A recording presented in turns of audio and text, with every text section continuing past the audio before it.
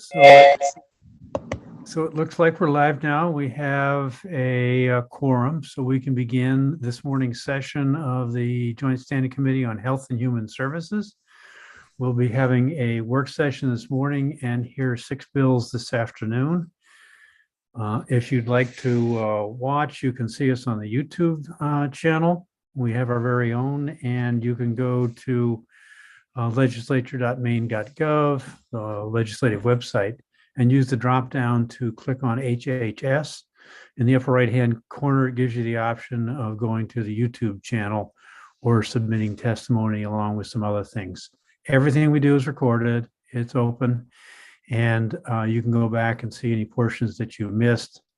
This is the point at which we announce our irregularly occurring technical issues, so please bear with us as we sort things out.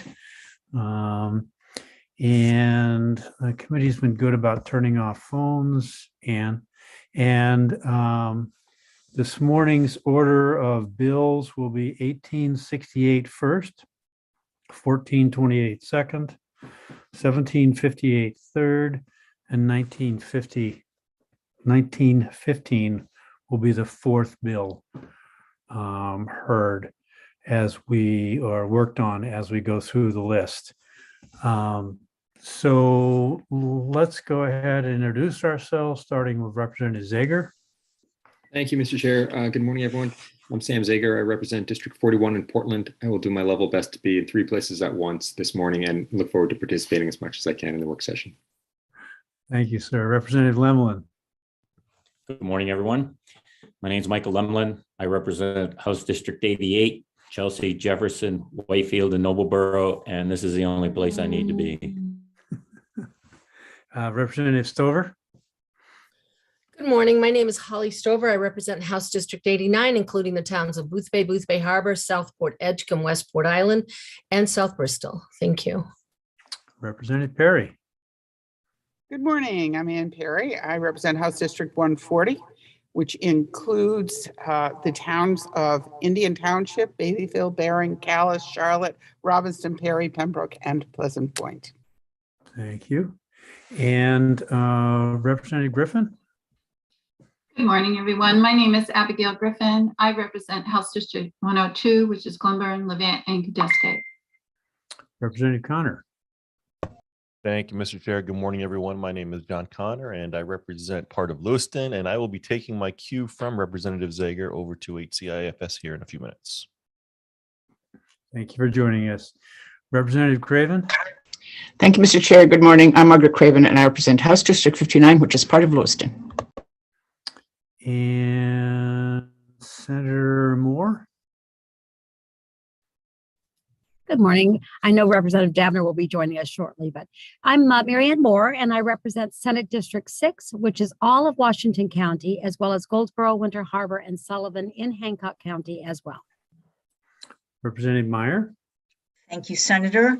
I am Representative Michelle Meyer, serving Southern Maine's House District 2, which is all of Elliott, where I live, and parts of Kittery and South Berwick. Thank you. And I'm Ned Claxton. I represent Senate District 20, which consists of Auburn, Minot, Mechanic Falls, Poland, and New Gloucester. This committee can get its work done because we have some wonderful support from staff. So I'll start with Sam. Sam Senna from the Nonpartisan Office of Policy and Legal Analysis. And Karen? I'm Karen Thomas. I'm the clerk for the HHS committee. Feel free to email me at hhs@legislature.maine.gov. And Luke Lazur has joined us too. Morning, I'm Luke Lazur. I'm in the Nonpartisan Office of Fiscal and Program Review. Welcome. And we're joined today by Molly Bogart. And did you want to introduce yourself, Molly? Sure. Good morning. I'm Molly Bogart, Director of Government Relations for the department, and always just lurking a bit to be helpful when I can. Thank you. Okay. So it doesn't sound like I missed anybody. So at this point, oh, I'm sorry, Representative Madigan. Gee, I was trying so hard. That's okay. I don't take it personally. I'm Colleen Madigan. I represent House District 110, which is part of Waterville and part of Oakland. You definitely shouldn't take it personally because I think I've forgotten everybody else on the committee at least once. So at this point, we can turn over to Sam for introduction of a string of bills, and we'll start with 1428. I'm going to go ahead and share my screen for the bill analysis.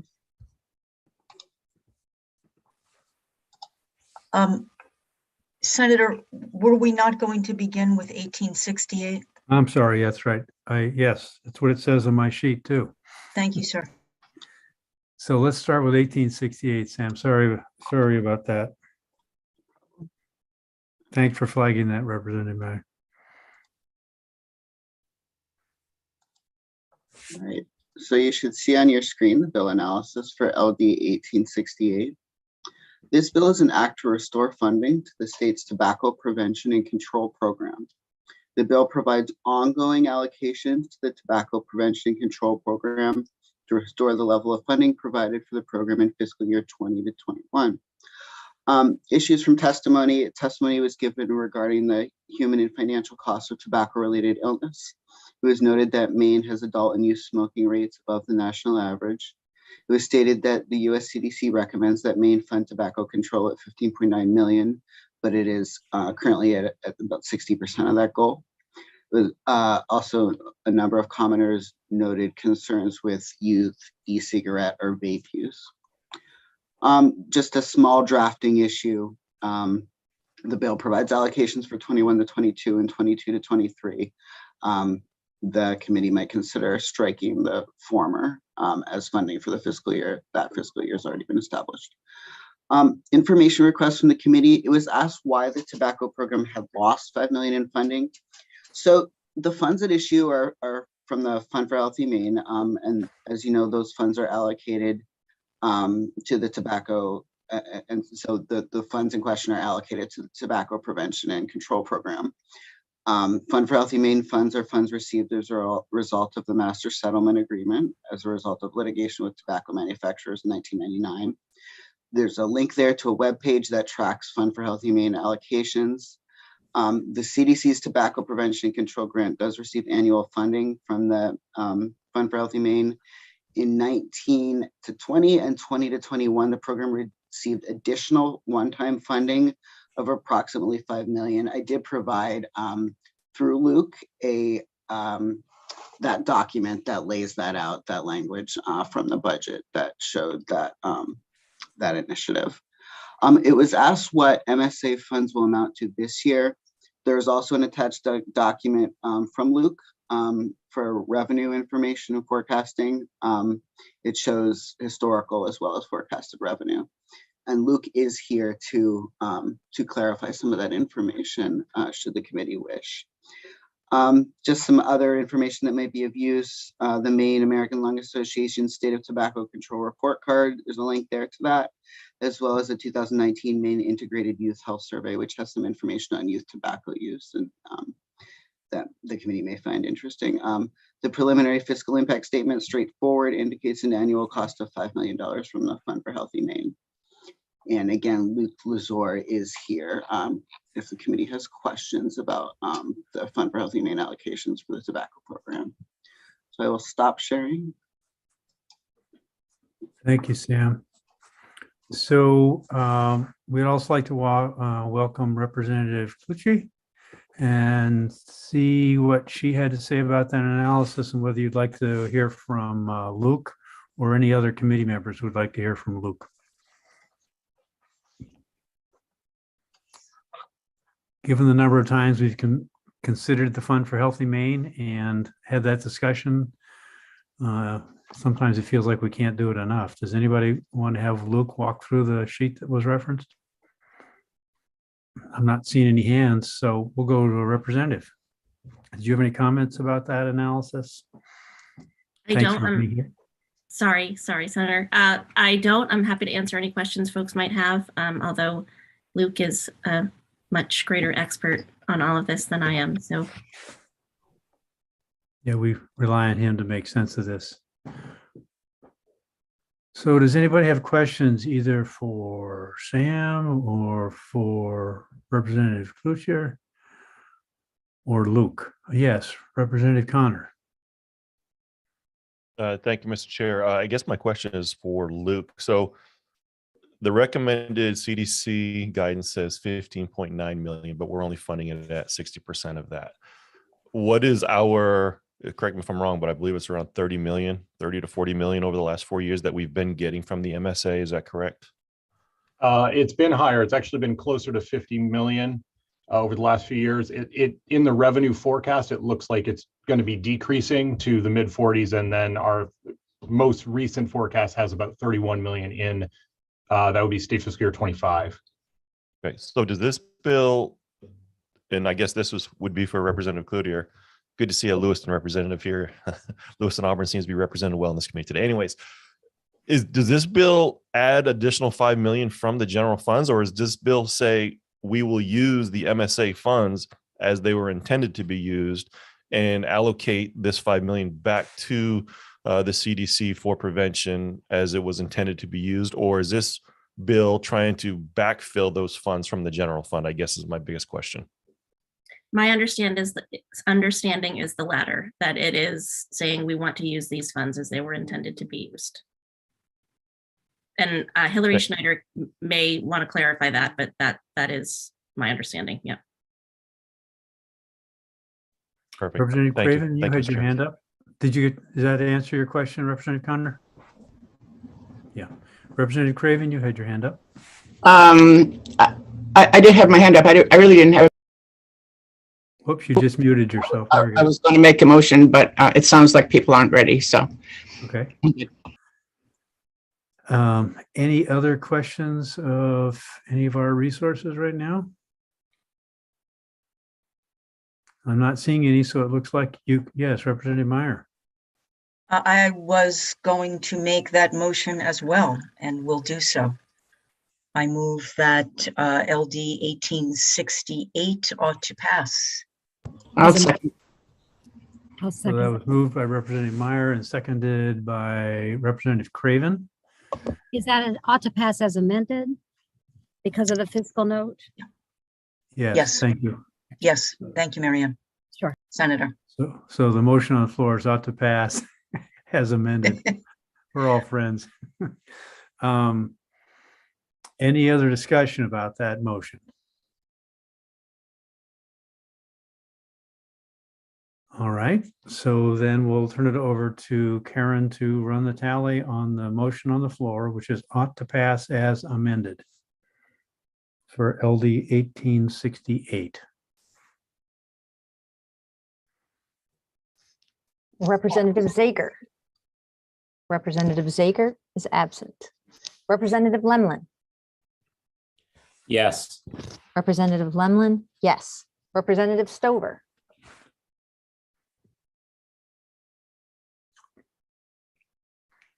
Space bar works.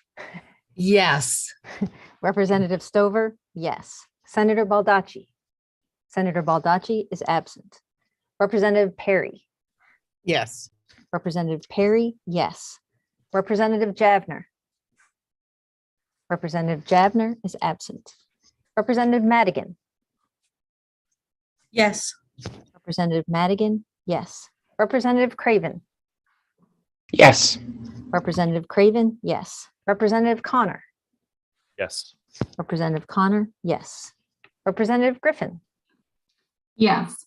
Representative Griffin, yes. Senator Moore. Yes. Senator Moore, yes.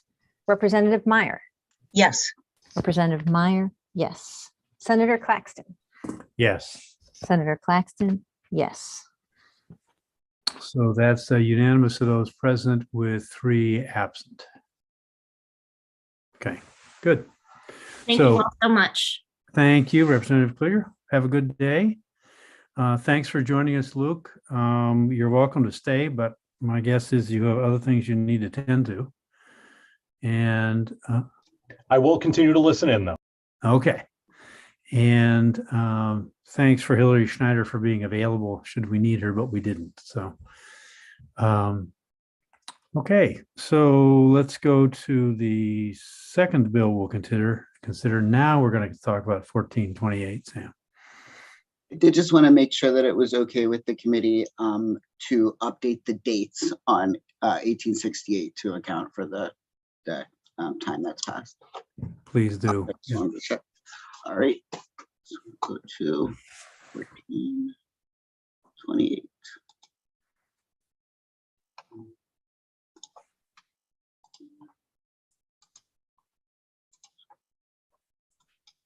All right, you should see the bill analysis for LD 1428 on the screen.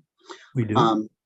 So this bill has changed substantially from the original draft to the amendment. The original draft allowed community organizations, which are defined as private or nonprofit organizations, operating a facility that serves the community to store and administer nasal naloxone hydrochloride or Narcan upon a standing order from a licensed healthcare professional authorized by law to prescribe Narcan. It was subsequently determined that the bill as originally drafted wasn't needed, but that there were changes to the law around the distribution of naloxone that were necessary.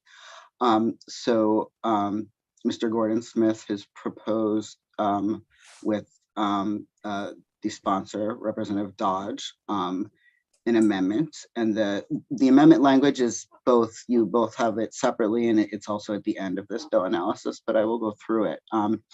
So the amendment replaces the original bill fully with a bill that increases the availability of nasal naloxone or Narcan in community settings by eliminating the requirement that a corrections officer possess a current and valid certificate issued by the Board of Trustees of the Maine Criminal Justice Academy in order to administer Narcan. And it also adds the ability to dispense intranasal naloxone to all of the individuals authorized to administer Narcan, including law enforcement officers, correctional officers, and municipal firefighters, subject to the same limitations imposed by law. So this would allow these individuals to provide take-home kits and naloxone to people at risk, their families, friends, and others.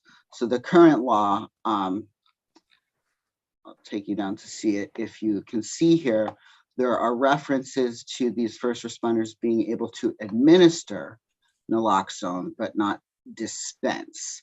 So this adds that language to allow them to give out Narcan to individuals who are at risk. So in testimony, there was some testimony about the need for increased naloxone in various settings. The bill, as a note, was carried over from the first session, and again, to allow for time to figure out how best to draft an amendment to this bill. I didn't see any issues in the drafting of the amendment. Some additional information, just some cross-references to the current statute, a cross-reference to that corrections officer certification that is deleted in the reference that is deleted in the bill draft. And also a link to the DHHS's website, Eyes Open for Maine, that has resources on the availability of naloxone. And that is what I have for you today. And Mr. Gordon Smith is here to talk about the amendment with the committee. Before we have a couple people introduce ourselves, the committee's been joined by Senator Baldacci. You want to introduce yourself? Thank you, Mr. Chairman. Good morning. I'm Joe Baldacci. I'm from Senate District 9, which is the city of Bangor and the town of Herman. Thank you. Thank you. Representative Javner, welcome. Good morning, everyone. I'm Kathy Javner, and I represent House District 141, which is located in Penobscot and Washington counties. Thank you. We've been joined by Representative Dodge, who's the sponsor, and your thoughts in response to what you've heard from Sam analyzing this 1428. Thank you, Mr. Chair, and good morning, everyone. It is my intent to surrender the meat of this bill to your committee and the recommendations about how it can best serve naloxone needs throughout our state. Thank you. Thank you. Welcome, Mr. Smith. Good morning, Senator and members of the committee. My pleasure to be with you this morning. Thank you for the invitation. I want to thank Representative Dodge for allowing working with us and allowing us to turn the bill into something that's actually much needed at this point in time. So in working with Representative Dodge and some of the advocates, while we determined that the original language of the bill would have been actually somewhat limiting because it only related to intranasal naloxone, we discovered that a couple problems, one of them came up in the last few months. In our efforts, as you know, we actually now would like to be able to make naloxone available, not in intranasal form, to any person, any resident in a county jail who is being released.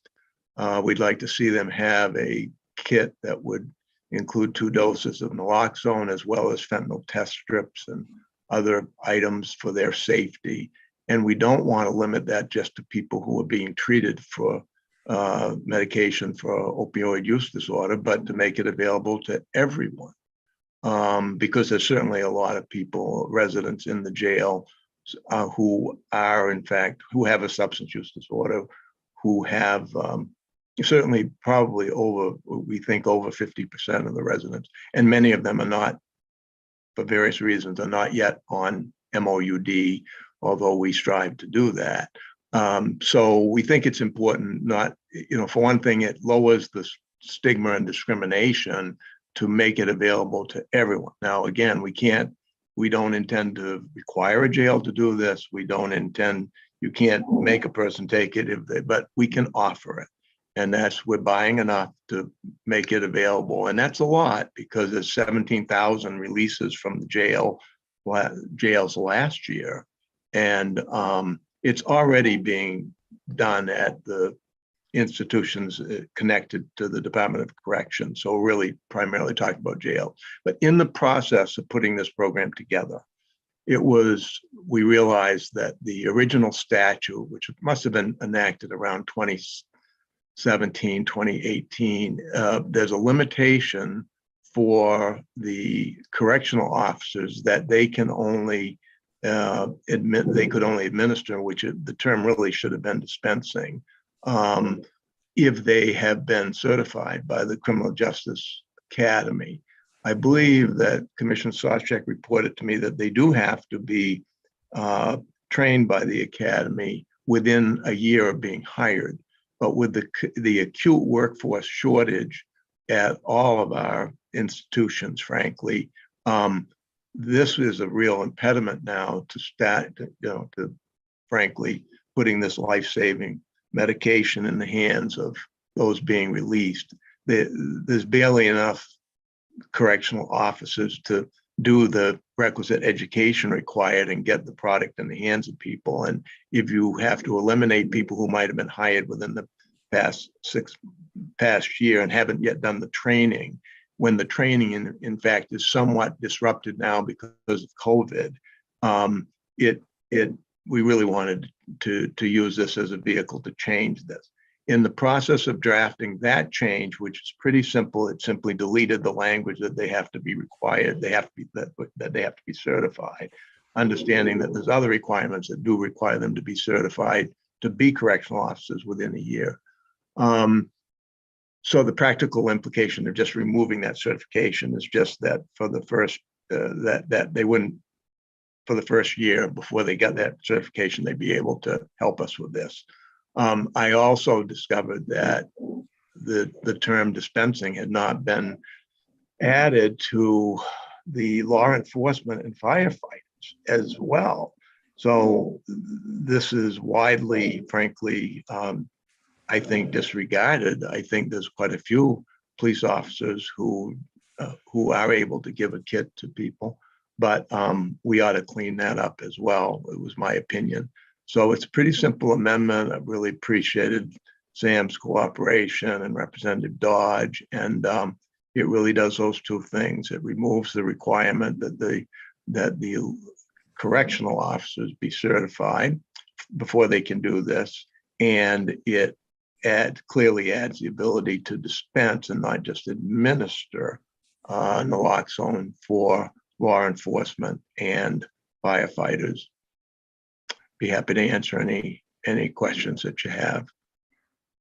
Are there any questions, Representative Dodge or Mr. Smith? Yes, Representative Javner. Thank you very much, Chair. Mr. Smith, if you could answer just a couple questions. For one, why the recommendation for 2 doses being given out? And then number 2, I'm just super curious then, is there a black market for naloxone out there? I'll answer your second question first. There isn't any black market that I know of. And one reason is that naloxone is not a controlled substance, and people don't take it to get high. It doesn't have that, doesn't have those, that ability. Unlike, frankly, buprenorphine, which does have some, buprenorphine is diverted quite a bit now. But for a number of reasons, not the least of which is people just trying to manage their own withdrawal, frankly, and treatment. There isn't a black market in it that I'm aware of. The first question is, I think I can answer pretty simply, because we only talk about the 2 doses because that's how it's sold. There's a kit that you buy, and I've never known it marketed in other than a 2-dose vial that you use one in each nostril. You use one, and then if the person does not react to that, then within so many minutes you use the second one. So that's the only way it's sold. And it's sold over the counter about $150, but we're able to buy all we're buying for about $75 a kit for the 2 doses. Does that answer your questions, Representative Javner? Yes, thank you very much. I appreciate that. I do just have a question as well. Did we receive testimony? Do we have testimony from the Correctionals Department or from the Sheriff's Department or anybody in that realm of knowledge of how they feel about this amendment now? In truth, I don't believe that you do. The testimony from the hearing last year, there was testimony from Dr. Pollard that was only directed towards the original language in the bill. I can tell you that I reached out to the Department of Corrections and received email from the commissioner. I wanted he and Commissioner Sawchuk, who controls who chairs the trustees at the Criminal Justice Academy, I wanted to make sure that they were aware that we were proposing these changes and whether they had any problem with them. And both of them, I have emails certifying that they thought the language that I had drafted was fine. But I apologize. I probably should have had them communicate that directly in writing to the committee. Thank you very much. Thank you, Chair. Representative Griffin? Thank you. And thank you for being here, Mr. Smith. I just have a question. Along with these kits are given to individuals when they're discharged from jail. And is that correct? Yes. Well, I can't say that today every single release gets that. That is our goal, however. Okay. When somebody who's discharged from jail and they're in there because of substance abuse, are they given some resources to places where they can go get help for their addiction when they're discharged? Well, we certainly hope so. I can address this mostly from the point of view of the overdose review panel. And I think it was your committee that had that bill last year, but maybe not, may have been up in judiciary. But in any case, we do have a new group of 16 people that were appointed to do a deep dive into these both fatal and non-fatal overdoses.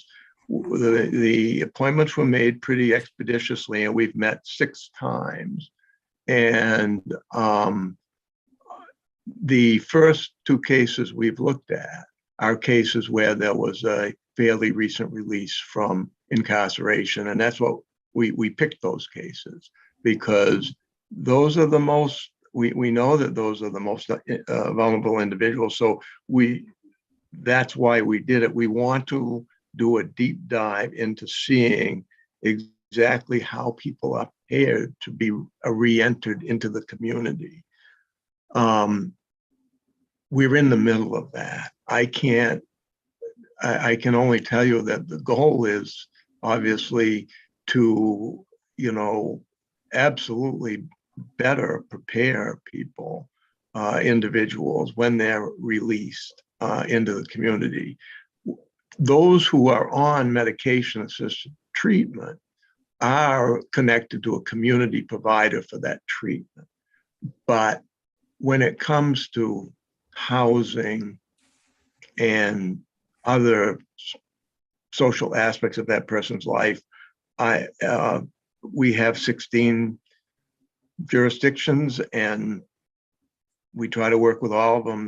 The Office of Behavioral Health has contracts with about 7 jails to pay for some of the medication and the community medication afterwards. So I just don't want to sit here and say that, oh, we got this covered. Everybody released today, 17,000 people last year, that they're doing just fine.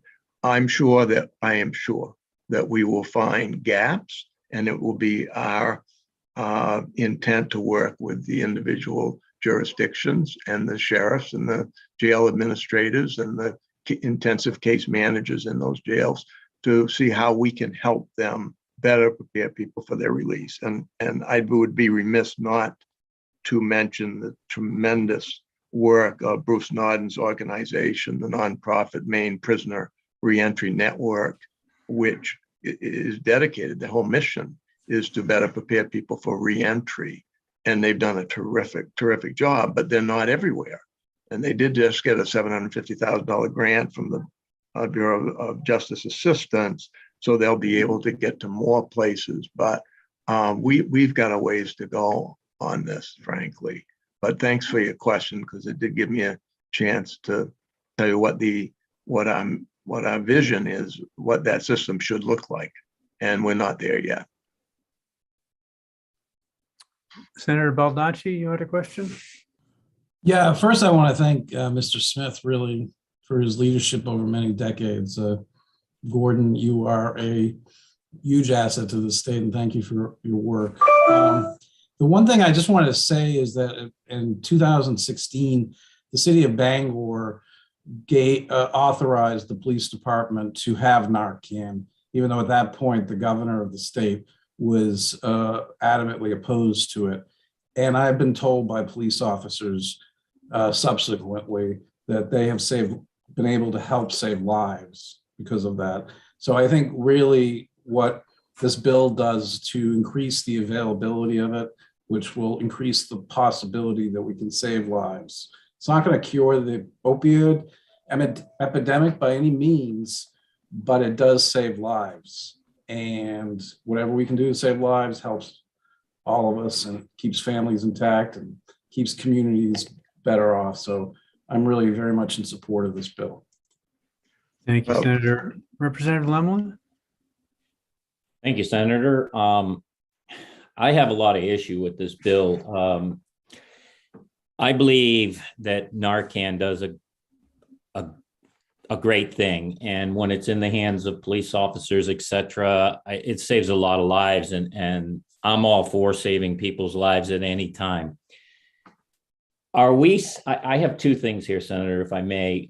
One, is every person leaving the prison getting one of these kits, or only the people who are known to have the issue? Well, you mentioned the prisons. I would have to direct that to the Department of Corrections as to what they're making available at the time of their releases. I've been mostly working with the jails. Right now, while our goal is that we think that a kit should be made available, offered to every resident of the jail at the time of their release, and the education is given to as to how to use it. That's not being done now. So the experience would really vary in the 16 jails, frankly, Representative Lemelin. Some may not make it available at all. Some may make it available just to people who have a substance use disorder diagnosis. Our goal is, again, as I mentioned, at least in part, to lower the stigma associated and the discrimination. We'd like to make it available to everyone. You can't, people, we are very concerned about the number of people that are dying every week. We also, as you know, say there were over 9,000 people who survived last year, and that's largely because of Narcan. So again, we're under, there's an article in the Portland Press Herald this morning, and we're under great pressure, and should be, to try to come up with harm reduction activities that will save people's lives. And because of the epidemic of fentanyl, and because of some of the challenges of COVID, you all understand from the presentations I've done before the committee previously how difficult that is. But this is one more piece of it, taking really the most vulnerable group, people who are incarcerated, and making sure that they're protected as best we can when they're released. So it's one more piece of the puzzle. It's a proven harm reduction activity. I was going to respond. I wanted to thank Senator Baldacci for his kind remarks, and note that not all police departments are carrying Narcan. And I think that's a problem. And Commissioner Sawchuk and I have talked about it. Again, the way that our jurisdictions work, we can't make them do that. Understand the vast majority do. And the vast majority, you'll remember the presentation that Dr. Sorg did to your committee, that actually law enforcement are involved in quite a few of the reversals. But in some places, whether because of stigma or other liability, whatever issues, we don't even have all the police departments carrying Narcan yet. So I still think we've got a ways to go. Representative Levelin, I think you had a second point. Yes, thank you, Senator. I agree with you, sir, that Narcan should be in the hands of all law enforcement. If this bill said that, I'd be already saying ought to pass. My problem is this is a lot of money to hand this out, and to hand it out to every jail person, I don't understand that. It's just going to be out in the public. Number two, sorry, that's my son. Number two, when we give these out to individuals, I'm sure that they take it to their place of residence. But if these people are, or if they have a drug issue, I don't understand how the Narcan will be used, because most people that they're hanging out with, from what I've resourced, are more people of the same background. And therefore, who's going to administer this Narcan? They're not going to know they're ODing. And the people next to them aren't going to really know that they're ODing. So is it in case that police officer comes and he's one of those officers that doesn't have it and he happens to see it laying on the counter, he's going to use it? I have some confusion here. If you could help me with this. Well, I'll do the best I can.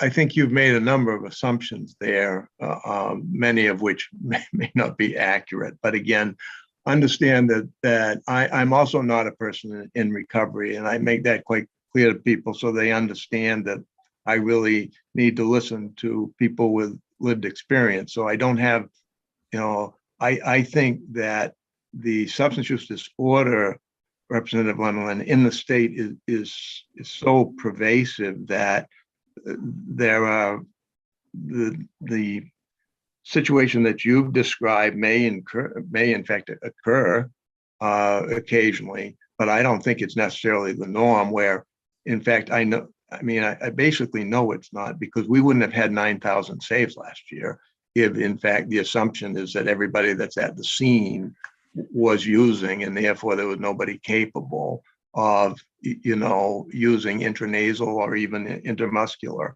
naloxone. So I think there are a lot of saves now by people in their own families, in their own homes. And again, our commitment, the governor and mine, is to try to keep people alive and to do more to get them into treatment, because we do feel now that in this, because the drug source is so lethal, that the longer people continue to use, the more likely, frankly, that they will die, because using fentanyl several times a week is just, we're seeing the result of that every week. So we think we need to ramp up a bit, honestly, it really encouraging people to get into treatment. And, that's not necessarily a well-established harm reduction strategy. It's more, well, we'll meet people where they are, and when they're ready, we'll try to have treatment available. That is a death sentence with the source of drugs that we have in Maine right now. And so we're trying to make that clear to people that, Johnny, you really will try to, my obligation, I think, is to make sure that we have treatment available. And we're still short on that, but we've got, we're making, investments of the kind that the state's never seen before in new treatment facilities and opportunities for people. So I guess I just don't agree with your fundamental premise that everybody would be using, and that this wouldn't be of value for somebody to take home and have available in their home. We're at the point, this is an epidemic, and we'd like to have everybody carry it. I carry it in my automobile, and because it is sensitive to temperature change, I keep it in my little briefcase, where usually I would have that in the office. So we have one in the office, we have one in my car. I hope I never have to use it, but I don't believe that I can go across the state and encourage people to have this in their community and everybody to participate in this. I'm trying to get it on the state ferries. I'm trying to get it in the town offices. I'm trying to get it in the Department of Health and Human Services offices. If people are serious about lowering this number of fatalities every week, this is the best way to do it, in my opinion. Representative Connor? Thank you, Mr. Chair. Thank you, Mr. Smith, for being here. You had mentioned the 9,000 saves last year. Do you have any more drilled down data on that? Do you know if any of those saves were multiple of the same person, or is this all new individuals? And I'm just trying to get as much data as we possibly can on what the Narcan is doing. And if we're just throwing it out there and the same people are being saved by it, which again, we're saving lives. I'm all in favor of that. I'm just trying to get that data. Is it all the same individuals, or is it 9,000 new cases of saves? No, I really appreciate that question, Representative Connor. You will remember when Dr. Sorg presented your committee, we got into this a little bit, and we do have that. We do have pretty good data. When I began 3 years ago, we formed a data sharing committee. We found 25 different sources of opioid data. And now we meet every month. We met last Friday. And we meet every week. In fact, the staff does, to review this data, put it on the main drugdata.org website. And we also have a Get Main naloxone.org website, and youroptions.me website. But most of this data goes on the drugdata.org website. Dr. Sorg and her team at the University of Maine does have some information on most of it's derived from the mortality data, because that's the best data we have. We know roughly, we have some estimates on how many people, for instance, who are not successfully revived, how many previous overdoses have they had. And it's generally not the first, but they've generally had 2 or 3. So not surprisingly, with the source being this potent, people have had multiple, but it's generally, I've seen a graph. And so we can absolutely, again, get Dr. Sorg to send over to you this specific data on that we have on, all right, how many overdoses a person have. Yes, there are 1 or 2% who have had multiple in the 20s, but the vast majority of people have had 1, 2, 3 overdoses. And then there are the ones at home, again, that we may never hear about. But nobody in the country really has a great handle on data on the overdoses that are not fatal. We may have the best in the country because we now have access to the EMS runs and the emergency room data and the law enforcement data. So we've got pretty good data that we try to use to inform policy. Thank you for that. I appreciate it. So it sounds like there are some additional questions that the committee has, maybe from DOC. Are those concerns, questions enough that you'd like to table this, or should we move to a vote? It's to you at this point to consider that option. Representative Javner? Thank you, Mr. Chair. I would really ask the indulgence of the committee if we could table, please, until we can hear directly from the Department of Corrections. I understand, Mr. Smith, I so appreciate you being here and you do represent the administration. This is a new amendment. This is new language. We haven't heard from them directly. Also, the Sheriff's Department. There are just, some pretty major questions that I think that if we can hear from them, we all want to see lives saved. If we can come to have some more information on the table so that we can make a really informed decision on this bill now that it has been presented with the language before us, I would make a motion to table. I would second. So a motion's been made to table and been seconded, made by Representative Javner and seconded by Representative Connor. Is there any further discussion of that? Then we'll ask Karen to run the vote on a motion to table. We generally try to honor these requests. We always try to honor these requests. I just want it documented that we did the right thing. So the motion on the floor, Karen, is to table consideration of LD 1428 until we have some information from the Department of Corrections. Is there anything else that would be helpful in addressing that? Cancel that. That's not a question. So the motion's on the floor. Senator Baldacci, are you going to speak to the motion, or? Well, I was just going to ask a question, but Sure. I just wanted to have some time frame as to what we're looking at coming back to this issue so we can get it done this session. I mean, And I how was, long- yeah, I was going to go to that as soon as we got done with the tabling motion about what we're looking for on our return.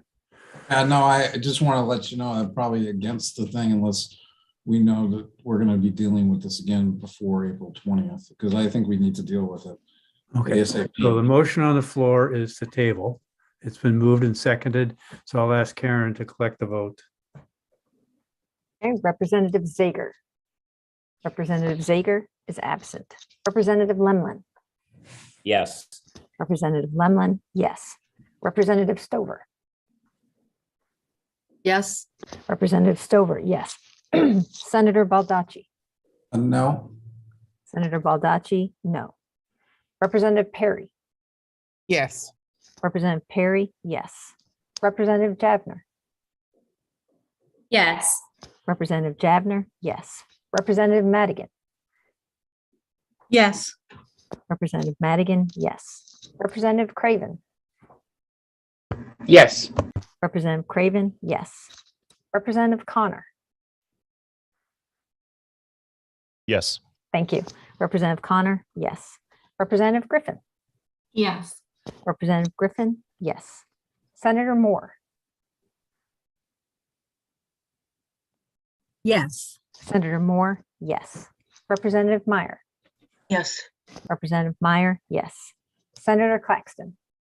Yes. Senator Claxton, yes. So is that 10 and 1? I wasn't counting. 11 and 1 with one Okay. absent. All right. So let me go. Thank you. 11 to table and 1 against. Representative Javner, could you work, since we're not really discussing the bill at this point, would you be willing to work with Sam and Mr. Smith to get what other information together that you need so that we can reschedule this bill for next week? Absolutely. Thank you. This is definitely a time issue for us as well. We want to do it as soon as possible. Thank you. Thank you. Representative Meyer.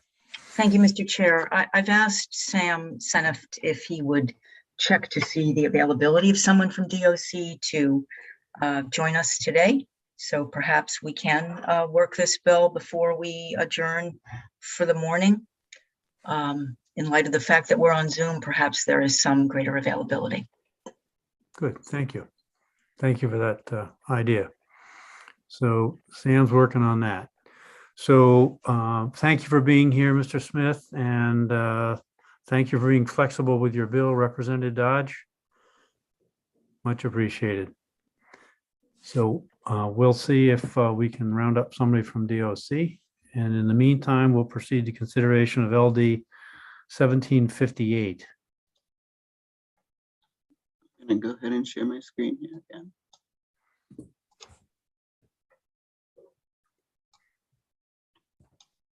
All right, you should see the bill analysis for LD 1758. This should look familiar. This is the second work session for this bill. And if you'll recall, this bill provides that DHHS may not require a licensed mental health facility or licensed substance use disorder treatment facility to obtain written informed consent from a client during a federal or state public health emergency. The licensed facility may instead obtain a client's consent verbally, electronically, or in writing. So this is targeted towards telehealth services. And there's 2 specific licensing rules that the department is directed to amend to account for that flexibility. So if you'll recall from in the first work session, there was some question over whether to include 2 additional groups of providers. And the first group that had been discussed was whether to include individually licensed practitioners. There has been some discussion in the interim with OFPR, the Department of Professional and Financial Regulation, and so they license through their affiliated entities, practitioners individually. So there was a bill last session that directed those boards to, or gave them the flexibility to do some additional rulemaking to make telehealth more accessible. So I have a letter from Commissioner Head of licensing that I sent with the materials that describes what that prior bill did, and also lays out a little bit the differences between licensing of a facility, which is what this bill is focused on, versus individual providers, which is done typically through the licensing boards. And we did follow up, and licensing sent an email this morning that let us know that the State Board of Social Worker licensures, the Board of Counseling Professionals licensure, and the State Board of Examiners, the psychologists, are working on draft telehealth rules. So there is rulemaking currently in progress. Again, that bill is fairly new, so that rulemaking is still ongoing. And the other thing I think to know is that prior bill last session did change some of the statutes around main care and made it clear that verbal consent for telehealth was allowable. So that's kind of the other realm in which the state regulates independent practitioners, is as a payor through main care. So I think the conclusion of most of the folks who weighed in was that it wouldn't be necessary to include individual practitioners in this bill. The other group that had been discussed was whether to include hospital-based providers. So I think originally there was some thought that the bill should be amended to include those folks, but upon further review, folks from the hospitals determined that actually an allowance of verbal consent would contradict the CMS conditions of participation, which obviously are quite important for hospitals. There's language in question that requires that consent be properly executed, and properly executed is defined as including the signature of the patient or the patient's legal representative, which would preclude verbal consent. So their request was that we do not include hospital-based providers in this bill because that would create a contradiction for them. So that's the updated information I have on this bill. Just as a reminder of other things you may want to include there's the rulemaking for PNMIs that you may want to include as a reference in the summary. The summary currently says that the rules for 2 different facility types will be updated, and you may want to also include that in the summary. And the other thing, this is just a nitpicky little thing, I think, but there's a reference to state public health emergencies. Extreme public health emergencies are separately defined, so you may want to just add that. I don't think that's a huge deal, but just in terms of thoroughness. So that's what I have for you here. And I do know that Commissioner Head is not able to make this meeting because she is in a different committee, but she said to send her any questions and she'll answer them right away if the committee does have questions for her. Thank you for that, Sam. Representative Madigan, your bill, any thoughts, questions? I think a lot of the questions were adequately answered, particularly around the licensing boards and private practitioners and hospitals. So I know we had talked about amendments, but I question whether any of those are needed right now. Thank you. Representative Perry, you had a question? Yeah, thank you. My question is, Sam, you talked a lot about pieces of this bill that are already in place. So I guess my question is what parts of the bill are not already in place, and so that we can pay attention to that. Sorry about that. Representative Perry. So the parts of the bill so it would be the bill as originally drafted. So that as drafted originally, the bill requires that the department update its rulemaking in its facility licensures for substance abuse and behavioral health providers that would allow in a public health emergency verbal consent to be adequate for telehealth. So that it is those facility-based those facility providers that the department would update those rules to just in those circumstances. Can I? Follow-up question? Yeah, thank you. Okay, looking at this in the discussion about the hospitals, because it would be against CMS rules, is that something we should take out or leave in, even though CMS rules will supersede anyway? So in case CMS rules change.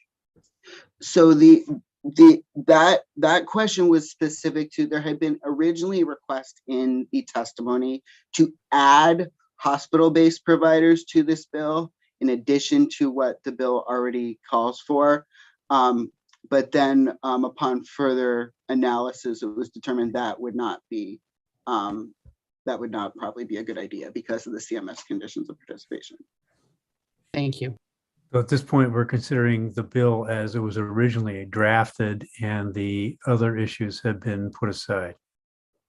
Are there other questions of either Sam or Representative Madigan? I'm not. Yes, Senator Moore. Thank you, Senator Claxton. I guess I'm just trying to understand in my mind.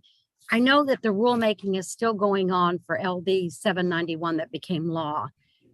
Do we need to have this bill put into statute that they have to do additional rulemaking, or can that not just be part of the rulemaking that's going on with LD 791? So I think, and Molly can certainly correct me if I have this wrong, but my impression is that, and my understanding is that this rulemaking is needed, or this directive is needed because there's nothing that would currently allow these licensed facilities, again at the facility level, to have that additional flexibility during a public health emergency. Otherwise, you're looking at the individual licensing boards, whereas here this is the license for the facility itself, not for the individual practitioners. So we have kind of different levels of regulation here. I think that's what makes this so complicated, is there's like 4 different people that are regulating what providers do, or 4 different kind of levels, and then it gets a little complicated, which is why we got stuck the first time. And at this point, the HHS doesn't have authorization to do rulemaking around the issue of the facilities. To address the specific question that Senator Moore asked. Right. Mm-hmm. Is that, Molly, did you have something you wanted to contribute?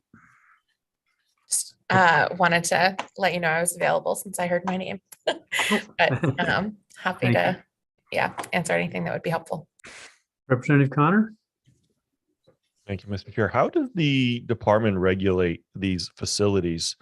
If we grant this, how would they regulate granting this in between an emergency and a non-emergency? What is the oversight of that? Sure, I can take a stab at that, although my colleague Jennifer Patterson, Jenny, is in the attendees list, but it sounds like this might be a Division of Licensing question too. We do routine surveys and inspections with facilities, and that includes looking at their written protocols and processes and spot checking those. And so whether it is this or another protocol that they're expected to do, we would often do a spot check. So it's not as though we go through and make sure that every single interaction there's been written consent, but we would make sure that they have a written protocol for obtaining consent, and then perhaps do some individual file reviews to make sure that that is a consistent practice. But and I'm sure Jenny missed some of my answer in the wormhole there, but I'm not sure if she's got anything to add. Welcome, Ms. Patterson. Thank you, Mr. Chair. I'm Jenny Patterson, and I believe that the question was more of a licensing question, which was the part that I did hear, but I'm happy to offer anything from the main care perspective if there are questions. So let me ask and see if I can reframe it. Is there going to be monitoring of the use of verbal consent at some point in the process of providing oversight for the facilities? Is that getting close to what you were asking, Representative Connor? We're much more eloquent than I, sir. Thank you. Not exactly. And I can certainly confirm that that's part of the licensing and survey process. Jenny, is there any additional, oversight from main care as far as confirming how consent is taken? I mean, certainly consent is required, and my understanding of the intent of the bill is that it's not intended to alter the substantive consent requirements, merely the manner in which it is obtained, and those substantive requirements are important from a main care perspective. Does that answer your question, Representative Connor? It doesn't sound like, I mean, I understand that the consent is still going to be there, but this bill specifically says there is a delineation between written during an emergency and, verbal during an emergency and written during a non-emergency.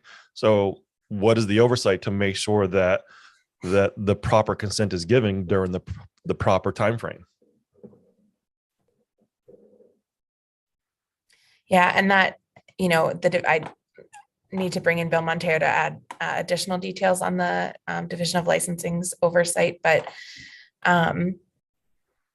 if there's a client who's working with a provider before main care pays that claim, Jenny, do you know if there's a step that says, was consent, given here, or because that's in their licensing rules and overseen by the Division of Licensing and Certification, is that, not something that is part of the main care claims process? I think from a main care perspective, there are clearly requirements that providers retain the documentation. And I think that would include the documentation of having obtained consent. And that would be something that we would be checking and overseeing, regardless of the means by which it was obtained. But in terms of the specifics of how that might change with the passage of this bill, I guess I can't speak to that, but the requirement would still be in place. Which is why the department still needs rulemaking around this issue to address how that monitoring is done. Okay. Sam.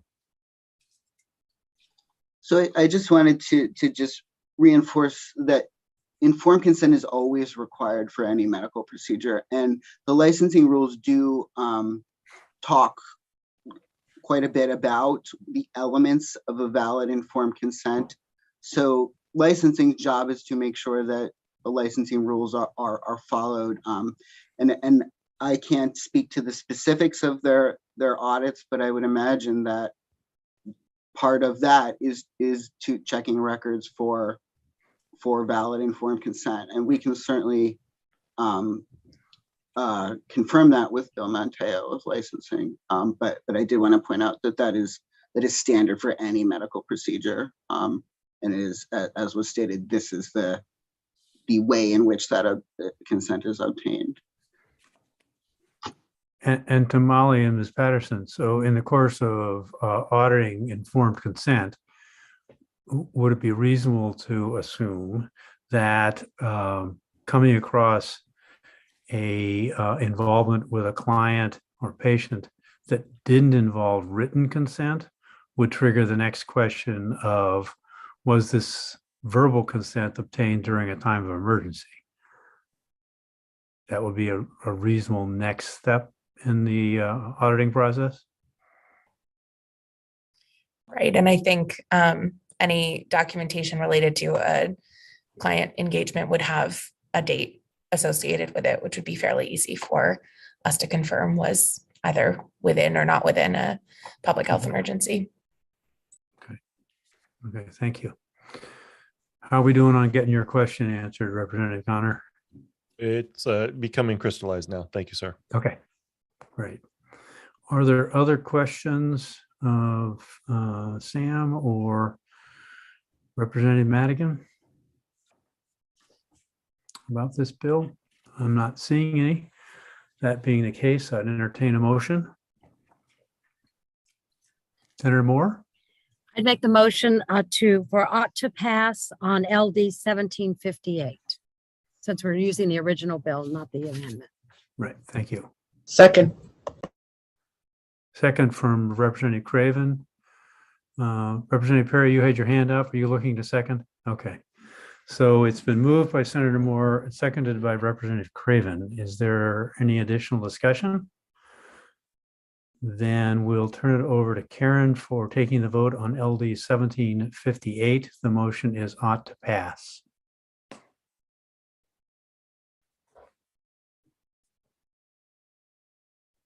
Representative Zager. Representative Zager is absent. Representative Lemlin. Yes. Representative Lemlin, yes. Representative Stover. Yes.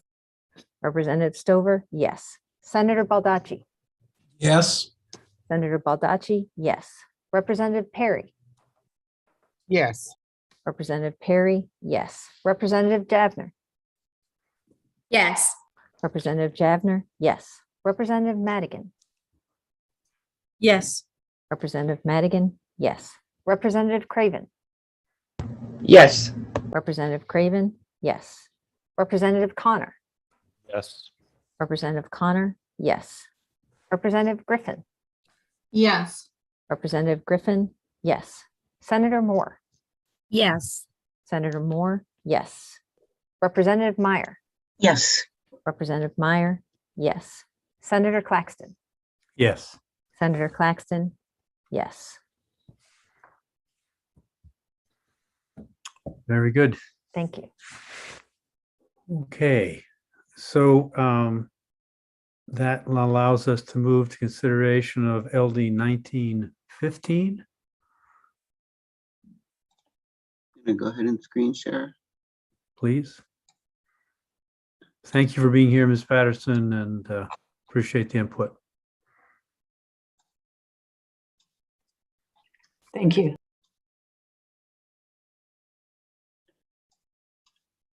All right, you should see here the bill analysis for LD 1915. So this bill provides funding for the recruitment and retention of all intensive case manager positions in the state via a $5 per hour or per wage hour stipend payment, and additional $1 per hour per wage hour, stipend payment for employees in these positions holding or obtaining a relevant master's degree. These changes are commensurate with the increases given to the Child Welfare Services Program in PL 2017, Chapter 471. Some commenters noted that case management wages are low in Maine, especially for intensive case managers. Commenters noted the difficulty of the ICM jobs and the risk of harm. The Bureau of Human Resources testified against the bill, noting concerns about changing wages through legislation instead of through the process of collective bargaining. It was noted that similar stipends are already being provided to caseworkers within OCFFs. Commenters noted that rising inflation causes further economic stress on workers, and it was suggested that community case managers were also in need of pay increases. So commenters or the committee had asked whether there were comparable jobs in other New England states. It's always a little hard to compare state jobs across jurisdictions because everybody describes their jobs a little differently and organizes their jobs a little differently. But I did pull kind of the closest ones that I could find in the surrounding states. So Massachusetts had a case manager position that I included the job description for, the requirements, and the pay, as well as a link to that job description.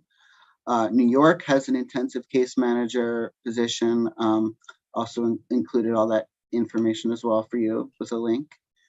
Vermont has a residential care manager, which is a little different, but was the closest I could find in Vermont. So I included that information for you as well. And then the other states, I couldn't find anything that was kind of even close, and I was hesitant to include things that were, when comparing apples and oranges, kind of comparing like apples and grapes. So I did not include those. There were some questions for DHHS, and Molly sent a separate email answering some of these questions. So I will go over those. So it was asked how many intensive case managers are employed by the state, what the vacancy rate and what the turnover rate is. So there are a total of 24 ICMs, 2 supervisors and 2 managers. 8 of the 24 ICMs and 1 of the managers were newly added with the Governor's Justice and Health Team Budget Initiative funded in LD 221, and that was last session. 5 of 8 new positions have been filled. There's still some vacant positions that we're recruiting for. ICM supervisors have no vacancies. The new position of the 2 ICM program managers is vacant. The posting recently closed and they're interviewing. It was asked the turnover rate in the past 2 years. So of 16 existing ICMs, 2 supervisors and 1 manager, 2 retired ICMs and 1 retired supervisor, and 2 left not due to retirement. 1 was from a promotion. So that accounts for a 32% turnover rate across ICM positions, but only 10.5% due to reasons other than retirement or promotion. It was asked what patient populations ICMs work with. They work with adult clients with severe mental illness or substance use disorder at risk of intersection with the criminal justice system or at risk of a more restrictive level of care and who cannot otherwise be served through community case management. It was asked if these positions are salaried or by hour, and if they're overtime eligible. They are salaried, non-overtime eligible positions. Injury incidents was asked about, and I think Molly had has that information. And couple questions from HR that were directed to HR. So the last review of the classification of ICMs was requested. So this this job is a salary grade 23. It was established in 1996. There's been a couple employee filed FJAs over the years, which didn't result in the salary grade changing. There was a statewide review in 2017, again, didn't result in any changes. 8 new positions were established in 2021, but none have resulted in a change to the initial classification system. Speaking of that classification system, it was asked for more information on that HAY system was requested. The state's been using this since 1975.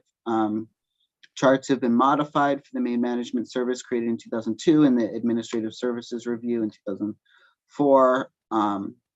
So there is a 6-page overview of the HAY methodology that I sent yesterday with the materials that Director Bissell included for your review. There are some other states using this same methodology. Those are listed there. And it was asked why there's some pay disparities between groups in the same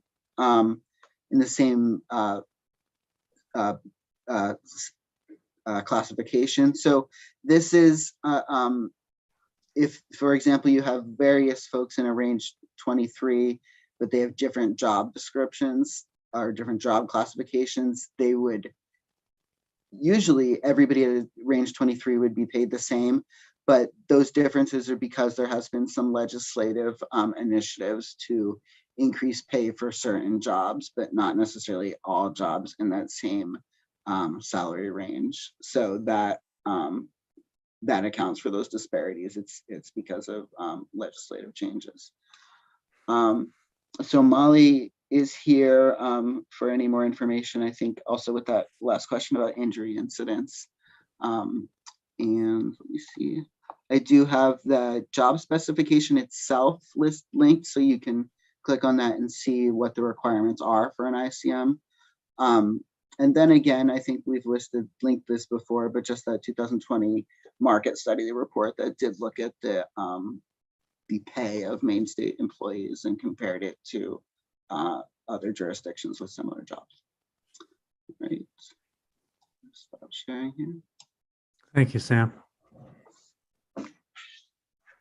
So I don't see Representative Perry in the waiting room, the attendee list. So are there any questions from the committee of Sam? Representative Perry?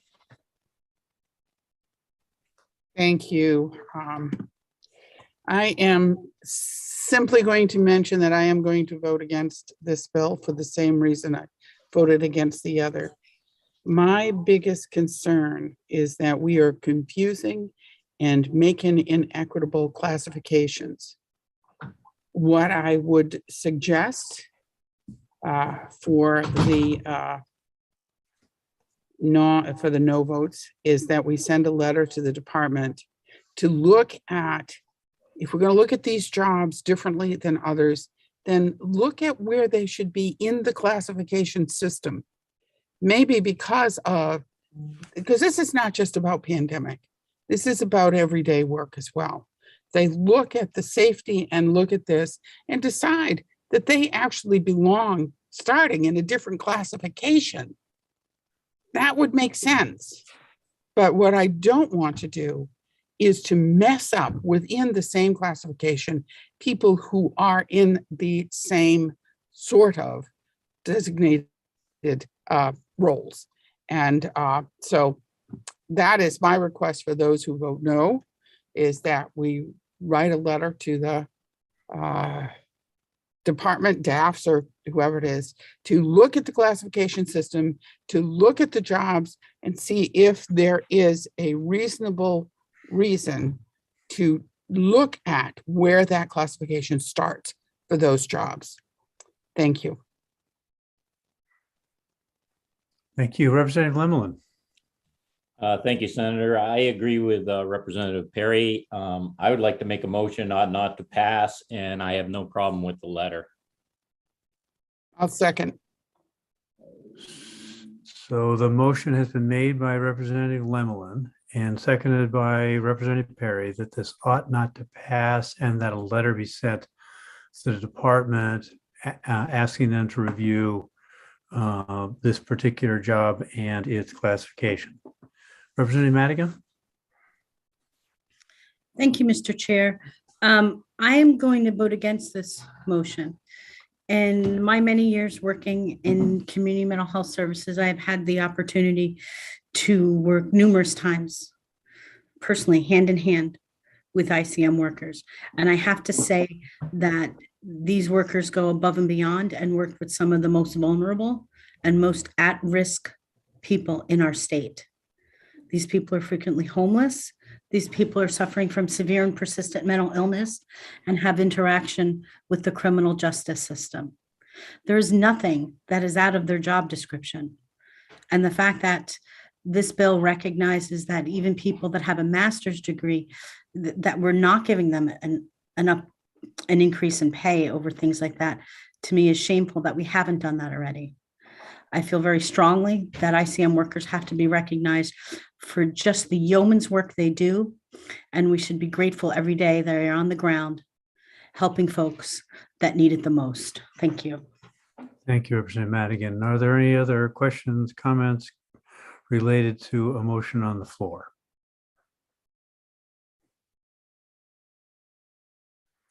Not seeing any, then I'll ask Karen to collect the vote on LD 1915. The motion is ought not to pass with the intention of sending a letter to the department. Thank you, Mr. Chair. Representative Zager. Representative Zager is absent. Representative Lemlin. Yes. Representative Lemlin, yes. Representative Stover. No. Representative Stover, no. Senator Baldacci. I'm sorry, Senator, I couldn't hear that. No. Thank you. Senator Baldacci, no. Representative Perry. Yes. Representative Perry, yes. Representative Javner. Yes. Representative Javner, yes. Representative Madigan. No. Representative Madigan, no. Representative Craven. No. Representative Craven, no. Representative Connor. Yes. Representative Connor, yes. Representative Griffin. Yes. Representative Griffin, yes. Senator Moore. Yes. Senator Moore, yes. Representative Meyer. No. Representative Meyer, no. Senator Claxton. No. Senator Claxton, no. So as of right now, that's a 6-6 vote. Am I right about that, Karen? Yes, that's what I have, Senator. Okay. So we can't very well at this point ask for a minority report since we don't have one of those. Okay, so at this point, we're waiting for input from one other person. Okay. All right. So that'll end consideration and the work session on LD 1915 until we get another vote if it's coming in. And at that point, we'd have to bring it back up again for discussion of the minority report. Okay. So Sam, have you got any feedback from DOC yet? Yes, actually, Deputy Director Thornell is available to come in. So I just sent some emails, so I think we may be able to see him in just a minute. So I would entertain a motion to take LD 1428 off the table for reconsideration, for further discussion. So moved. Second. So I heard a second from Representative Craven. Who was the initial motion made by? Oh, Senator Baldacci. It's hard to watch all these chicklets. Thank you, Senator. Hello. Hello. So the motion was made to take it off the table by Senator Baldacci, seconded by Representative Craven. I think we can do this with a show of hands. All those favor of taking this off the table for additional information. That's unanimous of those present. Thank you. Okay, so now we're back to considering LD 1428, and we will hopefully soon have a resource. While we're waiting for somebody to come, because I don't see anybody, why don't we take a 5-minute break? And we've been sitting for an hour and a half. We'll come back at 11:35. Yeah, Representative Javner? I apologize, Senator Claxton. Could I just record a vote, or is that not possible right now? It's fine. We can break. No, we want to hear what you have. We want to hear what the vote is. We have to see it. So Okay. go ahead.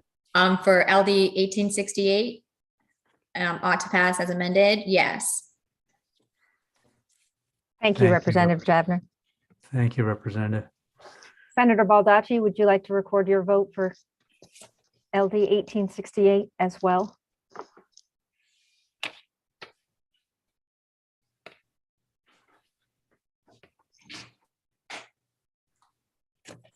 Senator Baldacci, did you want to record your vote?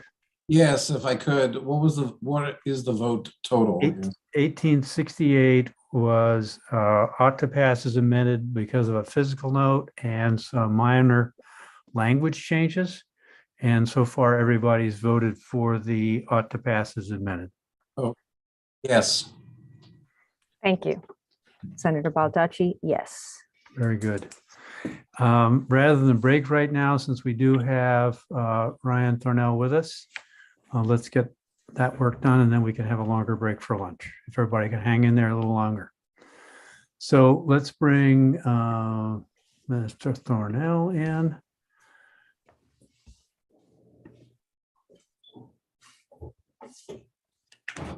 He'll be with us shortly, and then Representative Javner and Lemelin and Moore had some questions that I was aware of. Welcome. Thank you very much for making yourself available, Mr. Thornell. Good morning. Thank you for having me. So we've had some questions come up around the issue of dispensing Narcan to people at discharge. And the question has been asked of whether that is standard procedure to offer it to everybody who's discharged from the DOC or not. Is that a fair summary, Representative Javner, on what your question was? You want to ask it directly? I believe that was Representative Griffin's question, but I did have questions as well. Okay, we'll come back. Representative Griffin, do you want to ask your question then? My question was, yes, whether or not, when somebody is discharged, do they get the kit? And does everybody get the Narcan kit? And also, was there any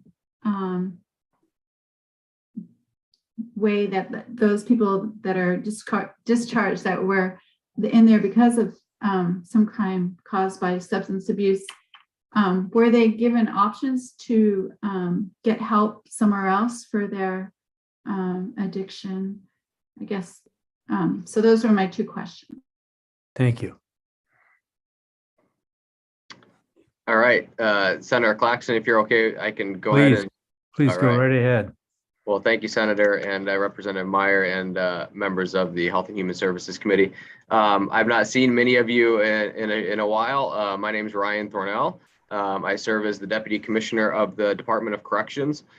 Pleasure to jump in here and speak on this topic with you all.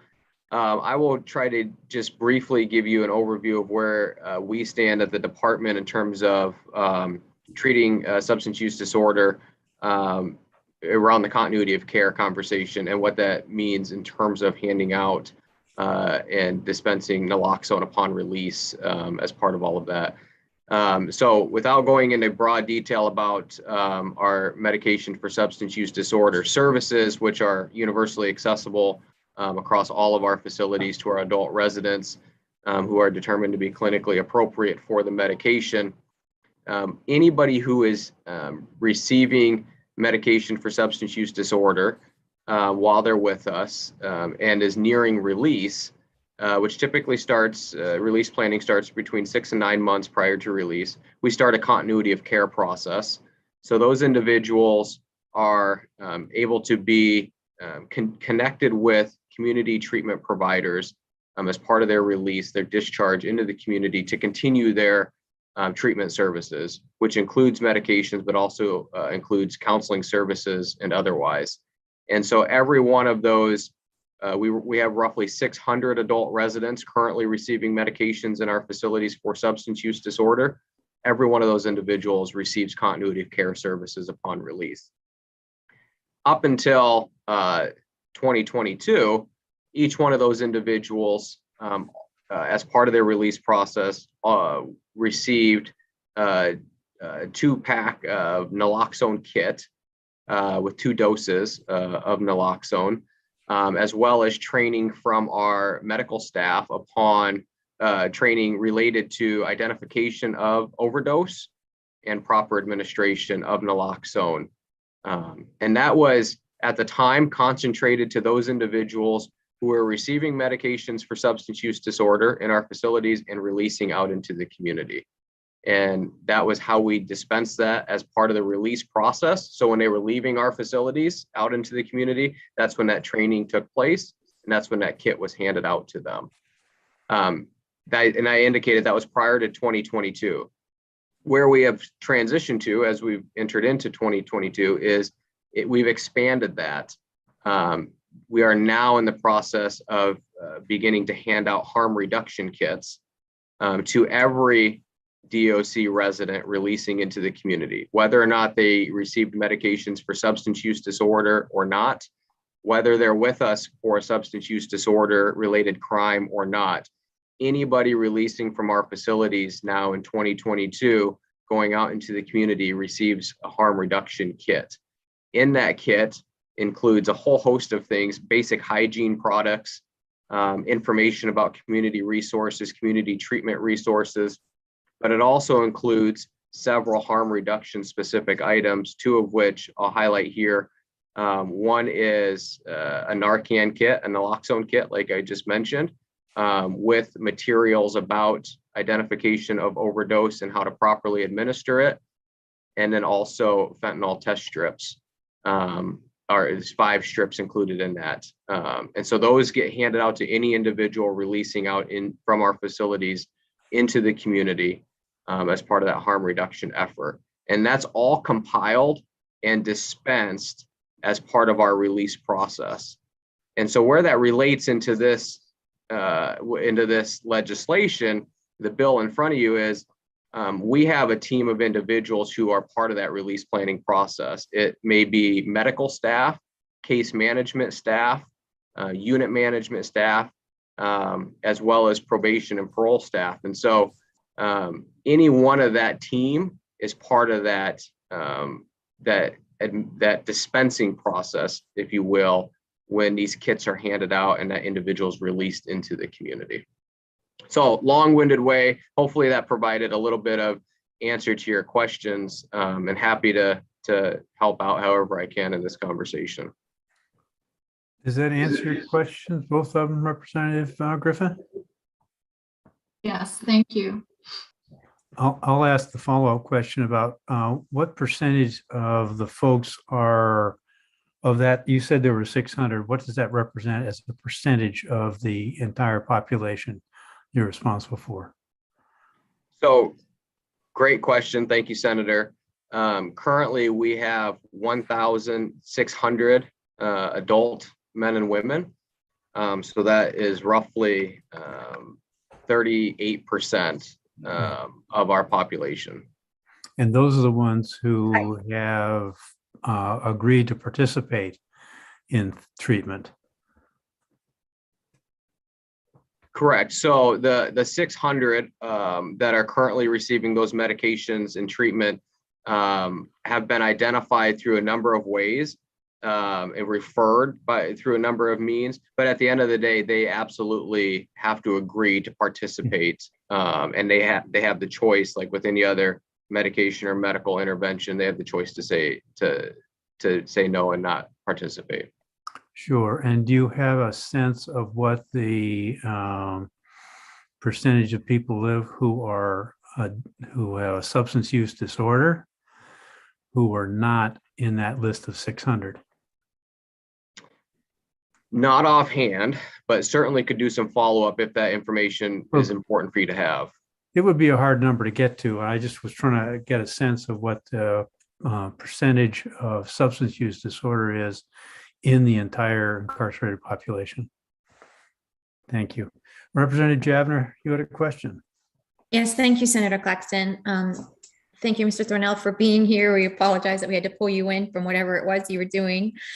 So I really just need clarity then here of what this bill is doing. So from what I just heard from you, you're already dispensing the harm reduction kits to every person that is discharged. So this is what I understand, that now this bill is expanding who has that authority to dispense those kits? Is that correct? Or am I not still understanding what's happening here? So if I may, Senator, respond to that. Thank you. So Representative, great question. I appreciate that. I will give my understanding of the bill because So what I outlined for you is what the Department of Corrections is doing currently in terms of administering and dispensing those kits. The language in this bill expands beyond the Department of Corrections to our county jails as well. And so not all county jails are dispensing naloxone in the manner the Department of Corrections is. And certainly the county jails do not have the same reintegration staffing access and the medical staffing access that the Department of Corrections has. So the language in the bill, the latest amendment that I've seen, is really looking to expand the ability for corrections officers specifically to be able to dispense those kits as part of their release from jail process. And that's important. The amendment is important because there are county jails, more so than the State Department of Corrections, who rely on those corrections officers immediately upon hire to perform these duties. And they may not have gone through the Maine Criminal Justice Academy full training to become a certified corrections officer before they hit the floor to provide supervision in the jails, because there's a 12-month period where they're able to complete all of that training. And so the current amendment in the bill in front of you, I believe, expands that ability to have those corrections officers who are still working their way through the training process to still be able to dispense naloxone to releasing jail inmates heading out into the community. And so I do believe it is still necessary. It's not necessary from the Department of Corrections standpoint for what we're doing, because we have different staffing resources available to us as part of the release process. The jails don't necessarily have those resources available to them, which requires this broader access for their officers. Do you have another question, Representative Javner, before we Just go a to very quick Mr. Smith? follow-up. So for the county jails, then, will that mean as well dispensing it to every discharged person, not just those that are in the MATs? Yes, Mr. Smith, I'm not hearing you. Gordon? Well, I was lip syncing. I'm happy to answer that question. That is really up to each individual jail. That we don't have any intention at the state level to require them to do this. We simply were asked by the Penobscot County Jail to provide Narcan for every release. And and there was a HRSA grant that's supporting availability of every release in York County, for instance. But whether one chooses to provide it to just people on MAT, just people with a substance use diagnosis, or every release, like the DOC is absolutely up to each jail. What I can commit to is that we would make every effort to pay for the product, if regardless of which option the jails chose to do. And of course, they're under no obligation to provide it to anyone. So does that answer your question, Representative Javner? It's permissive, not obligatory. Yes, thank you. That is very, very helpful, and very helpful information from the Department of Corrections as well. I'm very appreciative of that. And now that I have clarity of what really is being asked, I'm moving in favor of this bill. Thank you. So was that a motion, or do you want to complete the rest of the questions before you make a motion?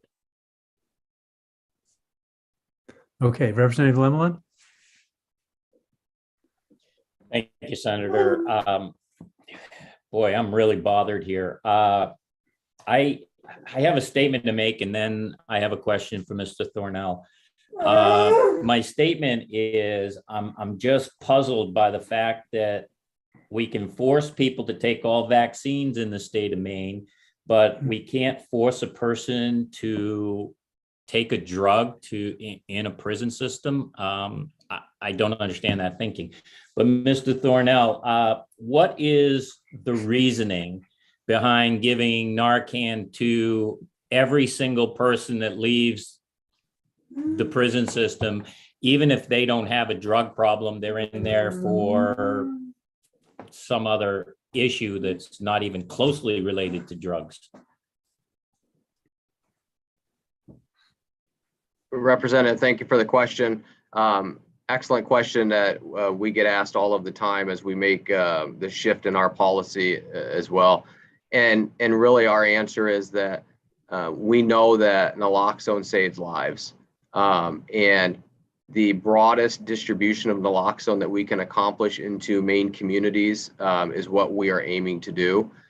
We realize that individuals releasing from our custody don't all suffer from a substance use disorder, but by and large, they all know somebody who's experiencing impacts of substance use disorder in some fashion, many of which are battling the battles with addiction every single day and maybe socializing with those individuals. And so by providing them that kit upon release, even though we don't intend for them to use it on themselves, we provide them that kit because they may need it for somebody else, or they might find themselves in a situation where that kit does need to be used on them by somebody with them.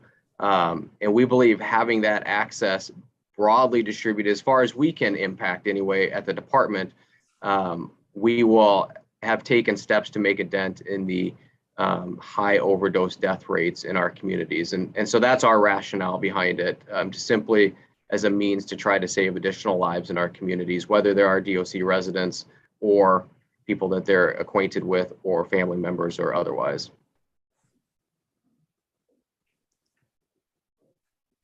Mr. Thornell, so, and that's also, again, permissive. The person's not obliged to take the kit as they head out the door.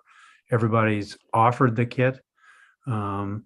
And the people who are on MAT are particularly encouraged to take the kit, or in general, does that describe the methodology? Yes, Senator, that's absolutely the approach that we take. It's available. It's also available out in our community corrections offices, our probation offices in the community. It's coming available. And the same, it's available, it's a resource, but there's no obligation for them to accept it and take it with them. Thank you for that. Representative Lemelin, do you have a follow-up question? Yes, thank you, Senator. Mr. Thornell, in your Department of Corrections, the people that are incarcerated, how much do you offer them as far as treatment to get them back to as close to normal as we can? Thank you, Representative. In addition to the medications for substance use disorder services that we offer, the department offers at all of our adult facilities, secure facilities and pre-release, we offer individual counseling for substance use disorder treatment with behavioral health clinicians. We offer outpatient level group counseling sessions, which typically run 6 to 9 months in duration. And then we also at our secure facilities have residential level treatment programs and services where residents who need the highest intensity of therapy and counseling sessions related to substance use disorder are able to be housed as a cohort and experience a higher intensity, higher dosage of substance use treatment services. So we offer all three of those levels of services to both males and females across all of our facilities. And one more quick thing, what percentage in your best guess actually accept this offer and go through the programs available? Thank you, Representative. By and large, the residents who are assessed and referred to these services accept those services and complete them as part of their progression with us. There's a whole host of assessments that we do. Substance use disorder is one of those, and we build a case plan around all of those needs that we identify. And then again, we have really good engagement and completion rates. Very few residents refuse services while they're with us because there's a progression towards the community that we've built into our pathway. Gordon, did you have something you want to contribute to that? No, probably just thanking Dr. Thornell for, explaining the DOC piece, and it's really the jail piece that the bill largely deals with. And I did check, I did send to the Sheriff's Association on February 7th, at least an explanation of the amendment. And so I was pleased to see that I hadn't, that I had included them in some of this discussion. And again, because it doesn't require them to do anything, I've not received any pushback from the sheriffs. We were asked to do this, as I say, by the Penobscot County Sheriff, because it's expensive for the jails to provide that kit to everybody being released. So I really appreciate it. I work with Dr. Thornell extensively and had an opportunity to be at the prison recently for a recovery related event. And I just wish you could all have been there. It was just awesome to see these, the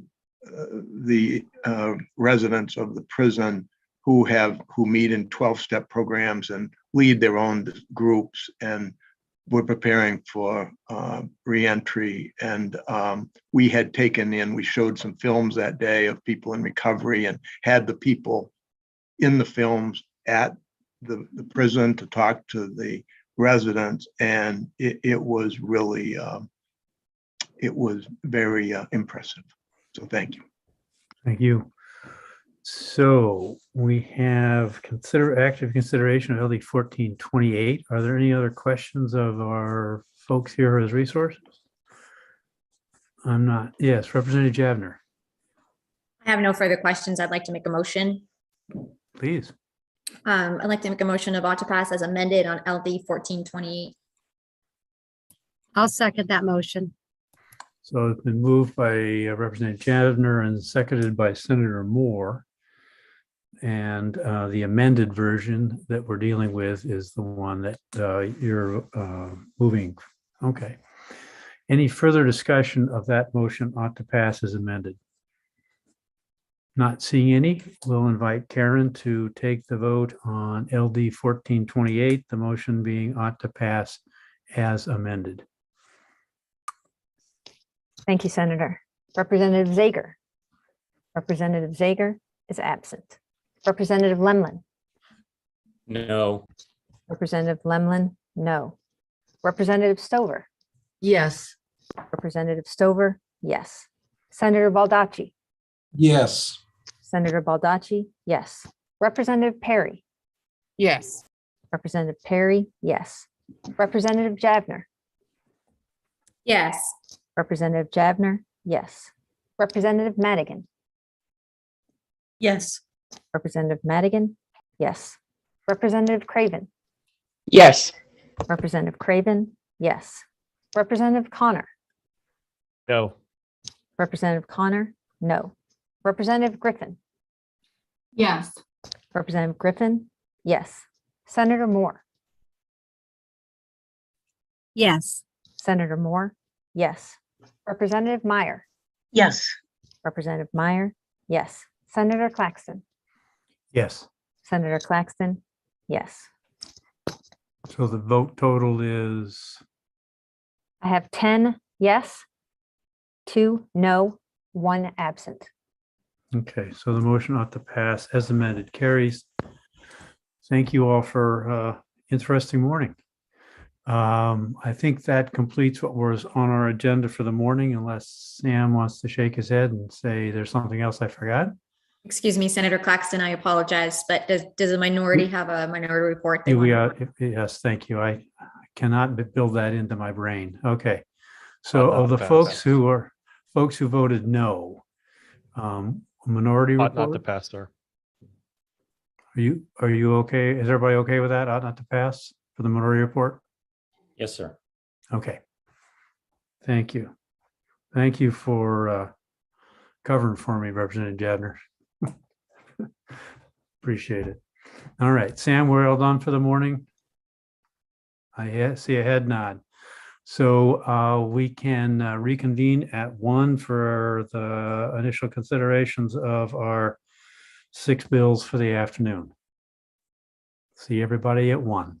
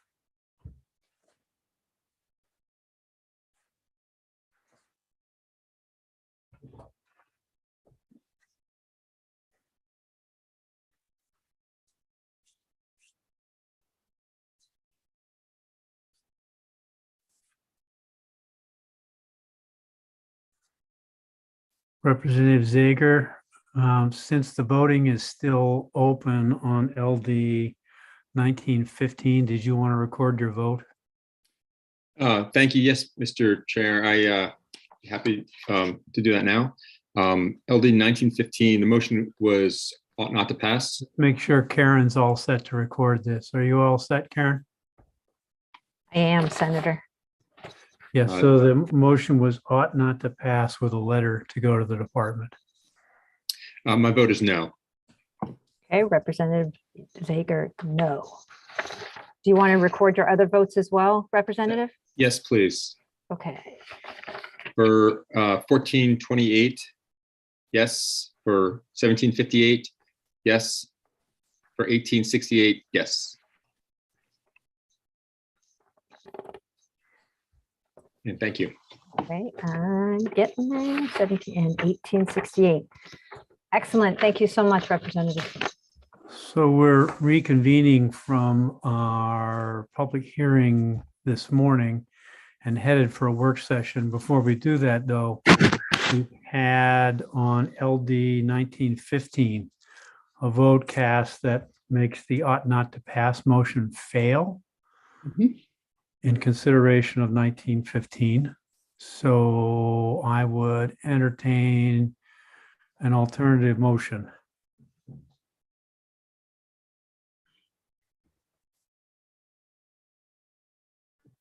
I put forth the motion ought to pass.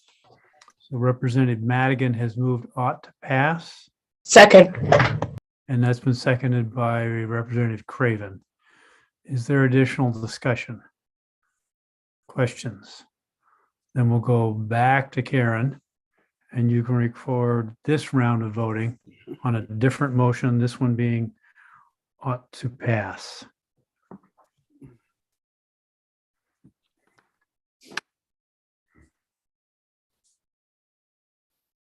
Oh, sorry, I was muted. Thank you, Senator. Excuse- Representative Zager. Excuse me just a minute. Just 1 second, please. Sam? Yep, just a reminder, there'll be a fiscal, so you'll want an ought to pass as amended vote on this. Thank you, sir. So the motion on the floor is ought to pass as amended, the amendment being the fiscal note. And now it goes to you, Karen. All right. Thank you, Senator. Representative Zager. Yes. Representative Zager, yes. Representative Lemlin. No. Representative Lemlin, no. Representative Stover.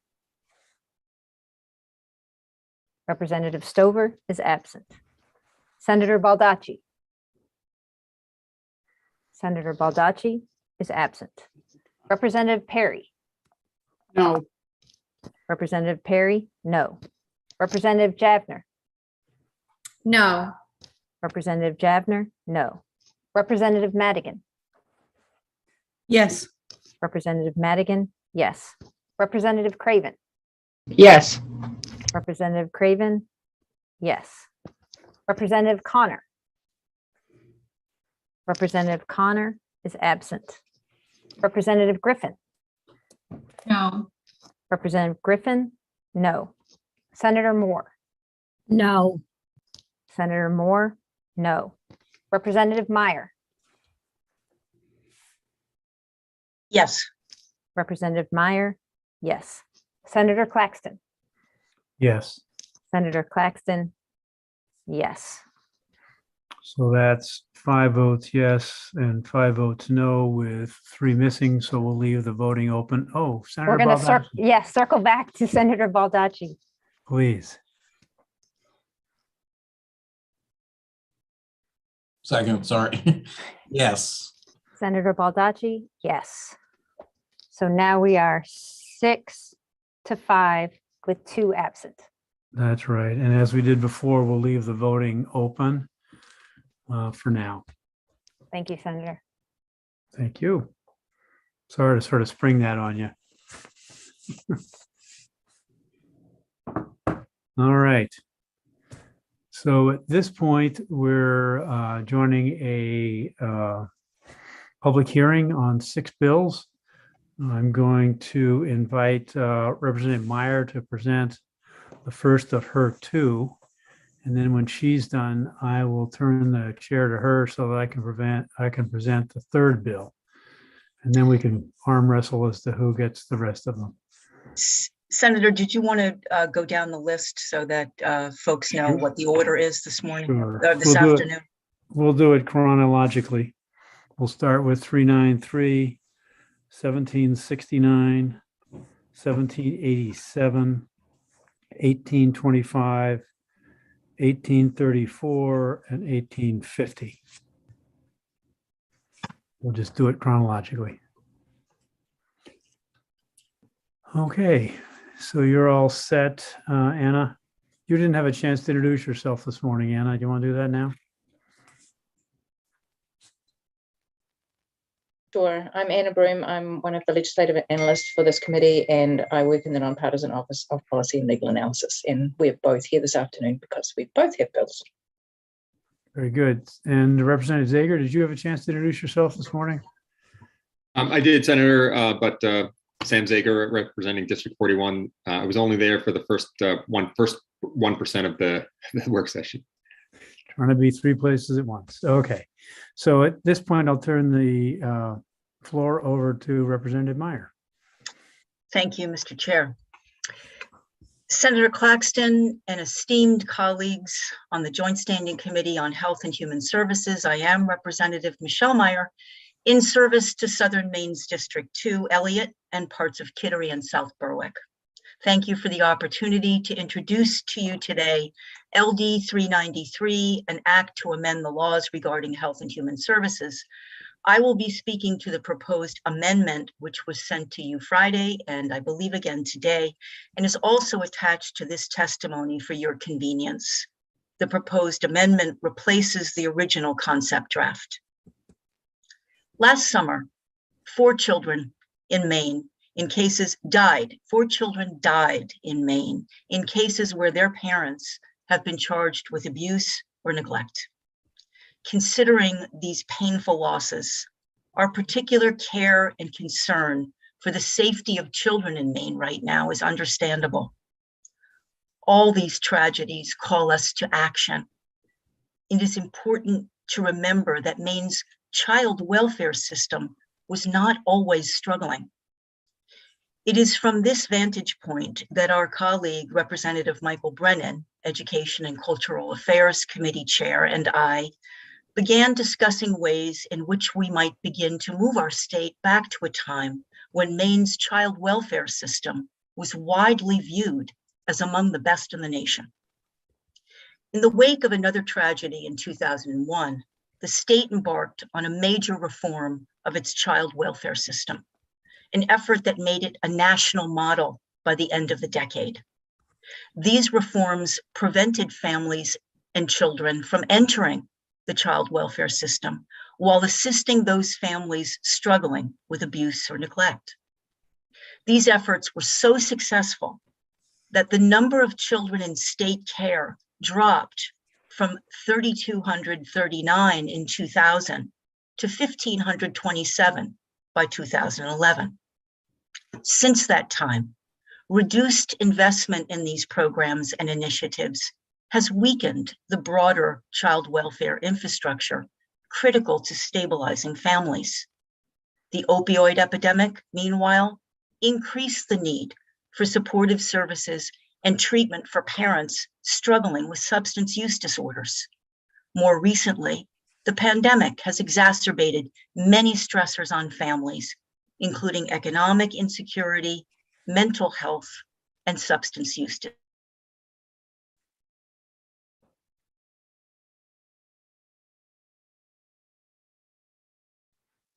Looks like you just started to freeze, Representative Meyer. 2021. These children have experienced the trauma of abuse or neglect and separation from families and communities, and they lack the safety and stability of a permanent home and family. We know what it will take to reform our state's child welfare system once again and reduce the number of children and families who experience the trauma of abuse and neglect. Focusing on prevention alongside improvements to intervention will be essential to these efforts. We already understand many of the underlying factors that lead to child abuse and neglect.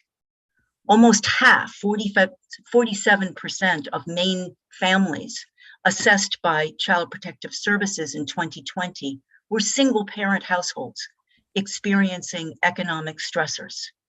Over 3/4, 76% of all substantiations of child maltreatment in 2020 were neglect or emotional abuse, not physical abuse, often related to parental mental health and substance use disorders. There are roughly 9,000 children being raised by kin with no parent present and an estimated 5,224 grandparents responsible for raising their grandchildren.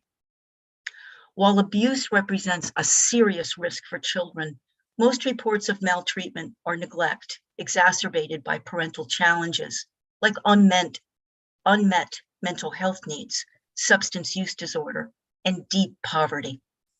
Many families experience challenges in providing care for their children and could benefit from help within their communities. Yet too many do not have the support of trusted friends and family to help them through difficult times. As the pandemic has isolated parents and increased stressors for families, it's critical that we ensure children are safe and families experiencing the greatest challenges get the help they need. We must provide the resources to strengthen and stabilize families, to prevent abuse and neglect, and to reduce the need for child protective intervention. To address the underlying risk factors of child abuse and neglect, and to provide support for families at risk and to those who are involved in the child welfare system. LD 393 proposes 1, $2 million in each year for behavioral health services to families engaged in rehabilitation and reunification, $1 million each for the home builders and parents as teachers home visiting programs. 2, $420,000 a year to increase the contract the department has for support for kinship families by increasing the number of kinship navigators. 3, the department study the ability of the state to allow a parent of a minor child removed from the home but engaged in rehabilitation and reunification services to continue to receive services and to receive priority for services that are critical to safely transitioning out of the child protective system. 4, $200,000 in funding in each year to the Child Protective Services Contingency Fund. These flexible funds fill a critical gap for families with concrete needs that present significant barriers to their ability to provide care for their children. 5, establishing a child welfare coordinator within the Department of Health and Human Services to coordinate child abuse and neglect prevention activities, as well as supportive services for families across state agencies. And 6, ask the Recovery Fund Council established to determine the use of Maine's opioid settlement funds to expedite resources to expand medication-assisted treatment in rural areas of the state through federally qualified health clinics, and to expedite the development of peer recovery centers in every county of the state. Many families in Maine at times experience challenges to providing safe, nurturing homes for their children. In response to recent child deaths, high levels of reports of abuse and neglect, and the stressors added by the pandemic, our natural response is to focus on effective intervention when there are families in crisis.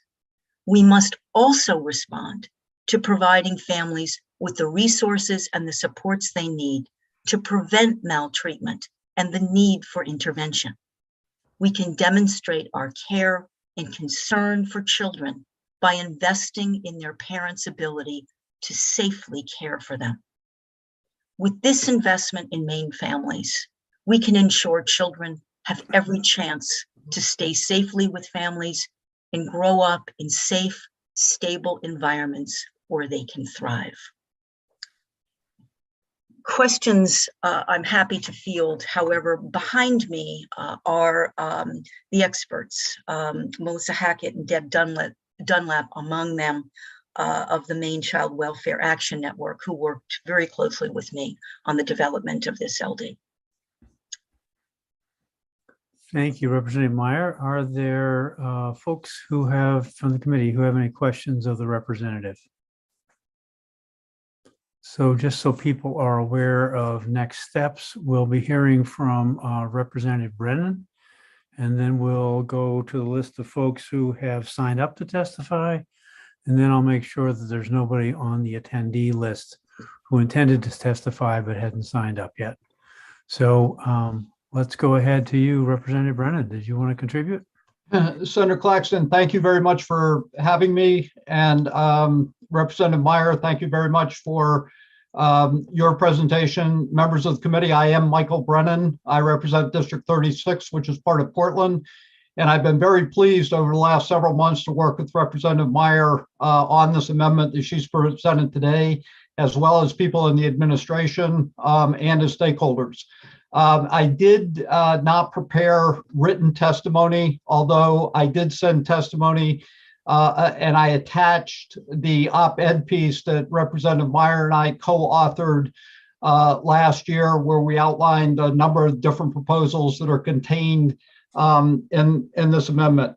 So let me just say very quickly, the reason that I have come to this discussion is that in 2003, I was the Senate Chair of the Health and Human Services Committee, and we had a similar situation because of a tragic incident in 2001, where we undertook significant reforms of the child welfare system that saw us reduce the population of youth in care from about 3,200 down to 1,500 by 2011.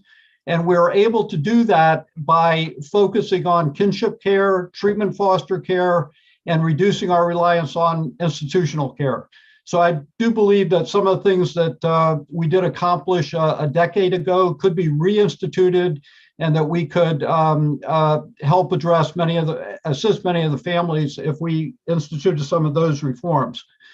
More importantly, I think that if we look to the department's response earlier this year to the ombudsman report, where the first two paragraphs said, it can often be very traumatic removing a child from a family, and when they enter the child welfare system, there's no guarantee that they will receive the services or necessarily be in a better situation by coming into the child welfare system. So what that means is that we experience a traumatic situation for a child and family by removing them, and we cannot ensure that they will be better off by being in the system. So our responsibility as legislators then turns to, how do we make sure that those 2,300 youth that are currently in care either end up in reunification or in some type of permanency planning situation? And at the same time, what efforts and how do we make sure that children in high-risk families do not come into care? And Representative Meyer and the amendment that we put before you simultaneously achieves those goals. It reduces the number of children from that 2,300, hopefully to 2,000 to 1,800 to 1,600 to some number. And it also invests in community programs to make sure that those at-risk families do not come into care unnecessarily. If we can accomplish that during this session, that will be a significant milestone, a significant step forward in addressing the child welfare issues that we have. I have a tremendous amount of respect for the ombudsperson's office, but if we leave this session only by funding that office so they can do more reports, we have missed a huge opportunity to help reshape the child welfare system in the state of Maine. So I will stop at this point, and I'd be more than happy to answer any questions. And again, I want to thank Representative Meyer for bringing this amendment forward and working with all the interested people involved. And I do think that we are at a certain milestone, a turning point, that if we can act on this amendment, that we will simultaneously be preventing children from unnecessarily coming into care, and we will now allow children who are currently in care to reunify with their family or be in a more permanent setting. Thank you very much. And again, I'd be more than happy to answer any questions. Thank you, Representative Brennan. Are there any questions of the representative? I see one from Representative Perry. Actually, having lived through until 2010, the building of that as being on Health and Human Services myself, it was wonderful to see the changes that happened in the system and the changes we were able to make for those families and those children. Thank you. Thank you. I'm sure there was a question in there. I'm testifying. Wouldn't it be great if? Okay, so thank you again, sir. And now we'll go in alphabetical order by first name. So if any of you have any questions, we'll start with Barbara Kreider. If you want to unmute and join us, that'd be great. Good afternoon, everyone. Senator Claxton, Representative Meyer, and members of the Joint Standing Committee on Health and Human Services. My name is Barbara Kreider, and I'm the Executive Director of York County Community Action. Our organization administers a number of health, educational, and social service programs serving the residents of York County, Maine. These programs include WIC, a nutritional support program for pregnant and lactating women and their children, Head Start and Early Head Start, serving low-income families and their children from birth to age 5, housing and energy services, transportation, and health and dental services at Nassau Healthcare, our federally qualified health center. Our agency comes into contact with hundreds of families each year who, through a combination of lack of economic opportunity, lack of affordable and stable housing, untreated physical and mental health conditions, including substance use disorders, among other circumstances, find that they cannot provide the stability and security necessary for their children to thrive. Many of these families find themselves involved with the Child Protective System. Prior to my position at York County Community Action, I practiced law for several years. In that role, I had the chance to represent parents with children in the custody of the state and to serve as a guardian ad litem for children in foster care. My work experience has made it clear to me that if the social safety net was adequately resourced and access to quality health care was available without barriers, we could prevent hundreds of children who are now in the child protective and foster care systems from being removed from their homes. The various elements of LD 393 are important investments in prevention, intervention, and supportive services for vulnerable families. Supporting families in achieving and maintaining the stability necessary to provide care for their children not only saves money, but provides the best outcomes for all, especially the children. Section 4 of LD 393, which contemplates using the network of Maine's federally qualified health centers, is a particularly important element of the bill. Fully 50% of the parents involved with the child protective system struggle with some form of substance use disorder. Currently, accessing treatment is difficult for many, particularly in the most rural parts of Maine. Enhancing the capacity of FQHCs like our Nassau Healthcare in York County to provide effective treatment can literally enable parents to become and remain the loving parents they want to be. I would also encourage you to invest in the transit infrastructure. 30 seconds, Barbara. So that people in need of treatment can regularly attend and participate in programs that are or will become available. We're grateful to the committee and the bill's sponsor, and we're looking forward to working with you to improve the child protective system for kids and families in Maine. Thank you for that testimony. I'm not Senator Baldacci. Just want to welcome Barb Kreider to the committee and to say hi. Barb, for many years, worked up here in Bangor, and we actually worked together for a period of time, and I know her commitment to serving children and families, and great to see you today. And thank you for your work on this legislation, Barb. Thank you. I don't see any questions or comments. So next we go to Charles Sultan. Welcome, sir. Thank you, Senator Claxton, Representative Meyer, members of the committee. My name is Charlie Sultan. I am the volunteer chair or co-chair of the Maine Children's Trust, and we're here in support of our bill. My testimony, if you've been able to see it, is actually from Pam LaHaye, our executive director, who was on a well-deserved vacation with her grandchildren for the first time in a long time. So, but we did put it together, and we would like to point out that the Children's Trust is actually the home of parents as teachers for the state of Maine, and we represent parents as teachers as the national center here in Maine. We have been the home visiting sort of direct services contract with local agencies since 2016 through a contract with the department. We are a no-cost pass-through to help facilitate the funding for those 11 different providers of direct services. It's worked out to be an incredibly efficient service of getting the funding to providers on time, which really hadn't quite happened before that contract happened.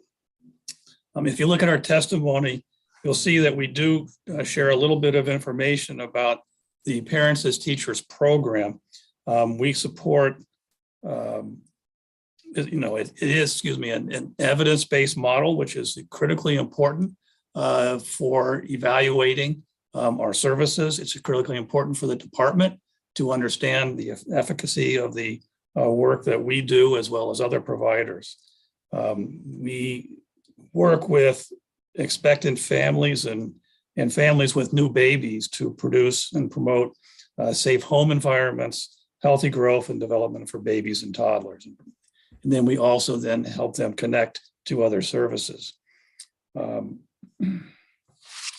me just go to the end to keep the time at the essence here.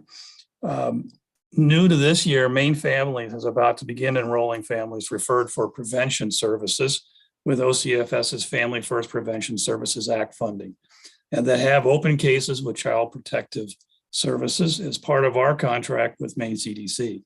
The eligibility of this population will expand to include services for families with children ages 3 to 5.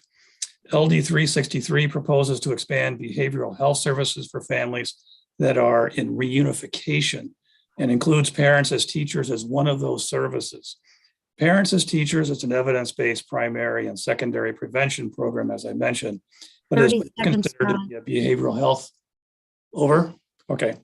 So we'd just like you to work with us since what's being proposed is not really something we focused on and is not, doesn't have that research back for reunification issues. But we certainly want to work with the committee and go forward, and Pam will be at your work session to be much more fluid and fluent in this whole issue. Thank you for that testimony. Are there any questions? Mine is about home visits. And do you have any sense of whether there's a waiting list for that resource and whether it's underutilized in the trust assessment? I do not know that, Senator Claxton. Okay. I'll have Pam prepare for that, give you some answers. Then that's something that Anna can follow up with you on. Just trying to get a sense of how good is our access to a really important resource. Okay. Any other questions? I don't see any. So thank you for your testimony. Thank you, Senator. Next, we'll go to Megan Sway. Good afternoon. Good afternoon, Senator Claxton, Representative Meyer, and distinguished members of the Health and Human Services Committee. Good morning, afternoon. My name is Megan Sway, and I'm Policy Director at the ACLU of Maine. On behalf of our members, I'm here to support LD 393 as amended. We particularly support this bill because it's an investment in families upfront. And this investment upfront can lessen our reliance on the criminal legal system. Too often in child protective matters, we focus on the punishment of bad acts long after things have gone horribly wrong. And while that's understandable, this reliance on the adult carceral system punishes wrongdoers, but doesn't keep kids safe in the first place. For youth, investment in families upfront can avoid unnecessary and traumatic stays at Long Creek. The term school to prison pipeline is well known, but foster care proves to be often a bigger pipeline. One study found that by age 17, more than half of young people in foster care experienced an arrest, conviction, or overnight stay in a correctional facility. This is especially acute for kids of color, especially Black kids, as well as LGBTQ youth who are overrepresented in foster care placements. Providing investments upfront can lessen our reliance on harmful and traumatizing institutions later on. Families belong together, but sometimes they need a little support to stay that way. The front-end investment envisioned by this amendment is crucial to keeping families safe from the outset. It provides resources to help parents get on track, for families to address the mental and behavioral health issues they might have earlier on so that they can repair any harm before it's too late. Because this investment will help families succeed and lessen the need for the criminal legal system, we ask that you vote ought to pass. Thank you. Thank you. Are there any questions? Not seeing any, we'll go to Melissa Hackett. Hello, Senator Claxton, Representative Meyer, and members of the Health and Human Services Committee. My name is Melissa Hackett. I'm a policy associate with the Maine Children's Alliance and the coordinator for the Maine Child Welfare Action Network. I am here in support of LD 393 as amended. A strong child welfare system has adequate and maintained investments across the system. This means state oversight and accountability, coordination with communities to address the underlying conditions in families that can lead to abuse and neglect, a robust and family-centered supportive service array to address challenges, and an effective resource child protective services. The components of this legislation aim to provide investments across this broader child welfare system. Parents as teachers provide services to strengthen families before crisis. And for families already involved with child protection, the Home Builders Program provides an evidence-based model to bring stability to the home and support safe reunification. These programs were already part of Maine's Family First Prevention State Services Plan, so this investment would bolster their capacity to prevent maltreatment and provide support to families during reunification. Another critical part of supporting families to successfully reunify is ensuring they meet their basic needs, including maintenance of eligibility for safety net programs that provide for their food, housing, and healthcare. The department should assess and consider waivers in situations where parents working to reunify may have these essential benefits reduced or eliminated. Additionally, including a fund for caseworkers to access resources to address challenges families face during reunification provides an important tool in their work to support families. When children can't safely remain with their parents, the next best option is to place them with other family. There are roughly 9,000 children being raised by kin with no parent present. This number represents both formal and informal placements, but all these families need support in navigating resources available to support children in their care. Increasing the number of kinship navigators is a concrete way to provide additional support for those families.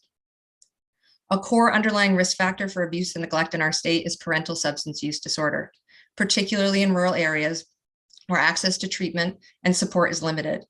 Investments in expanding recovery community centers and treatment service to rural communities through FQHCs is critical to reducing child maltreatment and supporting families struggling with SUD. There is also precedent for investment in a leadership position within DHHS to oversee child welfare activities during periods of reform.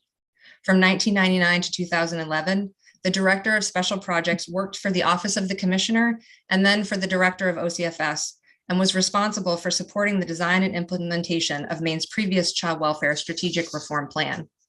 30 seconds, Melissa. Thank you. Specific title and duties aside, we hope this demonstrates the need for a leadership position in DHHS to oversee and coordinate strategic prevention and intervention activities related to child welfare. There are many parts of this legislation, but they collectively serve to address the potential gaps and cracks that exist in our current child welfare system. They represent needed investments to support families and children in achieving safety and permanency. We urge the committee to support these and welcome any questions. I'm also happy to make myself available at the work session. Thank you. Thank you. I don't see any questions. As far as I can tell from the sign-up list, that's everybody who wanted to testify in support of this bill. If you're in the attendee list and have wanted to testify but haven't had a chance yet, please raise your hand and we can move you in so you can testify. I don't see anybody signed up to testify against, or neither for nor against. And I don't see anybody raising a hand. So that would conclude the public hearing portion of considering LD 393. Senator Claxton? Yes. I do have a neither for nor against. He is not raising his hand. His name is Travis Bryant. I'm going to try and promote him. Let's bring him in then. Late addition. Welcome, Travis Bryant. Unmute and join us. We want to hear what you have to say. Thank you, Senator Claxton and Representative Meyer, and appreciate your patience as I got through some technical difficulties. My name is Travis Bryant. I am the Executive Director for Adoptive and Foster Families in Maine in the Kinship Program, and I hope that the information I'll provide for you today will help assist you as you consider many of the needs of the rapid growing population of kinship families. Much of the growth is due to the rising number of parents who are dealing with poverty, mental illness, and substance use disorders, resulting in them being unable to safely provide and parent their children. DHHS prides themselves in reducing moves and additional trauma by keeping children with their families of original origin whenever possible. AFM has been providing support to kinship families for over 20 years. The kinship program provides families with information about guardianship through probate, resource referral information, and ways families can meet their basic needs. I've included a more inclusive list of supports in my written testimony. In 2021, AFM received about 490 kinship family referrals from the Office of Child and Family Services to provide support to families who are caring for a loved one's child when they entered state custody. In addition to those referred by OCFS, AFM connected with about 350 kinship families who are not involved with the formal child welfare system. These families are also known as informal kinship families. AFM has supported a total of 844 kinship families in 2021. The US Census reports about 11,400 households with grandchildren living with their grandparents in Maine. About 2,500 of those grandparents are considered the primary provider for the grandchildren. These numbers do not capture the number of siblings, aunts, uncles, or family friends that are caring for the loved one's child. AFM's kinship program currently has a staff of 4 that is serving an average of 70 new families every month, 41 of which are referred by OCFS. AFM is currently working with OCFS and the University of Maine Center on Aging to help create an evidence-based program through a child welfare clearinghouse by using what is recognized by Generations United and grandfamilies.org as national best practices for kinship navigation support. There are many benefits to placing children with relatives or other kinship caregivers, such as increased stability and safety, as well as the ability to maintain family connections and cultural traditions. AFM believes that kinship families have the right to receive education, guidance, and support to help them through the unique difficulties and joys of being kinship caregivers. I'm happy to answer any questions you may have, and also happy to be available for the work session. Thank you for your time. And thank you for your time and your testimony. My internet hiccuped as you were introducing yourself. What's the organization that you're with? Adoptive and Foster Families of Maine in the kinship program. Great, thank you very much. I'm not seeing any questions. I was just looking to see who we had testimony from and who we don't. Sometimes it takes a while for testimony to make it to our website. So if you haven't submitted written testimony, I invite you to submit that and we'll get there. Representative Perry. Thank you. I did want to ask, really, because you have a number of families who have not gone through the OCFS, the DHHS system. How do you how do these families get referred to you? Is this a self-referral? Yeah, most of them are self-referrals. We try to do as much as we can with outreach and informing other community organizations and networks. And so we may not know exactly if they're getting referred by the organizations, so we assume that they're self-referrals. Thank you. And as I understand it, Travis, you work with about 800 families of the universe of over 1,000 that might be good candidates for your resources. Yes, that's correct, Senator Claxton. Okay, good. Any other questions? I'll ask again. Thank you for putting your hand up and flagging that you were neither for nor against. I just wanted to see if there's anybody else who'd like to testify out of the attendee list. And please put your hand up and we'll join you in the conversation. So now I think we're done with consideration of LD 393 in a public hearing portion. What questions does anybody have for Anna for homework before we get to a work session?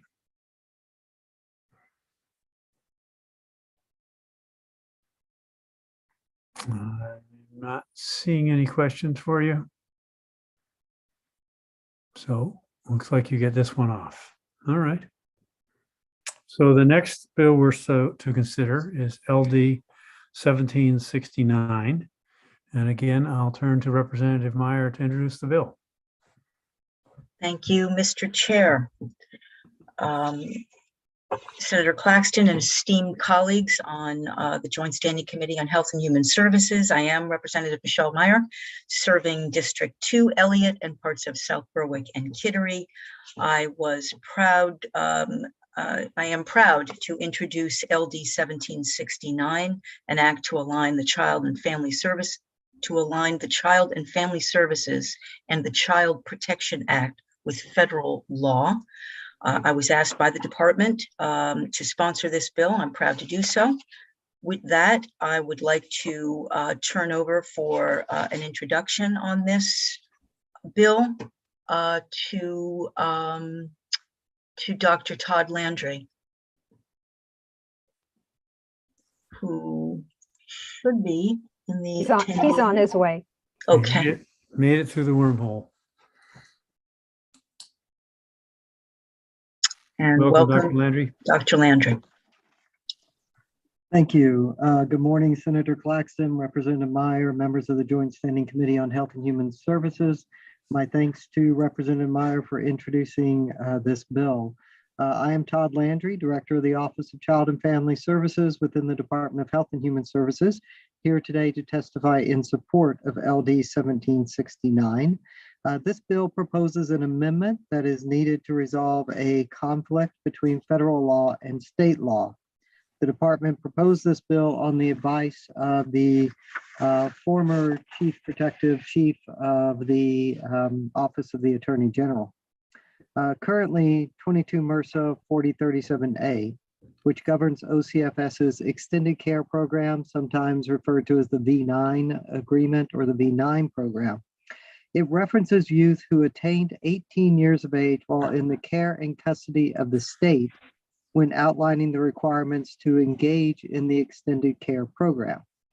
However, federal eligibility requirements limit the application of these requirements to those who attained 18 years of age while in the care and custody of the Department of Health and Human Services. So we have proposed this bill to substitute the term department for state in 22 MRSA 4037A in order to resolve the conflict as currently written potentially between the eligibility standards outlined by federal law and the expectations for services to be delivered by the department. Realize it is a bit of a technical request and a technical bill, but we think it's important to make sure that federal and state law are aligned. I urge you to support LD 1769, and I'm happy to answer any questions that you may have. Thank you. So do I understand that this materially won't affect how we're doing things and how we've been doing things? It does not affect at all how we have been administering the V9 program, but it does clarify that it is specifically for the youth that have been in the custody of the department. Thank you. Are there any questions of Dr. Landry? I don't see any. Are there any questions that you'd like to direct to Anna before we get to a work session on LD 1769? Not seeing any on this one either. So thank you again for being here, Dr. Landry, and I assume you're listening in the rest of the afternoon or some portion of it. So now I'll turn the chair over to Representative Meyer so that I can provide testimony. Thank you, Mr. Chair. I would welcome you to introduce LD 1787. The floor is yours. Thank you, Representative Meyer and esteemed colleagues on the Health and Human Services Commission. My name is Ned Claxton, and I'm proud to represent the folks in Senate District 20, which consists of Auburn, Minot, Mechanic Falls, Poland, and New Gloucester, and am pleased to introduce an act to improve the quality and affordability of primary health care provided by federally qualified health centers. This bill is submitted at the request of the federally qualified health centers of Maine, affectionately known as FQHCs, and supports an updating of the compensation structure for the practices that serve around 180,000 people in rural and poorer areas of Maine. A new base year for calculating compensation will be established in calendar year 2022. This was last done decades ago, and as we have seen with rate reviews that haven't yet kept up and are in the process of being standardized, the rates may well have fallen behind current costs. With this change, the practices would be set for review every 5 years in the main care proposed review structure. The bill stipulates a tool to provide for the inflation factor, known as the FQHC market basket percentage. This is calculated by the Centers of Medicare and Medicaid Services and would be a useful, easily applied tool to make sure that expenses and costs are reflected with cost of living increases or the cost of doing business increases. The bill stipulates that the FQHCs would satisfy federal payment mechanism requirements by choosing either of two structures: a new prospective payment system or an option that is dictated by federal rule, closer to fee-for-service. This would allow Maine Care to continue to improve its alternative payment system over time. Any such changes require input from the FQHCs.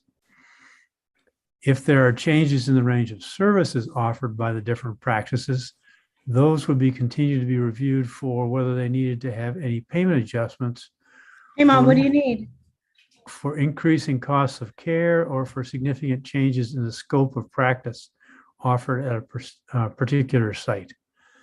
And finally, this bill gives the department authorization to do rulemaking for these changes.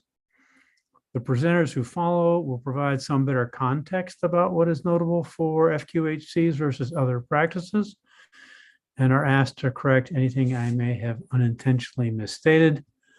I certainly would be more than glad to try and answer any questions.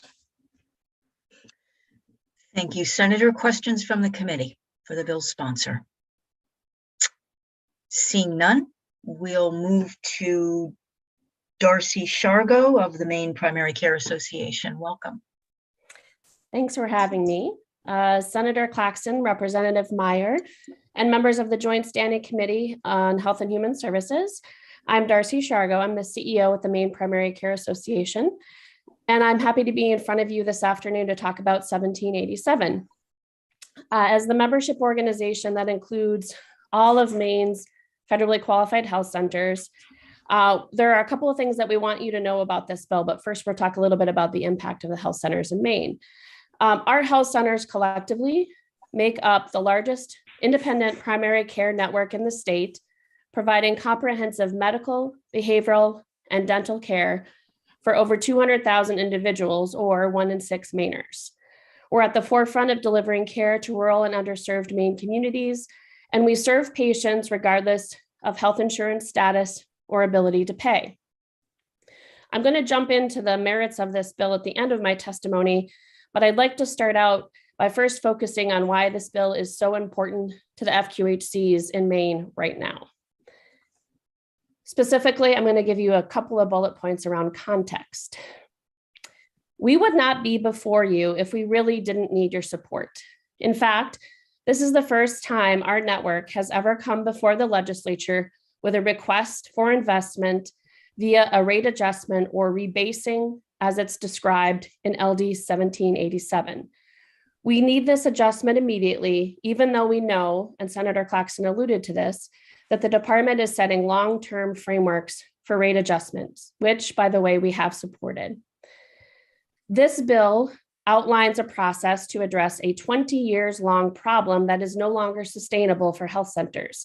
It positions us for success in whatever frameworks come from the department relative to rate setting in the future, as well as for value-based payment initiatives in Medicaid, such as the soon-to-be launched PC Plus program. Our collective sense of urgency has been quickened by the extended nature of the pandemic and its impact on us, especially as health centers are one of very few provider groups in the state of Maine that has not received any direct state relief in the last couple of years. So I'll jump to the key merits and be happy to take questions after. This bill aims to shore up payments to FQHCs through a one-time rebasing process, thereby allowing Maine's health centers to work on a level playing field with other providers. It proposes an updated inflationary index that better captures the unique FQHC service array. It helps to clarify application of an existing policy called change in scope, which gives health centers some ability to adjust rates when new services are offered or expanded. And it encourages the department to continue to work closely with health centers in future payment initiatives so that the distinctive care model that they offer can continue to advance. We see this bill as a necessary vehicle to our long-term viability, and therefore we urge you to support 1787 as amended. And of course, I'm happy to take any questions. Thank you for your testimony. Questions for Darcy Shargo? I am seeing none. Moving on to Charles Dingman. Mr. Dingman, welcome. Thank you, Chairman Meyer and members of the committee. I'm Charlie Dingman. I'm a lawyer with Kozak and Geyer, and I represent the Maine Primary Care Association. I'm testifying this afternoon in support of LD 1787, and I had expected that by the time I might be here, you might have heard from a number of supporters. And my real purpose in testifying is simply to respond to questions about the details of the bill and the sponsors' proposed changes in the bill, if and to the extent you have them at this time. If you don't, I'm more than happy to participate as appropriate in the work session. I want you to know that I have been working with Senator Claxton and the association and representatives of the department in some detail on the pieces of this bill that are of concern to the department, and we're very hopeful that we can come closer to a common understanding by the time the work session occurs. And I'm happy to respond to any questions if you have them. Questions from the committee? I am seeing none. Thank you for being here, and we'll see you at the work session, I'm sure. Thank you. Moving on to Ann Tucker, welcome. Good afternoon, Senator Claxton, Representative Myers, and the members of the Health and Human Services Committee. I'm Ann Tucker, the CEO of Greater Portland Health. We are a federally qualified health center in South Portland, Portland, and Westbrook. And I am here today in hopes that you will support LD 1787. We are very concerned about the financial impact that the Maine Department of Health and Human Services revised payment methodology for primary care services will have on our health center and the entire FQHC network, especially as Darcy had mentioned, it's been many years since our rates have been looked at, and the rebasing is important to our patients across Maine.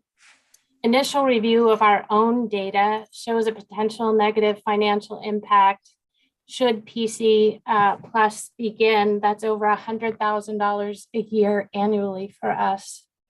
We will have to make difficult decisions on reducing needed services in our community to offset this loss, unless our present main care rate is rebased to cover visit expenses before implementing a new payment model. Community health centers make up the largest independent primary care network in Maine. We provide affordable, high-quality medical, behavioral health, and dental services, along with a host of other services, including interpretation. We have case managers, financial assistants, counselors, community health workers, case managers, and peer support specialists to wrap around and support our patients.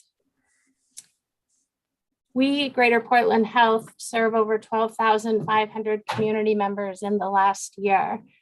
Our medical home model does include transportation, interpretation, community outreach, and a sliding fee scale. We don't turn away any patients regardless of their ability to pay. We want to continue to fill the needs in our community, and we want to grow to continue to expand access. In order to support these comprehensive wraparound care that we believe is needed, we need rebasing of our main care rate. Thank you for your time and consideration of supporting LD 1787. And thank you for being here today. Questions for Ann Tucker? Seeing none, we'll go to Barbara Kreider. Welcome, Barbara, again. Thank you. Good afternoon again. Senator Claxton, Representative Meyer, and members of the Joint Standing Committee on Health and Human Services. As you know, I'm Barbara Kreider, and I'm the Executive Director of York County Community Action. One of our divisions, Nassau Healthcare, is a federally qualified health center with its primary clinical site in Springville. We also provide clinical services in Biddeford. FQHCs are not-for-profit providers. Federally qualified health centers are required by the federal government to provide care to all patients, regardless of the patient's ability to pay for the care received. We receive grants and donor funds to cover the cost of providing care to uninsured patients whose income is at or below 200% of the poverty line. It is critical, therefore, that payments on behalf of patients who are enrolled in Medicaid, Medicare, or commercial insurance cover the actual cost of the care provided.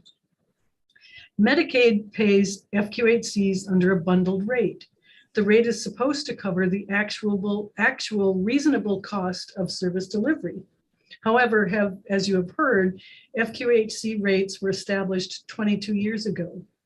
LD 1787 requires that the main care program rebase FQHC's bundled rate based on actual cost of care in the year 2019. Primary care practice has changed significantly in the past 22 years. There have been many improvements in care, including the use of electronic medical record systems, e-prescribing, practice-based diagnostic and monitoring devices that render timely and accurate information to the care provider, to name just a few. These improvements added to quality, but also to cost.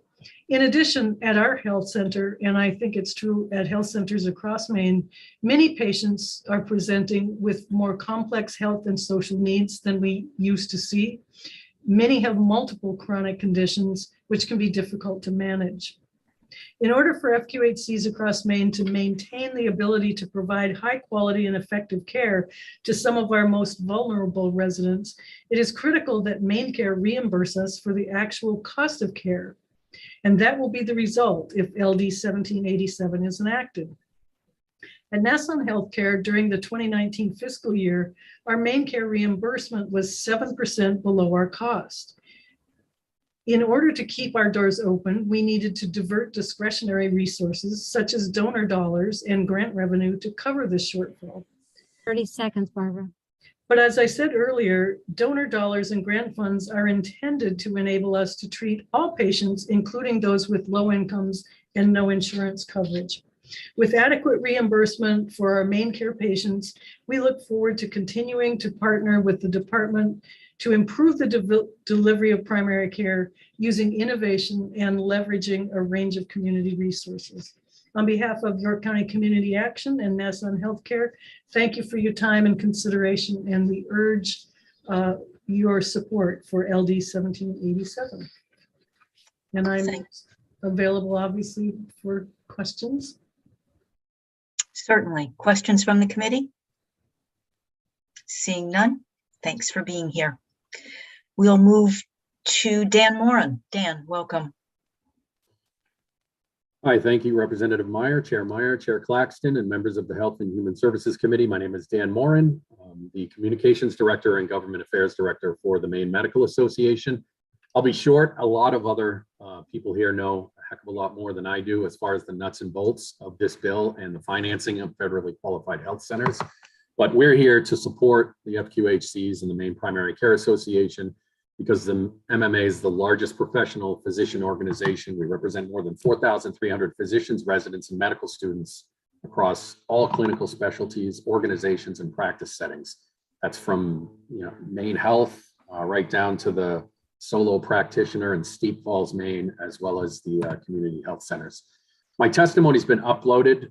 It arrived a little bit late, so if you look in the folder, you'll see it. But if you get a chance to take a look at it later, there are 3 key points as to why we support this bill. First off, the care provided through FQHCs greatly reduces the need for more costly forms of care, hospitalizations, emergency department visits. And you've already heard that the Maine care reimbursement rates are based on costs of providing services 20 years ago. Think about that. What other reimbursement for any other service is based on 20 years ago. And also the presence of FQHCs in underserved rural communities also serves as a stimulus to local economies. I think this is one of the things that's forgotten about when we talk about healthcare or nonprofits or anything like that, is the jobs that exist in those areas, the people that live in those areas, and the money spent by those businesses in that area. Not for profit does not mean not a business. It's still a business. They're still vital to the local economy. And I think if you take a look at my second page of the testimony, you'll see I threw a map on there from the Maine Primary Care Association's own website about how many of these community health centers exist. And it kind of blew my mind when I saw this a year ago. I figured 5, 10 when I started at this job, but then you take a look at it and I'll bet you a majority, if not all of you, live either in one of those towns or very near one of those towns. It goes from Fort Kett to Springvale, from Rangeley to Lubec, up to Jackman. So they are everywhere. They provide a ton of care for those living in poverty, rural residents, children, and veterans. And finally, this bill also falls under one of our core priority buckets. Our legislative committee and our board of directors respectively picked supporting primary care as one of our core priority legislative issues before the 130th legislature. And there's a bill before HCIFS right now, LD 1196, sponsored by Representative Zager, where we were chosen as the convening stakeholder for a broad stakeholder group to discuss primary care, behavioral health, appropriate investment in that. And there is no other facility in Maine that can claim access to primary care services for those most in need than the federally qualified health centers. And that's why we're here in support. We'll be happy to take any questions. Like I said, I don't know the nuts and bolts of this, so I defer to Darcy, but we'll be happy to work with anybody to get this bill through or some semblance of it to help out our physicians that work in those facilities. Thank you. Thank you. Questions for Dan Moran? Seeing none, thanks for being here today. We'll move then to Dawn Cook. Welcome, Dawn. Hi, welcome. Thank you. Good afternoon, and thank you, members of the Joint Standing Committee. My name is Dawn Cook, and I am Vice President and COO for Penobscot Community Healthcare, PCHC, Maine's largest health center, serving over 60,000 patients from Belfast to Jackman. We urge you to support LD 1787 and thank Senators Claxton and Moore for bringing this bill forward. PCHC is federally regulated, run by a patient majority board, and has 14 practices offering integrated care, including medical, dental, pediatrics, mental health, geriatric, nursing home, and specialty services. Our teams are supported by primary care pharmacists and care managers. We offer the state's largest outpatient MAT program and served over 1,200 patients in recovery last year. Our unique size, scope, and partnerships position us to provide broad access to care, as well as lower the cost of healthcare in Maine. To reduce costs in Jackman, we are piloting a new model utilizing paramedics.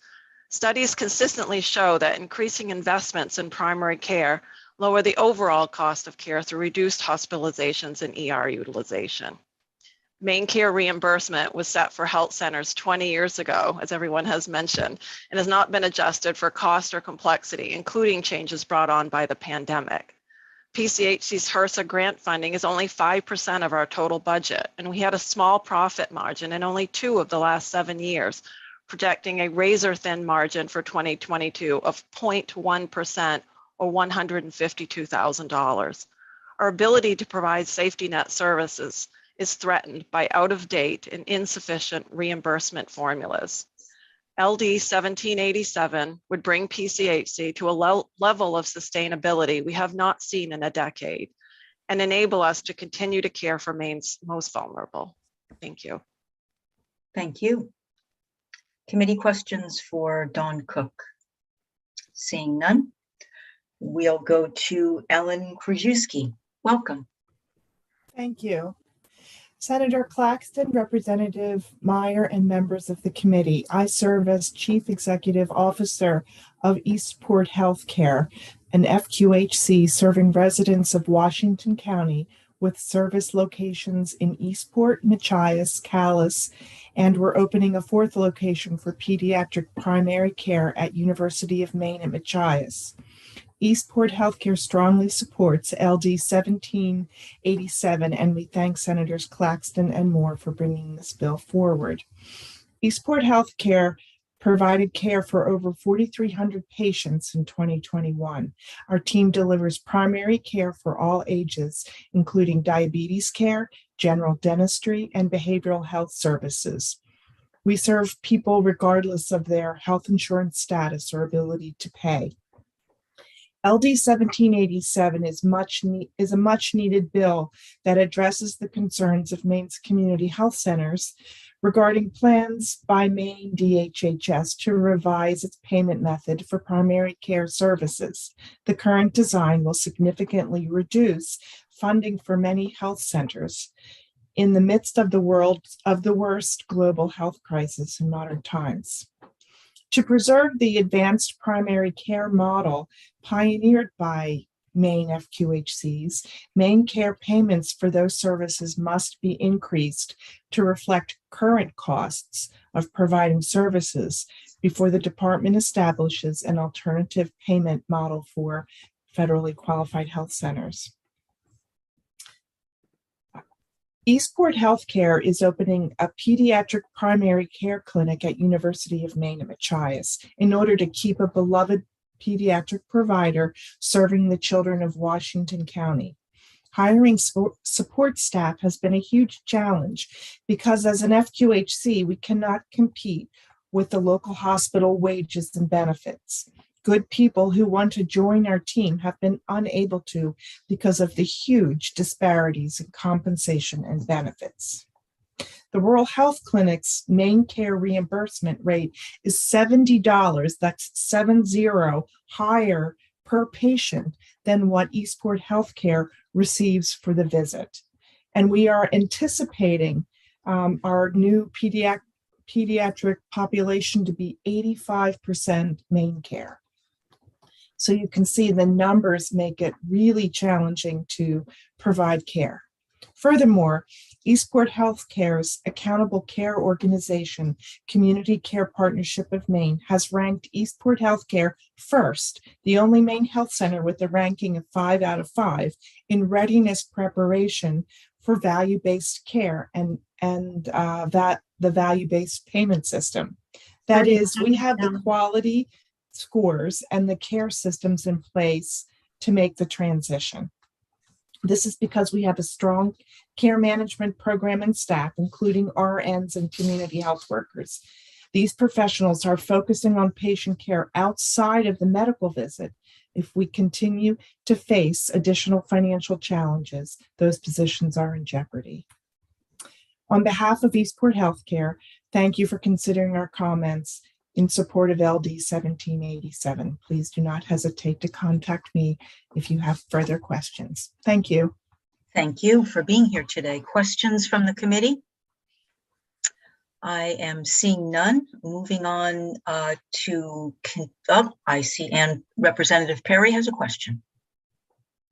Not really a question. I just want to welcome to hear from Eastport, who is in my area. And so just good luck. Thank you. I would ask Kate Endy to unmute herself and provide ongoing testimony in favor of 1787. Welcome, Kate. Thank you so much, and good afternoon, Representative Meyer, Senator Claxton, and members of the Committee on Health and Human Services. My name is Kate Endy, and I am the Policy Director at Consumers for Affordable Healthcare, a nonpartisan nonprofit organization that advocates the right to quality, affordable care for all people in Maine. CAIC serves as Maine's health insurance consumer assistance program, which has a toll-free helpline, which provides access to certified application counselors to help Mainers understand their health coverage options and apply for and enroll in insurance, including through the marketplace. We also operate as Maine's Maine Care Ombudsman program, and in addition to coverage, also help connect people with non-insurance programs that can help them access the care they need, such as free and sliding scale clinics and health centers, as well as hospital financial assistance. And it's through that experience that we offer this comments in support of LD 1787. Through our helpline, we often hear from people who are uninsured or underinsured, who are in need of healthcare services, including primary care, mental and behavioral health care services, need help with chronic disease management, oral health care, or a variety of other services. We frequently refer these callers to their local federally qualified health center. For people who either don't qualify for or can't afford coverage, or maybe have coverage but can't afford to access care because of a high deductible or expensive cost sharing requirements, federally qualified health centers provide an invaluable service, and in some cases can be the difference between somebody being able to get medical services or going without the care they need. In addition to medical care, we also refer people to FQHCs for help applying for and accessing other types of services and benefits, such as in-person application assistance, applying for health coverage. In many areas of the state, there are provider shortages that create significant barriers to accessing care, especially in rural areas. In addition to addressing affordability barriers, we must also make investments in our healthcare infrastructure, particularly in FQHCs, in order to ensure that all Mainers can access the healthcare they need. FQHCs operate 70 sites throughout Maine and provide much needed access to medical care in rural and underserved communities, serving 1 in 6 Mainers. They're an integral component of Maine's healthcare infrastructure and play a vital role in ensuring people can access care regardless of their income, their insurance status, or where they live. And for those reasons, we urge the committee to ensure the continued viability of FQHCs so that they can continue providing these necessary services to Maine people. And I'm happy to answer any questions. Thank you. Thank you. Questions from the committee? Seeing none, appreciate your testimony today. This would appear to conclude testimony in favor of the bill. I see no one on my list or with hands up to testify in opposition. Is there anyone in the attendees that would like to present testimony neither for nor against?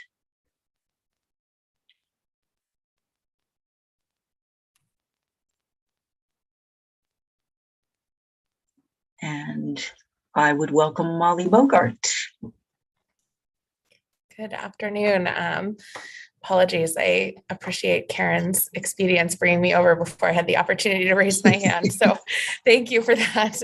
My name is Molly Bogart. I'm Director of Government Relations for the Department of Health and Human Services, and largely wanted to note that we have, as Charlie Dingman mentioned, had productive conversations with the Maine Primary Care Association and Senator Claxton, of course, and look forward to continuing those.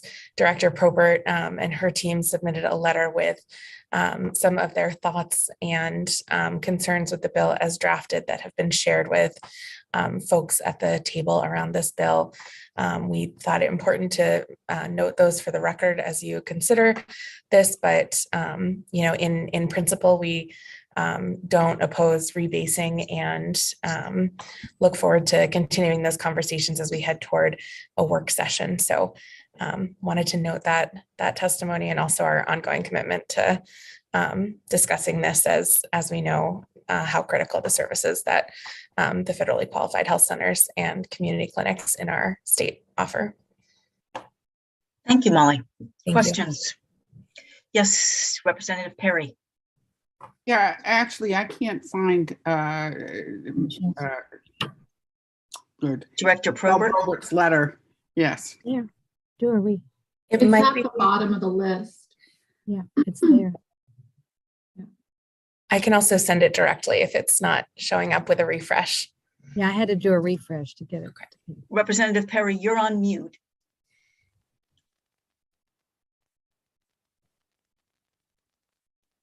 Okay, I refreshed. It's there. Thank you. Great, thank you. Senator Claxton, did you have, your I hand was was up? just going to recommend the refresh button because that helped me too. There you go. Representative Lemelin, question. Yes, ma'am. Thank you. Senator Claxton, this bill refers only to the 20 qualified healthcare centers, at 20 at this time. Is that correct? I can't speak to the number specifically. I know it's in the 18 to 22 range, and it's only applicable to FQHCs. Thank you, sir. That appears to wrap up the testimony on this LD. Questions, requests for information from Sam for the work session. Sam, I'm seeing none. And with that, I'm going to turn the chair back over to Senator Claxton. Thank you, Representative Meyer. So we can then go chronologically or numerically on to consideration of LD 1825. And I will defer to Representative Madigan for presenting this bill.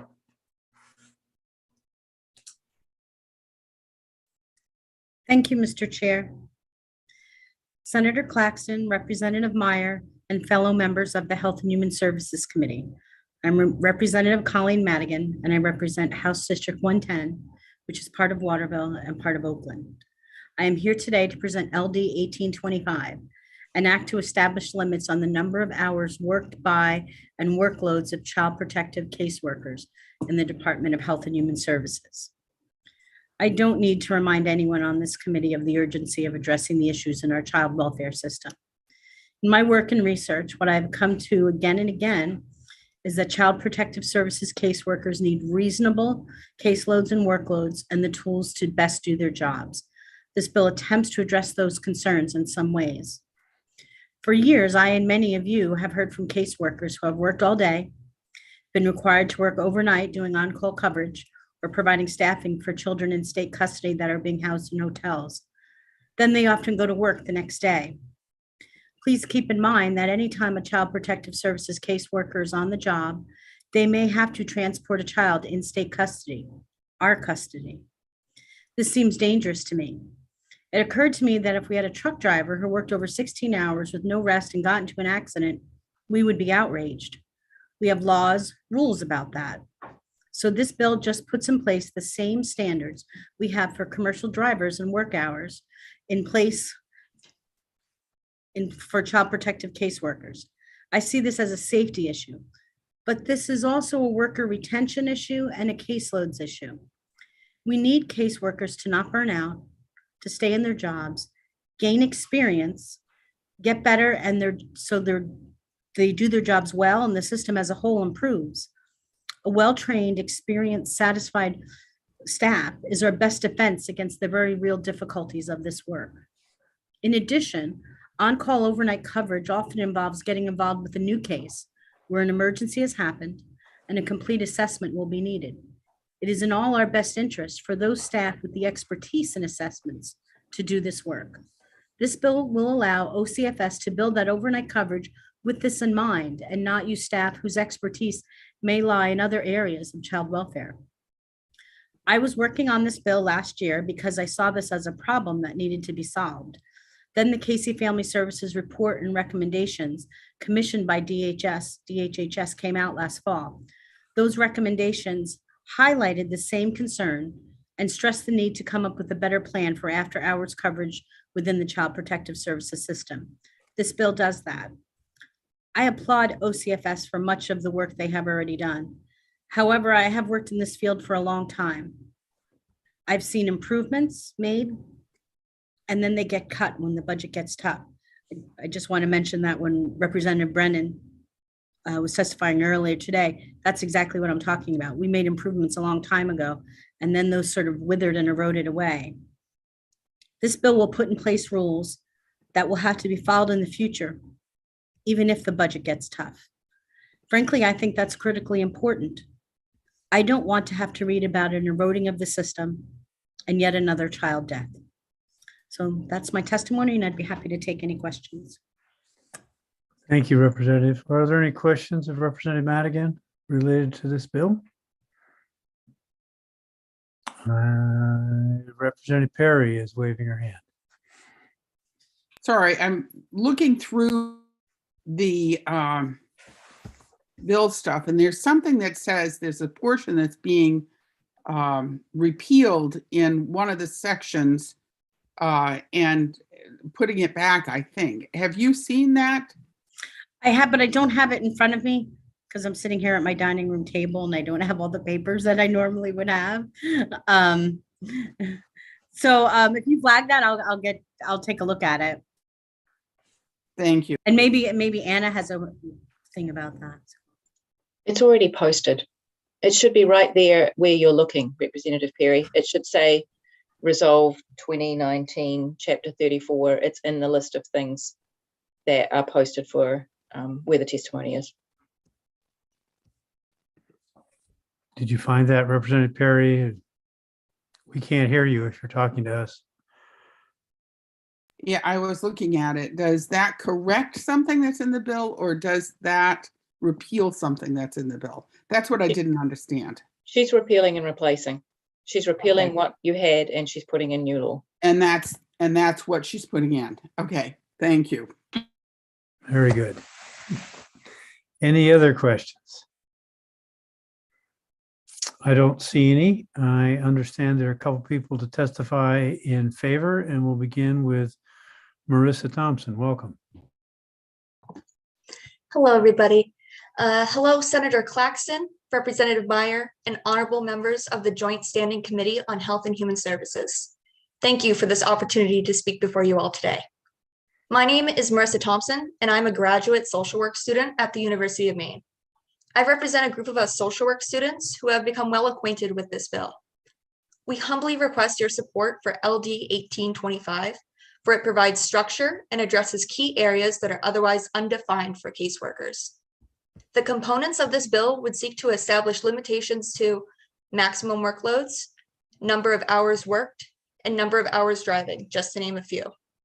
We have also submitted written testimony that covers how improvements in these areas could create a positive impact to the services that caseworkers provide, and how this can create sustainability of the serving system.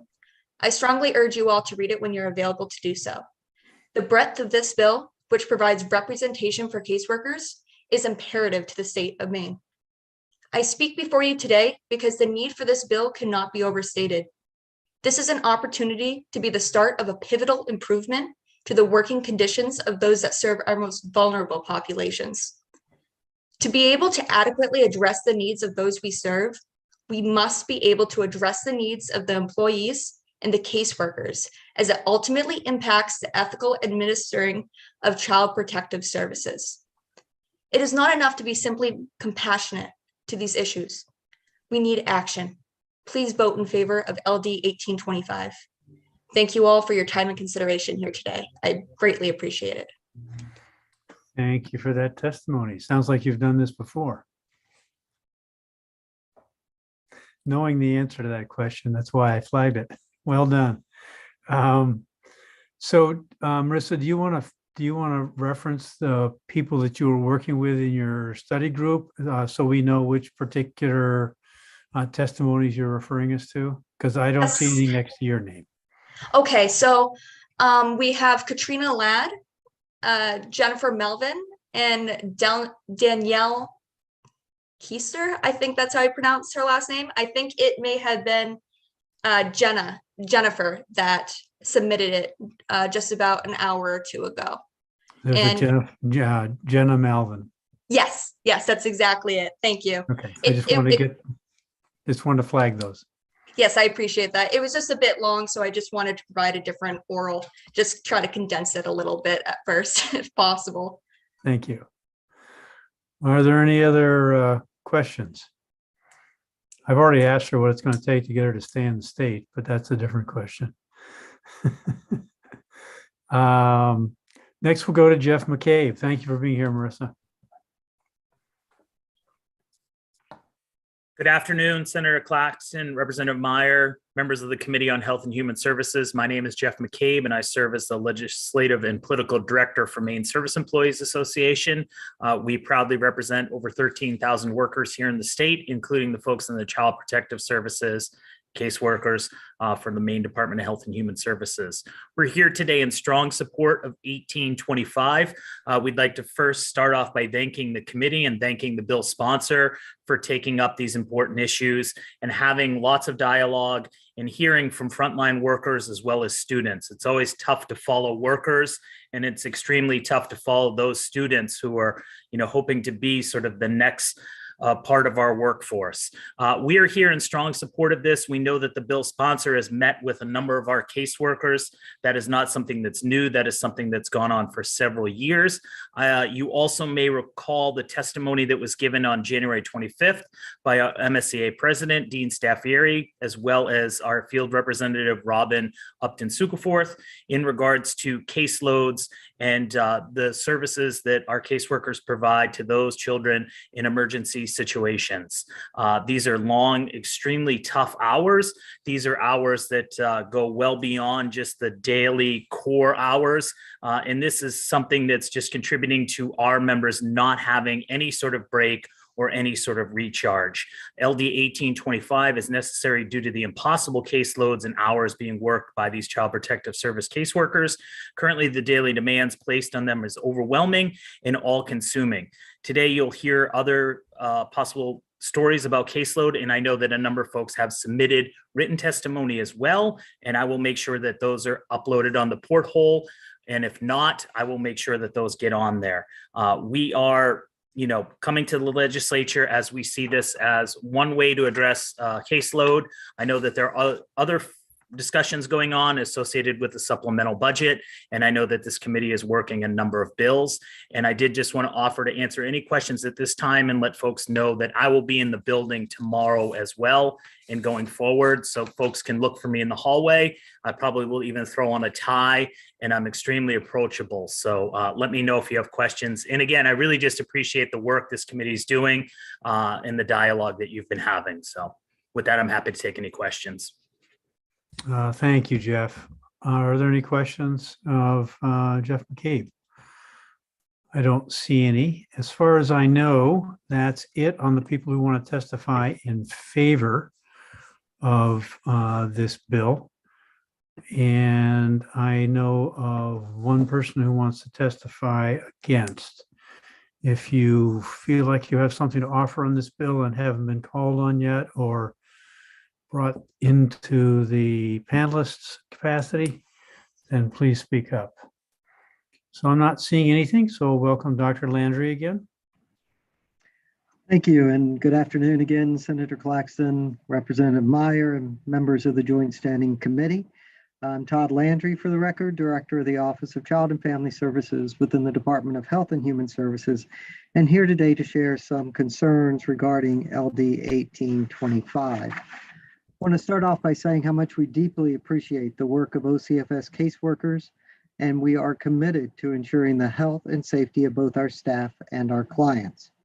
Caseworkers have one of the most challenging positions in state government.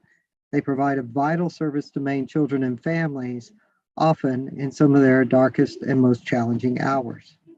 It is our commitment to this vital service that informs our concerns with the logistics of incorporating this proposal into child welfare operations.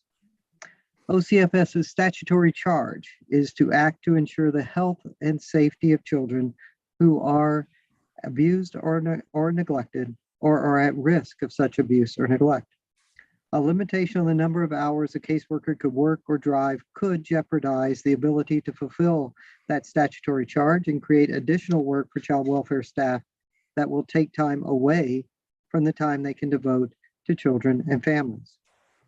As one example, imagine, if you will, a caseworker is out on an emergency call in the afternoon, gathering the necessary information and evidence to write a request for preliminary protection order, otherwise known as a PPO, seeking immediate custody of a child when they might hit the statutory maximum number of hours they can work.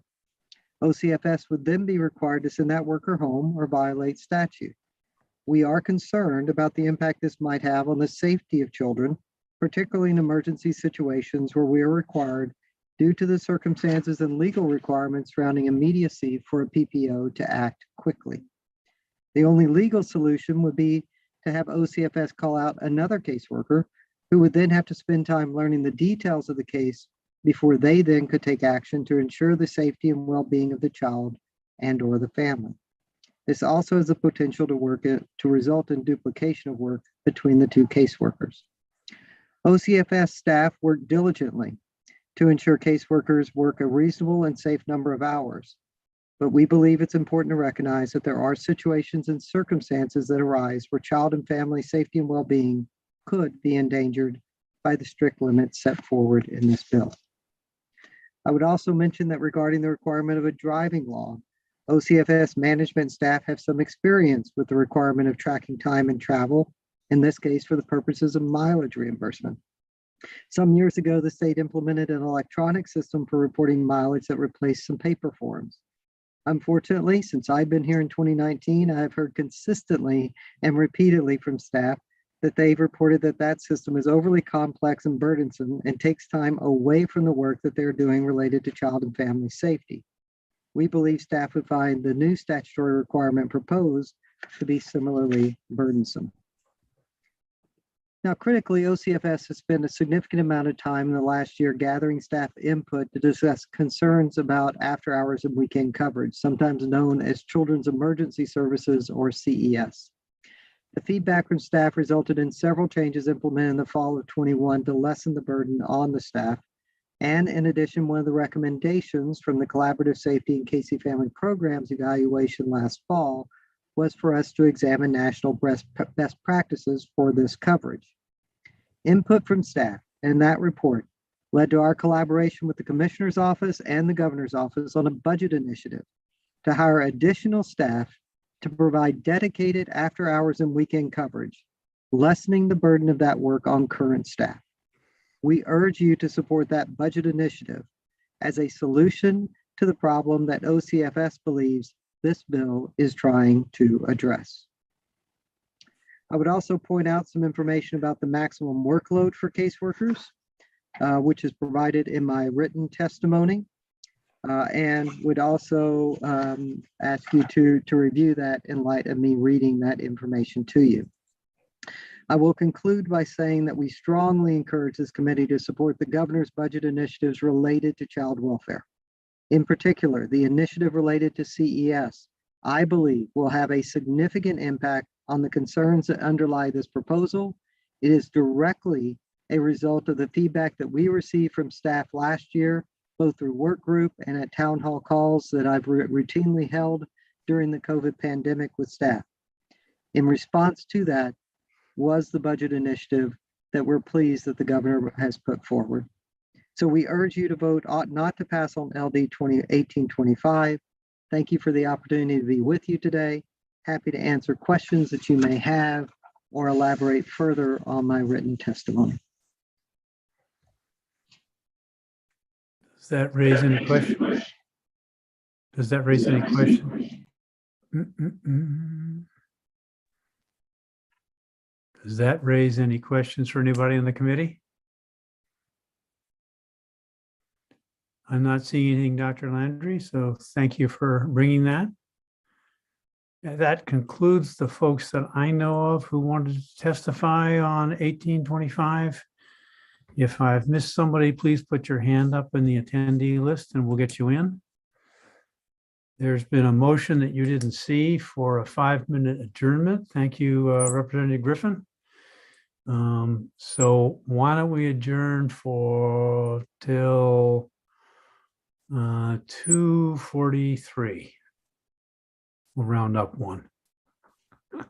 We'll be back this way at 2:43. We'll take a brief break.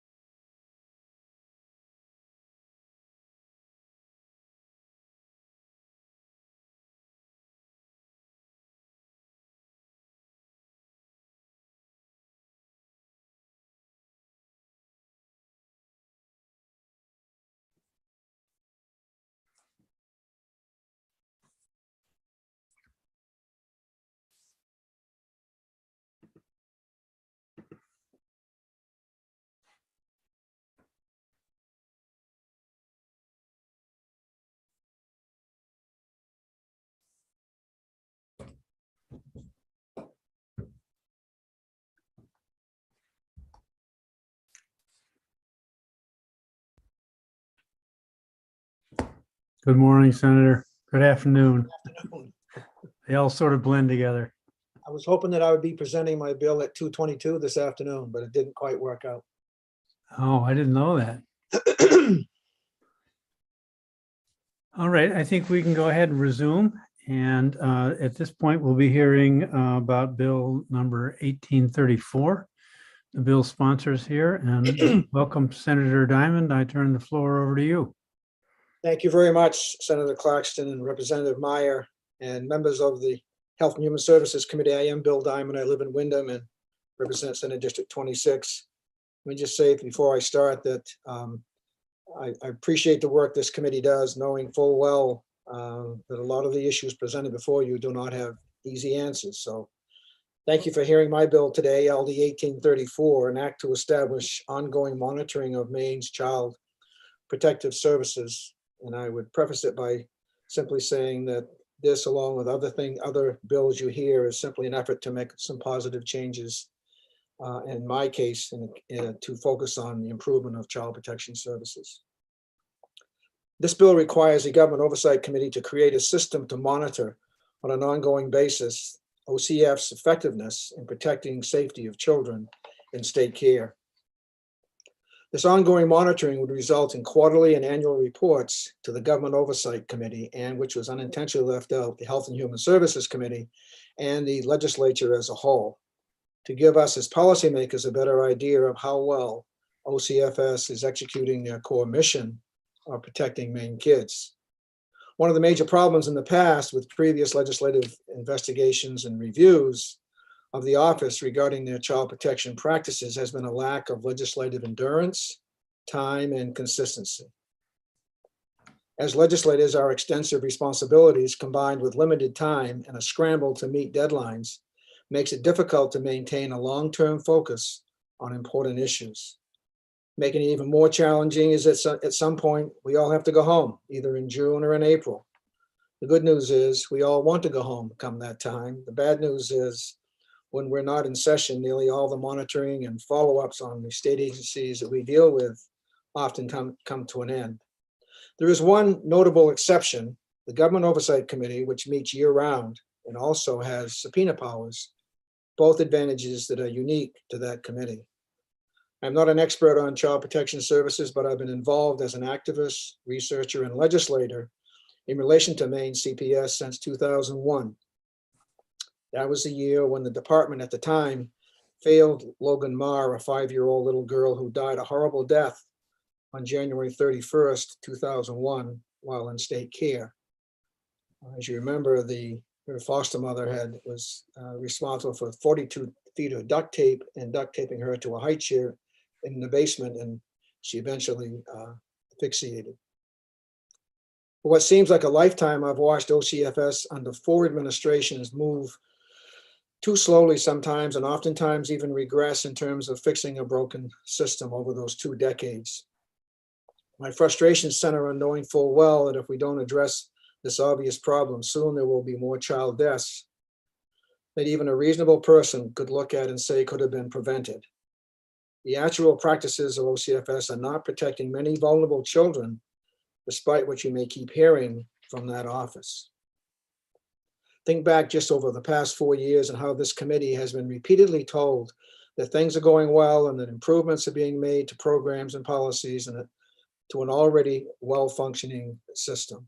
I will tell you that the families and others who have firsthand experience and knowledge of what really happens in their cases at OCFS regarding child protection practices, including some former employees, become extremely frustrated, and it makes their heads explode when they hear the department tell you and others that everything is under control and with a tone of tweaking a few inefficiencies is really all that's needed.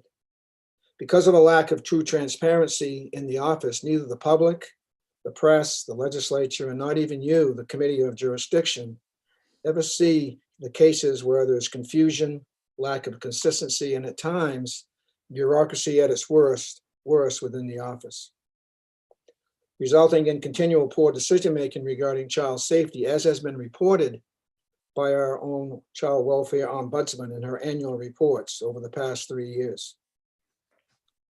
OCFS' basic responsibility of keeping children safe has sadly failed time and again over the years and is still failing today. The evidence couldn't be more clear. We recently learned that in 2021 was a record-breaking year for child deaths, a shocking 25 fatalities reported by the department. For some reason, there was no mention of the 5 additional child homicides that occurred this past summer and fall. So the real number is not 25, it's 30.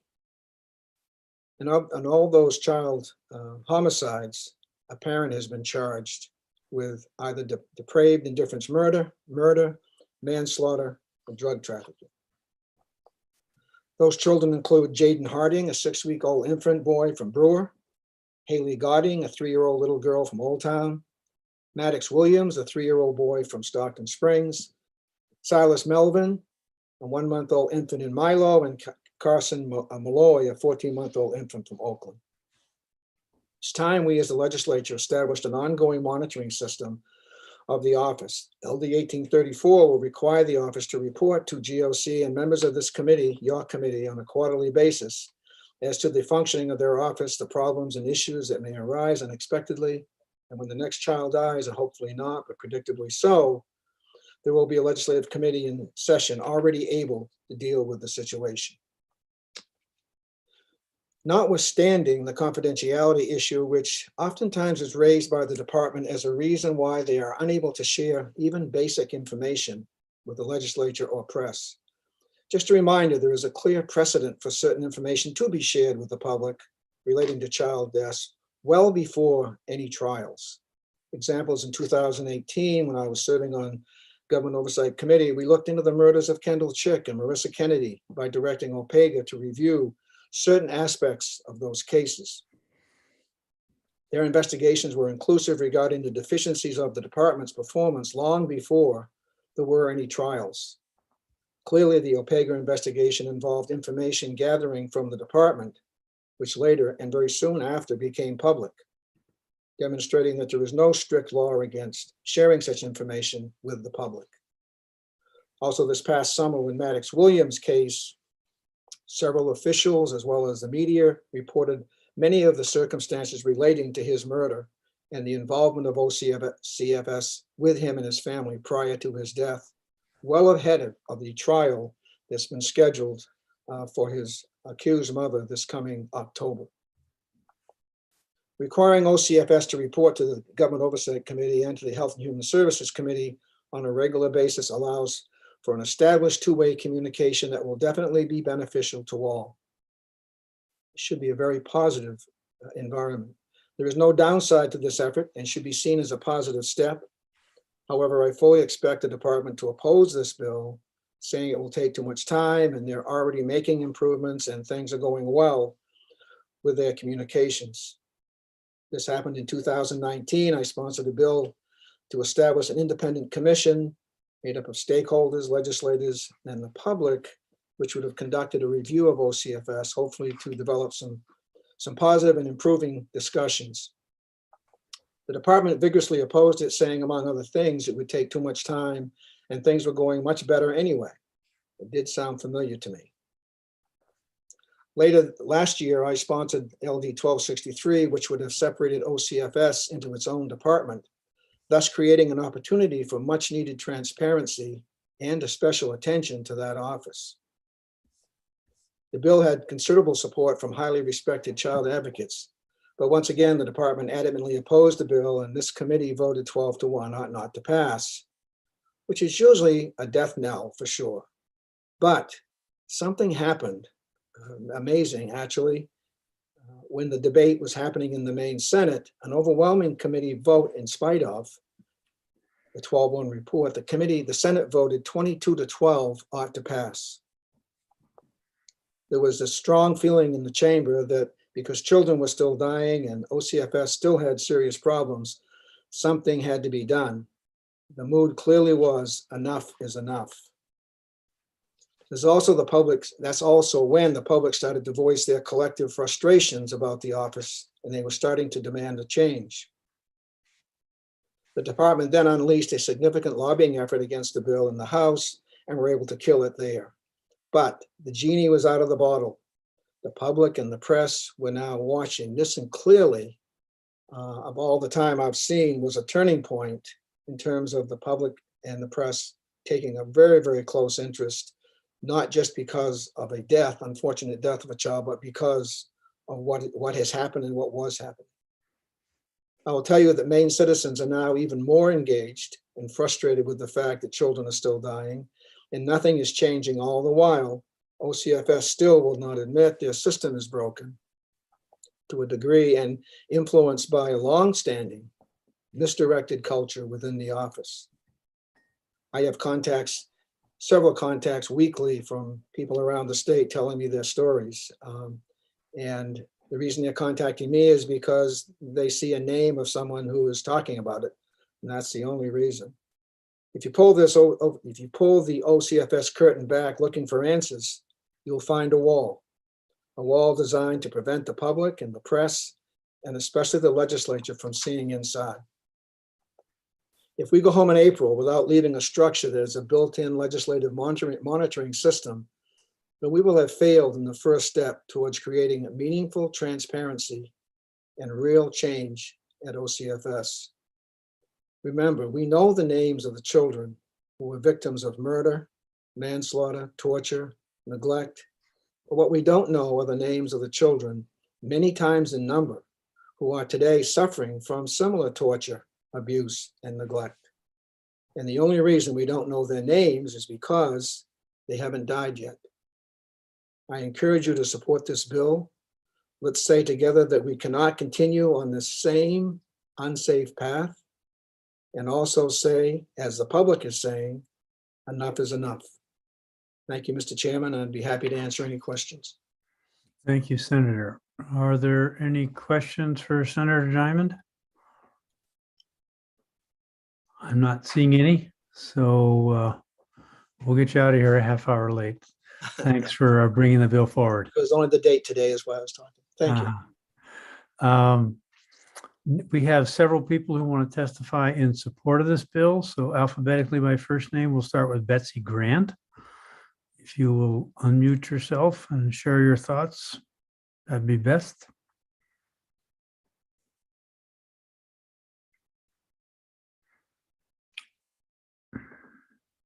Are you there, Betsy? You're still muted.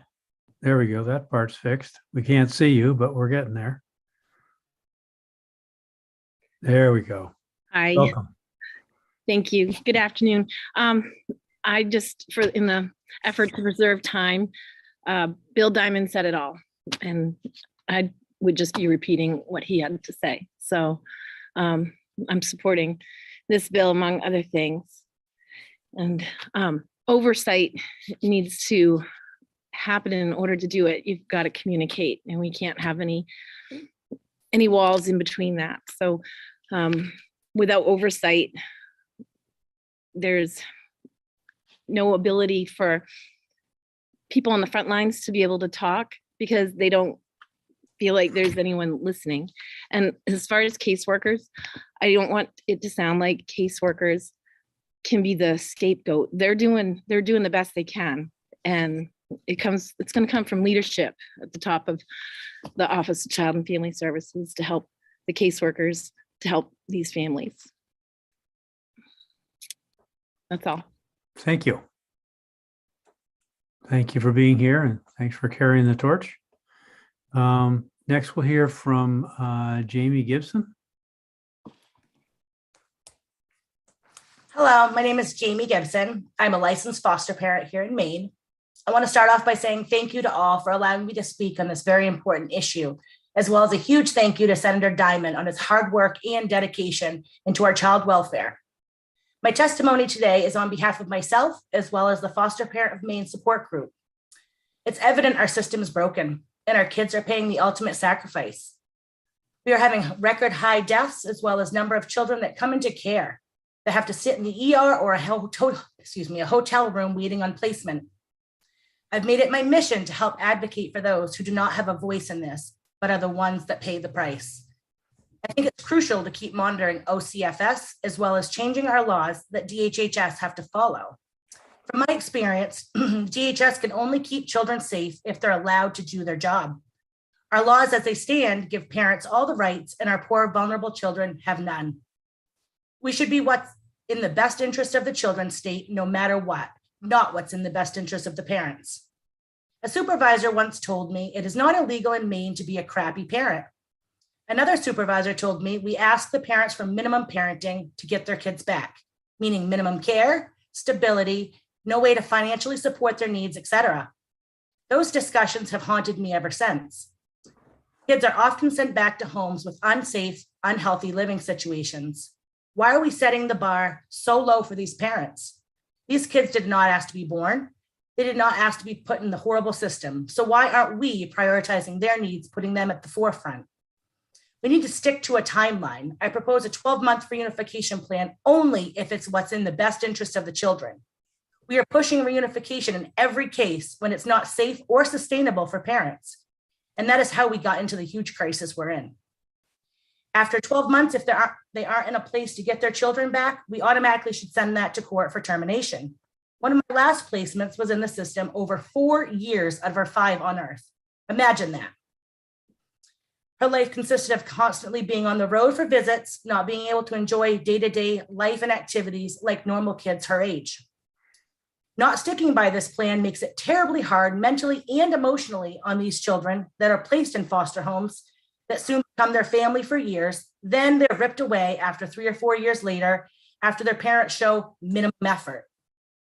These parents are given numerous chances at gaining custody of their children after DHHS involvement and removal in the past. In other states, if children go into care 3 times, it's an automatic termination of parental rights. I believe in hiring more judges to hear backlogs of cases will be very beneficial to our children and their permanency. 30 seconds, Jamie. Mental health resources for our kids in need are little to none. Children in custody should be prioritized for services. We have many children in the ER waiting for psychiatric facility. I am in support of LD 1834 and 393 because the only way we're going to help Maine's children that have no voices are we monitor the child protective services and work together across the board with full transparency and seriously look into our laws and allow these children to be put back into unsafe conditions.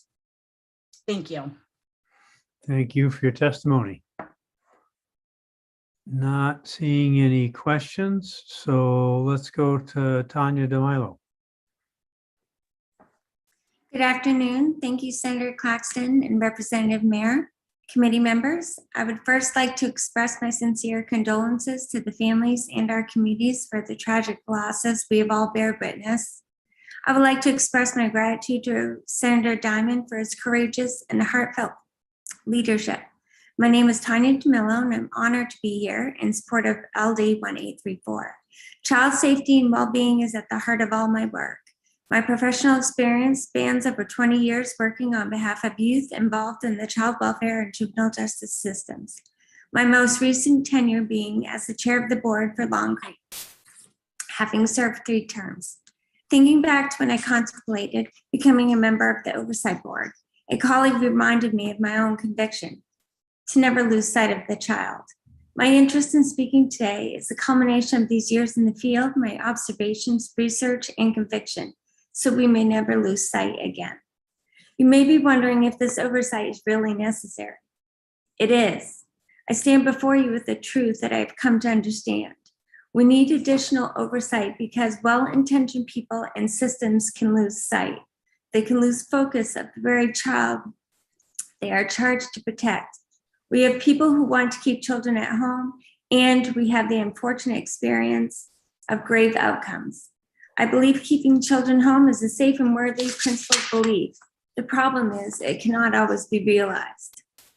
In the wake of such extraordinary child deaths and child murders, I am concerned that OCFS may have lost its focus. Reporting from the Child Ombudsman's Office raised concerns and critical moments of child safety assessments, highlighting potential system failure. OCFS responded by sharing its priority to keep children in their home while describing the foster care system as unsafe. However, we already see the grave outcome of such predetermination. I question the inherent conflict in decision-making during safety assessments if the goal is to keep children home versus understanding the safety needs of a child. If the priority is to keep children in their homes and safe, then the department invests consistently and heavily in prevention programming, ongoing research, and treatment. And when a child must be removed from their home for safety and well-being, the department would invest wholeheartedly in these important systems too. I learned some time ago that oversight can only be as effective as the standards of care. OPEGA recently reported that child welfare federal standards are actually high. So high, in fact, that Maine, along with our surrounding neighbor states, do not meet these standards. This current standing should not give us a pass. Instead, it should give us a pause and compel us to be the first in achieving these standards. How many more tragedies do we need? So if the issue is not the need for higher standards, then I can surmise it's about the lack of effective oversight. This bill will ensure accountability to these federal standards and improve our outcomes. It is the mechanism so we may never lose sight again. This bill not only prioritizes Maine children and families, it signals to our community that our youth, their safety, and their well-being matter. Our children are worthy of such scrutiny. It is not enough to end these senseless deaths. We must also work to nurture a child's whole being so they can develop and grow freely to be who they are meant to be. This governmental oversight committee can be the most effective if the system is inclusive of expertise in pediatrics, both brain and body, and youth champions. I am all in for this bill. I would love to see a team of people come together to establish this system of oversight that are invested in the whole child, their ongoing safety, health, and well-being, so we may never lose sight again. Thank you for your testimony. Are there any questions that are raised? As I look at the list, Tanya, it doesn't look like you've submitted yours or it hasn't gotten to the website yet. So I certainly invite you to submit your written testimony. Yes, I'll take care of that. Let's go to Melanie Blair. Welcome. Hi, thank you, committee members, Senator Claxton, Representative Mayer, for the opportunity to testify. My name is Melanie Blair. I live in Lisbon. I come to you with 25 years as a mother, 15 plus years as an educator in special education, 10 plus years working in behavior programs, and over 7 years as a foster parent. Overall, an advocate for children, regardless of where they are. On Friday the 11th, the legislators' Government Oversight Committee held a public forum regarding the OPEGA report in reference to the state of Maine's child welfare system.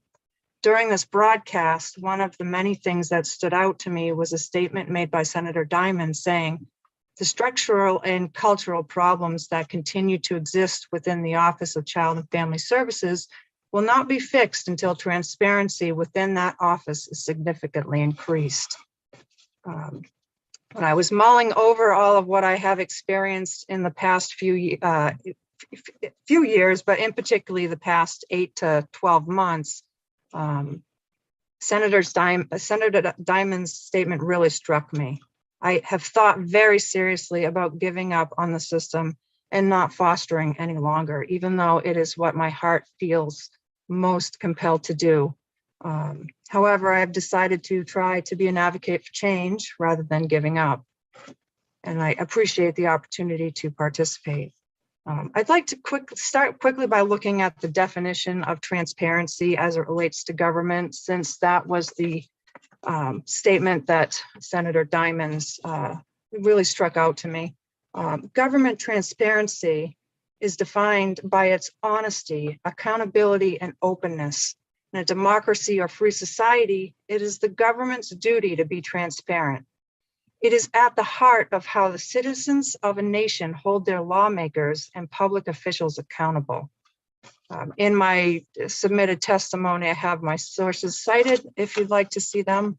But in other words, the department as a whole should strive for the following: to be open and honest, to communicate clearly, provide easy access as appropriate to data, to not hide or withhold relevant information to those who need it, to have a shared understanding and goal, and to welcome feedback from all stakeholders. For example, foster parents. 30 seconds, Melanie. I can assure all members of this committee that this is not happening consistently. And at the risk of sounding unfair and absolute, I will say that this rarely happens. We are, as foster parents and even caseworkers, often not given the information that we need in order to do what's best for these kids. We have, as a family, had several kids in the past few months that have come to us and have been taken out and sent all over to different places where they shouldn't have been, to relatives that were previously not approved to have these children, to kinship placements that were not related, rather they were just a neighbor. We had a child taken that had only known us his entire life, since he was born, and moved. In order to achieve transparency, I truly believe that we need to work together. And I'm trying to get to my last page, but Senator Diamond proposed in his bill to create a working group. And it is my heartfelt desire that the committee would read through my whole testimony, because there's lots more there than what I can share in 3 minutes. But I would really like to encourage the passing of this bill, because we can't do this as a government bureaucracy alone. We need the people, we need relationships, we need to work together as a team. And in order to do that, you have to have part of that team more than just the higher ups in central office, or more than just the program directors in your district branches. It's crucial to be able to have caseworkers and foster parents' voices heard, because we're the ones that are working with these kids every day. And we build relationships over years to work with them and try to meet their needs. Whether that's going home or finding a permanency solution for them that is not going home. To leave out the frontline workers is doing a grave misjustice to them. And I would love to see that change, and for everybody to be able to come together and work as a team.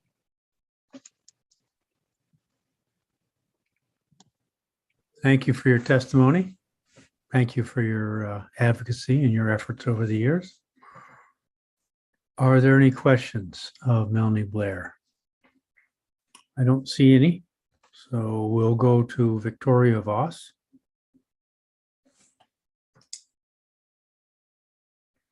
If you care to unmute, thank you. We can probably hear you now, but we can't see you. If that's important to you. Just trying to figure out how to fix that. There should be a little on the lower left-hand corner where it says stop video. Next to that's a caret. If you click, there we go. Welcome.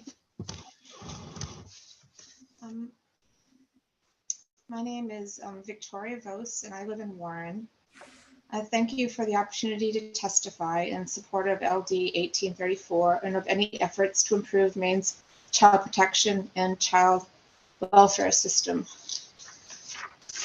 You're probably familiar with my grandson, Maddox, who took his last breath on June 20th, 2021.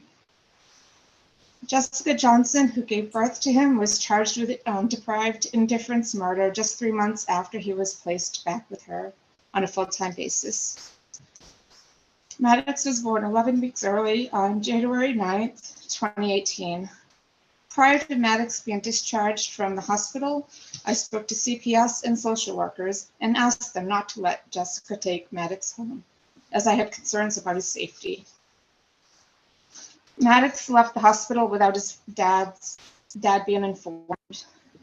Around March 22nd, 2018, Jessica notified my son that something happened and she was going to lose her kids, but didn't give any details.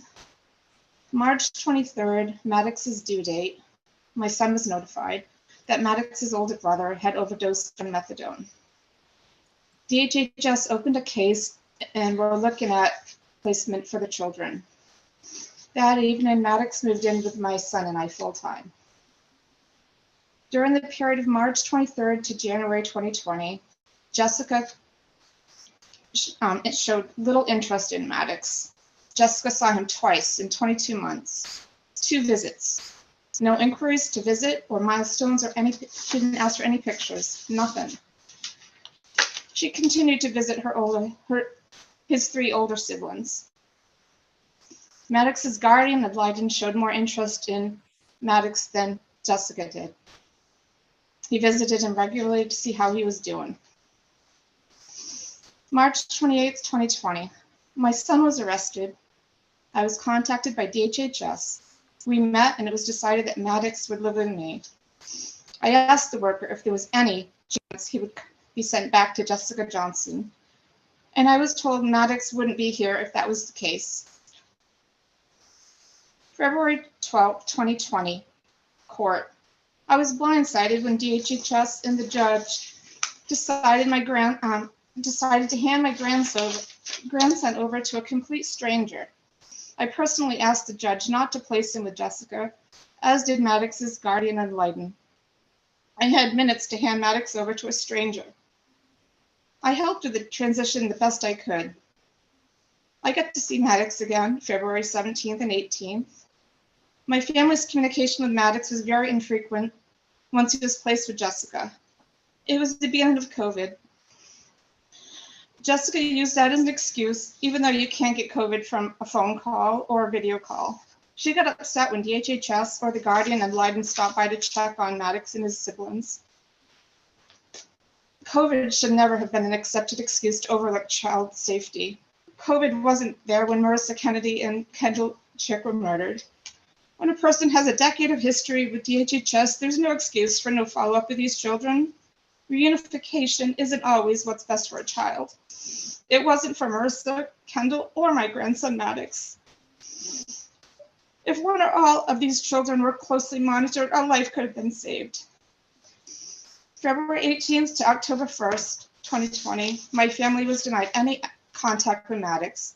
Through a court order, my son got Maddox 50-50, which began October 2nd. We saw Maddox every other week until Jessica stopped abiding by that court order and denied letting any of us see Maddox again. Her excuse was COVID.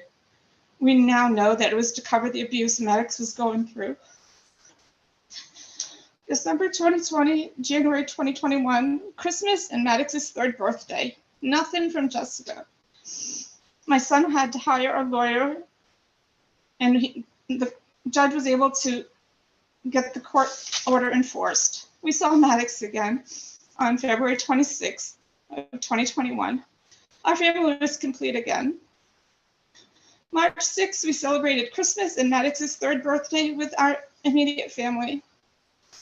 March 7th was the last day I saw my grandson alive when I left to start a new job at 5:55 a.m. My son was arrested. A couple hours later, and DHHS was contacted. My daughter Michaela picked Maddox up at the neighbor's house. CPS contacted her and came to meet her and assess the situation. After several hours in phone calls and discussions with Jessica Johnson, my daughter's Michaela was awarded temporary kinship of Maddox on her brother's days. The next day, she brought Maddox to daycare where she works. Around 3:30 p.m., CPS called and told her Jessica wanted Maddox despite the kinship agreement made the day before, and she had to legally release Maddox to Jessica care. March 8th at 4:34 p.m. was the last time my daughter saw Maddox alive. My family experience with DHHS shows that more oversight is desperately needed. It is for the reason that I ask you to support LD 1834 and any bills that will prevent future tragedies like what happened to my grandson Maddox. Thank you. Thank you, Ms. Voss. I feel like I want to say something, but there's nothing I could say that would be adequate. So thank you for bringing your story and sharing it. I'm sorry you had to live through it. and continue to live through it.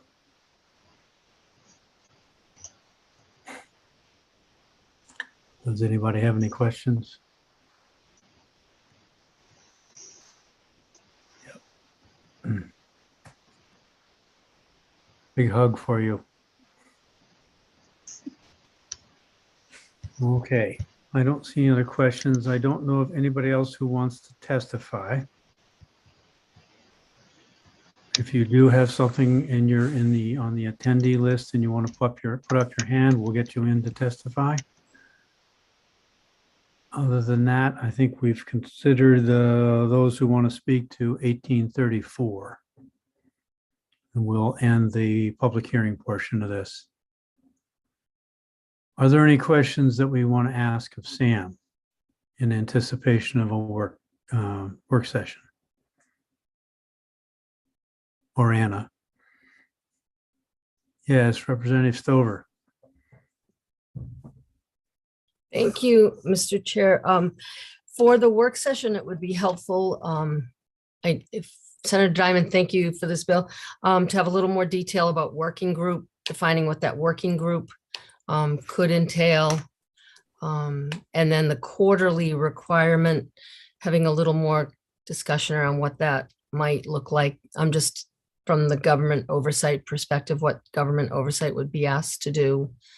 But in the summary, it mentions having a working group, but who would be the membership, or would that be left to government oversight to determine? So just some more conversation about that, please. Thank you. Thank you. Representative Craven. Thank you, Mr. Chair. I'd like to know if there's any kind of oversight like this that goes on in other states and how it works, how the structure of it is how it's structured. So to be more specific, Representative Craven, you're talking about a governmental oversight or? Well, any that's set up to have oversight over child protective services, and it doesn't have to be. It doesn't have to look like our government oversight committee. But if there are any other kinds of configurations that do this kind of work, that give you enough to go on, Anna. Okay, Representative Perry. Yeah, thank you. I'd like a little bit more information about the work of the guardian ad litem, and also really because this is also a court issue as well, and how they affect results and decisions within the court system. Okay, thank you. Are there other questions? I don't see any, so I think that'll conclude. Thank you again, Senator Diamond, for bringing this bill forward. Thank you all for your time. For a lot of years of work on your part too. All right, I think that leaves LD 1850 to be heard. So we'll get Representative Hymanson into the panelist. And we'll hear what she wants to bring to us.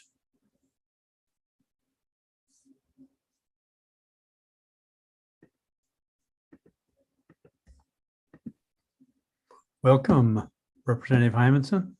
Thank you. Thank you. I've been with you all afternoon, silently watching, hearing.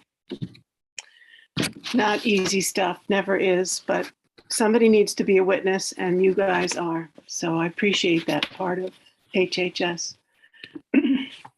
Senator Claxton, Representative Meyer, and the hardworking, honorable Health and Human Services Committee. I'm Patty Hymanson, representing House District 4, parts of York, Wells, Sanford, and all of Ogunquit. I'm here to introduce LD 1850, an act to ensure the continuation of services to Maine children and families through the Alternative Response Program. I'm offering an amendment that replaces ARP with intensive care coordination using the high fidelity wraparound. The amendment's been developed and shared with interested parties and will be the focus of this public hearing. You might recall that through the budget's last session, the contracts for the ARP were extended, so there would be more overlap between the ARP and the programs funded by Families First, largely because workforce shortages left the new programs potentially lacking critical staff. Taking a tool, the ARP, out of the toolbox when the contracts expired in December did not seem right during the stressful time for families at risk for child neglect and abuse. The contracts now expire in July 2022, but there have been staffing problems there too, and some have folded. In December 2021, when I put in this bill, the community service providers were expressing concern that the Families First menu of programs did not have the community case management that stands in the heart of getting kids out of the at-risk category, truly preventing harm. What came out of these discussions and listening to the recent terrific hearings this committee has had on child welfare, and I have attended, is to reconsider the alternative response program and instead consider funding intensive care coordination using high fidelity wraparound. I offer this change as an amendment to LD 1850. High fidelity wraparound would be the community program for families that have an allegation of abusive neglect, with referrals coming from caseworkers at any point in the investigative process. To be clearer, this program will continue to provide the intensive community-based care coordination component that is currently provided to families through ARP contracts, while caseworkers assume responsibility for the investigation process. Caseworkers can refer a family to this service to help with coordinating resources for their family when an allegation of abuse or neglect is made during an investigation or as an investigation is ending. You will hear about this program from those who follow me. High fidelity wraparound is recently funded from the 10% FMAP bump to be piloted for a different group of at-risk youth and their families. And perhaps DHHS can speak to that use and why that program was chosen. Stabilizing families who are at risk for neglect and abuse of their children is critical for prevention. Prevention after concerns have arisen can best be done in the community, where people not part of DHHS or OCFS can show up, witness and connect families with the exact services they need to mend. Someone who earns the trust of the family, helps them set and achieve goals, and connects them with community services can help those families stabilize before neglect and abuse escalates. This type of program that combines mentorship, coordination of treatments for every family member, skills development, and natural supports can help prevent the tragedies we just heard about. Following me, you will hear from community service providers and Mainers who have a deep understanding of the challenges within families whose lives have been touched by crisis. The intensive care coordination using high fidelity wraparound has the promise of preventing bad things from happening to children, so we can all hear more success stories. And there are many success stories. Thank you for your consideration. I'm happy to answer questions as I'm able. Thank you for bringing this forward. I see a question from Representative Madigan. Thank you, Mr. Chair. Thank you, Representative Hymanson, for bringing this forward. I was interested in this bill, and then you mentioned high fidelity wrap, and like now I'm like, I'm just agog. But so high fidelity wraparound was something that we used to have in the state of Maine over 10 years ago or so, and it is an evidence-based practice. At the time, we used it for children with a behavioral health disorder. Is there, and I'm going to ask you a question, and perhaps the folks coming after you can best answer, but is there a specialized tract or kind of now more evidence to indicate that high fidelity wrap is evidence-based for families involved with the child welfare system? I'll let my the people who know the program answer that question, but thank you for teeing that up. Yeah, no, I can't wait to hear about it. I have lots of questions, and I'm super excited. Thank you. Great. All right, any other questions? I don't see any Representative Hymanson, so thanks for being here. Thank you. And we'll hear from some of the folks in support, beginning and ending with Deborah Dunlap, who's going to channel a couple different people at least. So we'll turn the mic over to you. Thank you, Senator Claxton. Actually, one of the people I was going to channel, I think, is here. So, you may hear from me less. Good afternoon, Senator Claxton, Representative Meyer, members of the committee. My name is Deborah Dunlap, and I'm a founding member of the Maine Child Welfare Action Network. I'm submitting testimony today on behalf of the network in favor of LD 1850, and will speak to the proposed amendment rather than the original bill, as Representative Hymanson has laid out. The amendment strikes the Alternative Response Program and replaces it with ongoing funding for intensive care coordination using high-fidelity wraparound services. And again, these would be provided to families that remain intact but are involved in a child protective investigation. As Representative Hymanson has shared, many of the community providers in our network have been concerned about the process for ending the Alternative Response Program. This program has provided two distinct services: one, investigation and assessment of low to moderate reports of child abuse and neglect, and two, intensive case management services for parents to help them plan for the safety and well-being of their children. The network is fully in support of the department taking back responsibility for investigation and assessment of reports of child abuse and neglect.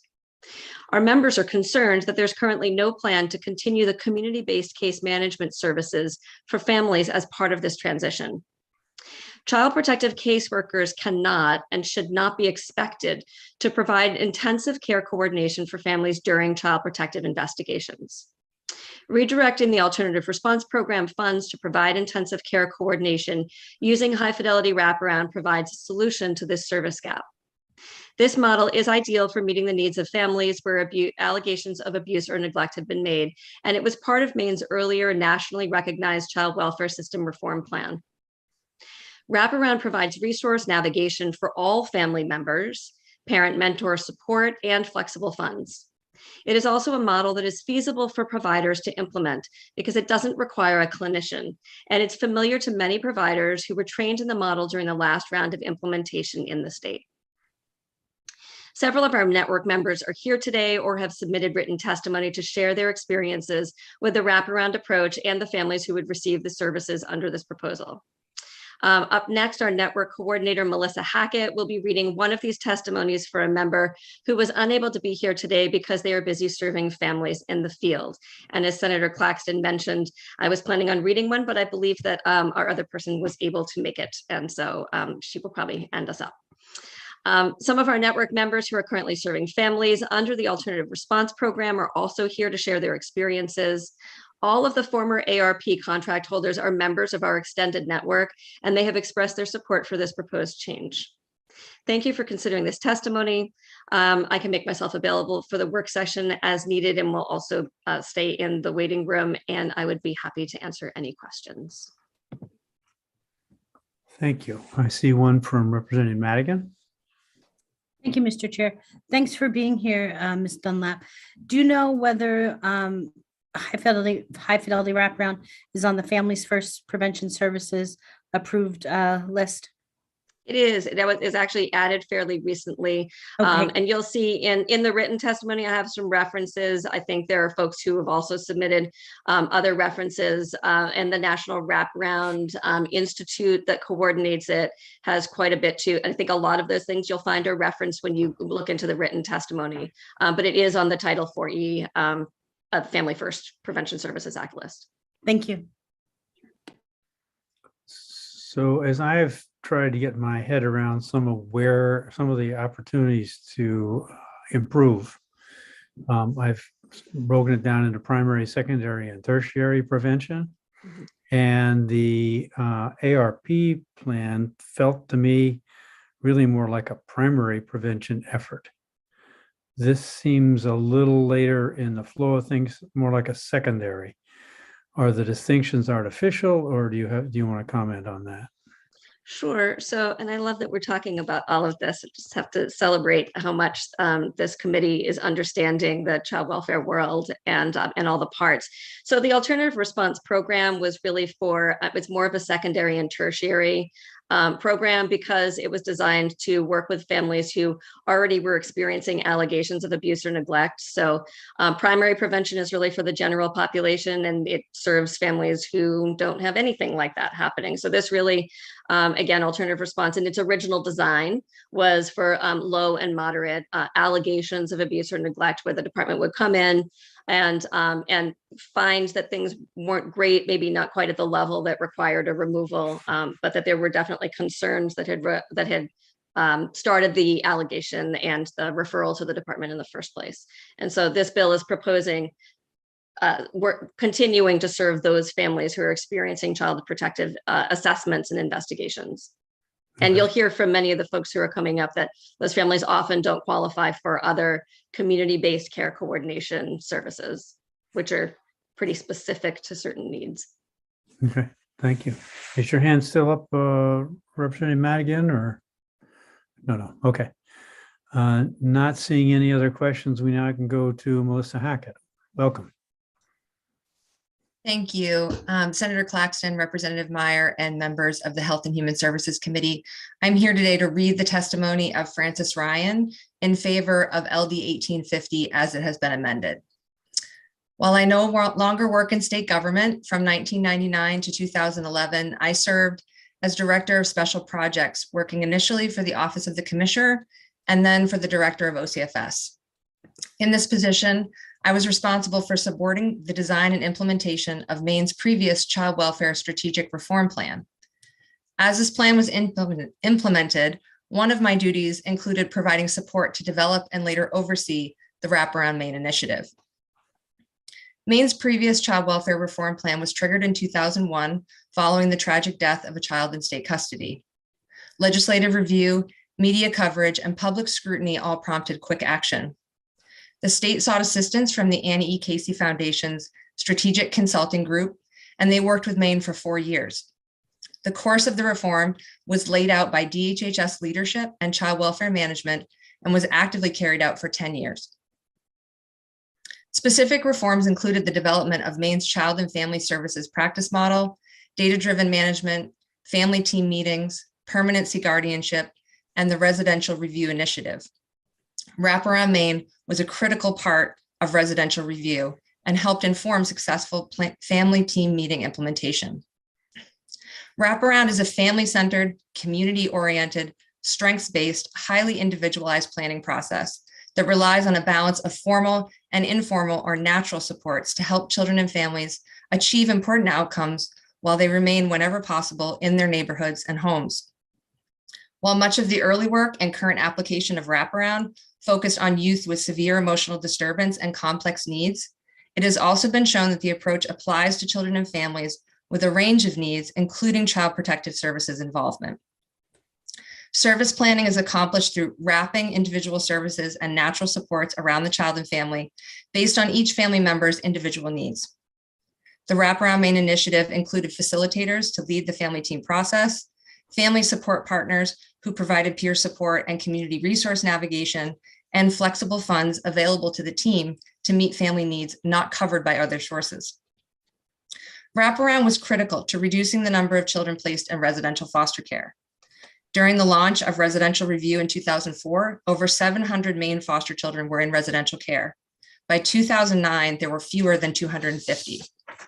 These dramatic results made Maine a national leader in the movement to place children in families and communities instead of institutions, and our state continues to lead with one of the lowest rates of institutional care in the country. Community-based service initiatives, including Wraparound Maine, were critical to the success of the previous Child Welfare Reform Plan. As Maine focuses resources on a new set of reforms, it will be essential to include funding once again for whole family approaches that focus on keeping children safely in their homes and build natural connections to community and supports. Continuing to fund the intensive care coordination services that were previously provided through the ARP program using a high fidelity wraparound model is a good step in the right direction. Thank you. And just to be clear, that's testimony that Francis, Ryan. Francis Ryan would have offered had she been able to be here. Yes, and I believe she has submitted it as well. She has. I just want to make sure I matched up who you were this afternoon with who she is. Yes, Okay. thank you, Senator. All right. Yes, Representative Craven has a question. Thank you, Mr. Chair. Thank you for your testimony. As I understand it, a lot of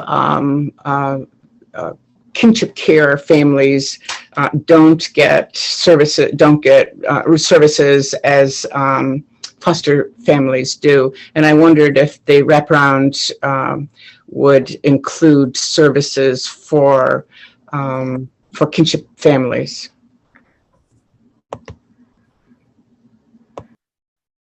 I would want to follow up on that, Representative Craven. I believe this is for families during the investigation process. So not sure if that would apply for kinship families with children in their custody, but I'm happy to follow up on that question. Thank you. Very good. Any other questions? Not seeing any. Thank you for being here. We can go to Lori Pelletier. Good afternoon, Senator Claxton, Representative Mayor, and members of the Joint Standing Committee on Health and Human Services. My name is Lori Pelletier. I'm a social worker here in Maine and a roster guardian ad litem. My career in child welfare began in 1998, and I have a great appreciation for the work done by the social workers at DHHS. I also hold much compassion and an understanding of the needs in children and families that require the attention of this state entity. Currently, I'm the Alternative Response Program Manager at Community Care, a behavioral health provider with offices in many Maine communities. My testimony today is related to and in support of LD 1850, a bill that, if passed, would provide a much needed safety net to the families and children of Maine at risk of experiencing child abuse and neglect or experiencing child abuse and neglect.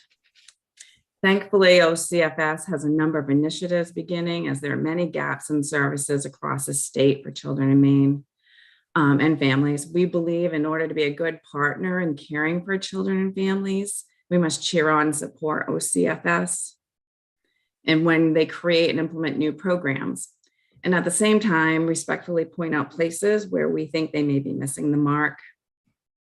I'm advocating for a wraparound service that ensures resources are in place and parents are following a safe plan while trained staff keep an eye out for concerns related to the original allegation of child abuse. It is my opinion that this specific service is what is missing from OCFS's current plan and will be a gap once ARP services close within the state. The initiatives appear to target those children and families at high risk of child abuse and neglect with imminent risk of entering the state's custody by providing intense programming to those identified groups. Of concern, however, are the many children and families who will not be referred to these programs, but have been identified by DHHS as experiencing or being at risk of child abuse and neglect. The department plans to make referrals for these families and children to community resources and then close the family's case within 35 days. Under the model, these families will not receive additional support as they independently navigate the social service system, the medical system, and the judicial legal systems. A daunting task for those individuals under stress and without professional support. Connecting families to social services and maintaining teams of providers requires diligence, knowledge of complex social service systems, quite a bit of jargon, and staying atop of the ever-changing landscape of services provided within the 30 state. seconds, Lori. Thank you. I'm in support of LD 1850 because it's an initiative that is specific to increasing child safety throughout the state. Thank you. Thank you for your testimony. Does anybody have any questions? Nope, I don't see any. So let's go to Stephanie Cater.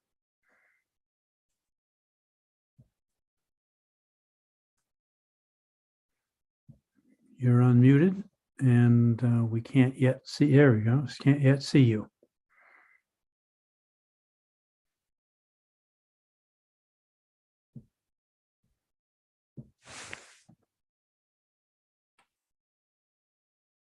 If we can't see you, but that's okay if you just want to go ahead and testify. Stephanie?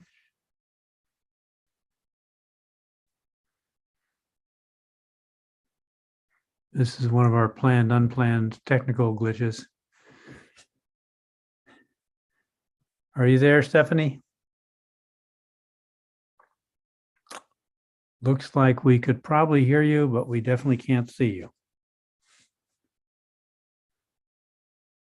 All right, I'll let her work on things and maybe log back in, but let's go to Mallory Shaughnessy. Thank you, Senator Claxton. Can you hear me okay? I've also Yeah. been having technical difficulties today. Thank you.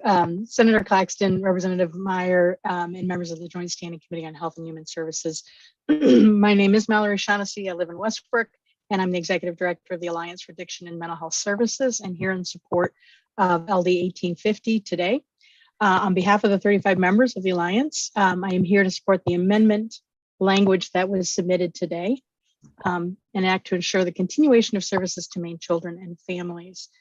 It's my understanding that the amendment proposed today uses funding currently provided for the Alternative Response Program Services Contract to provide for this intensive care coordination using the high fidelity wraparound program that you've been talking about for families that remain intact but are involved in child protective investigation. Many of the members of the Alliance have been community providers of the Alternative Response Program for years. This program has historically provided two very distinct services.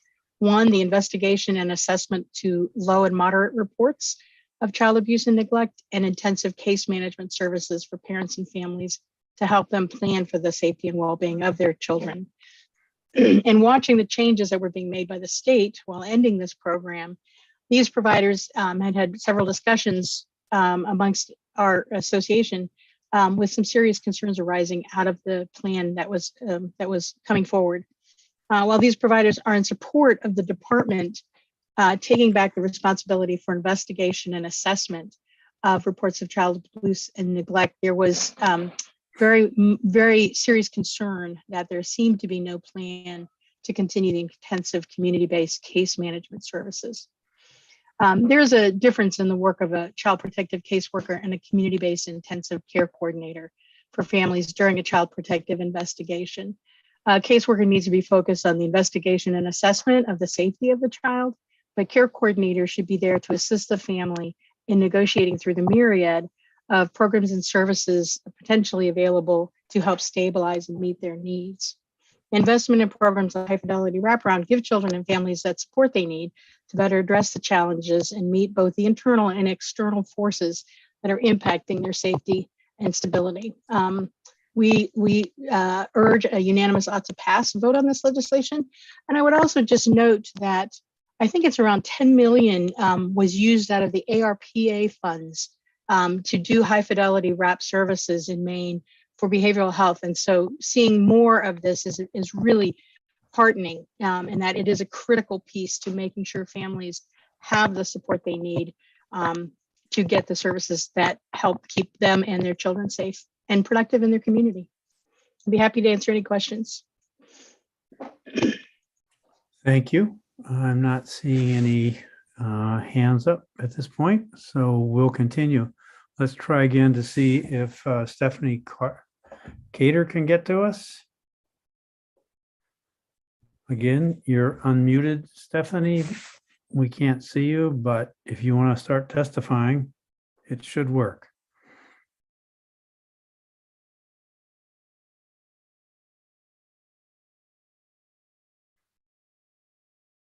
There's a start. There we go. That's better.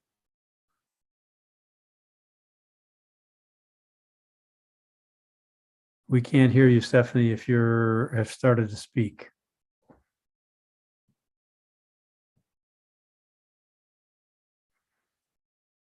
Okay. We've been joined by Representative Javner. Would you care to introduce yourself, Representative? Thank you, Senator Claxton. My name is Kathy Javner, and I represent House District 141, which is located in Penobscot and Washington counties. Very good. We'll try once more with Stephanie. Are you there?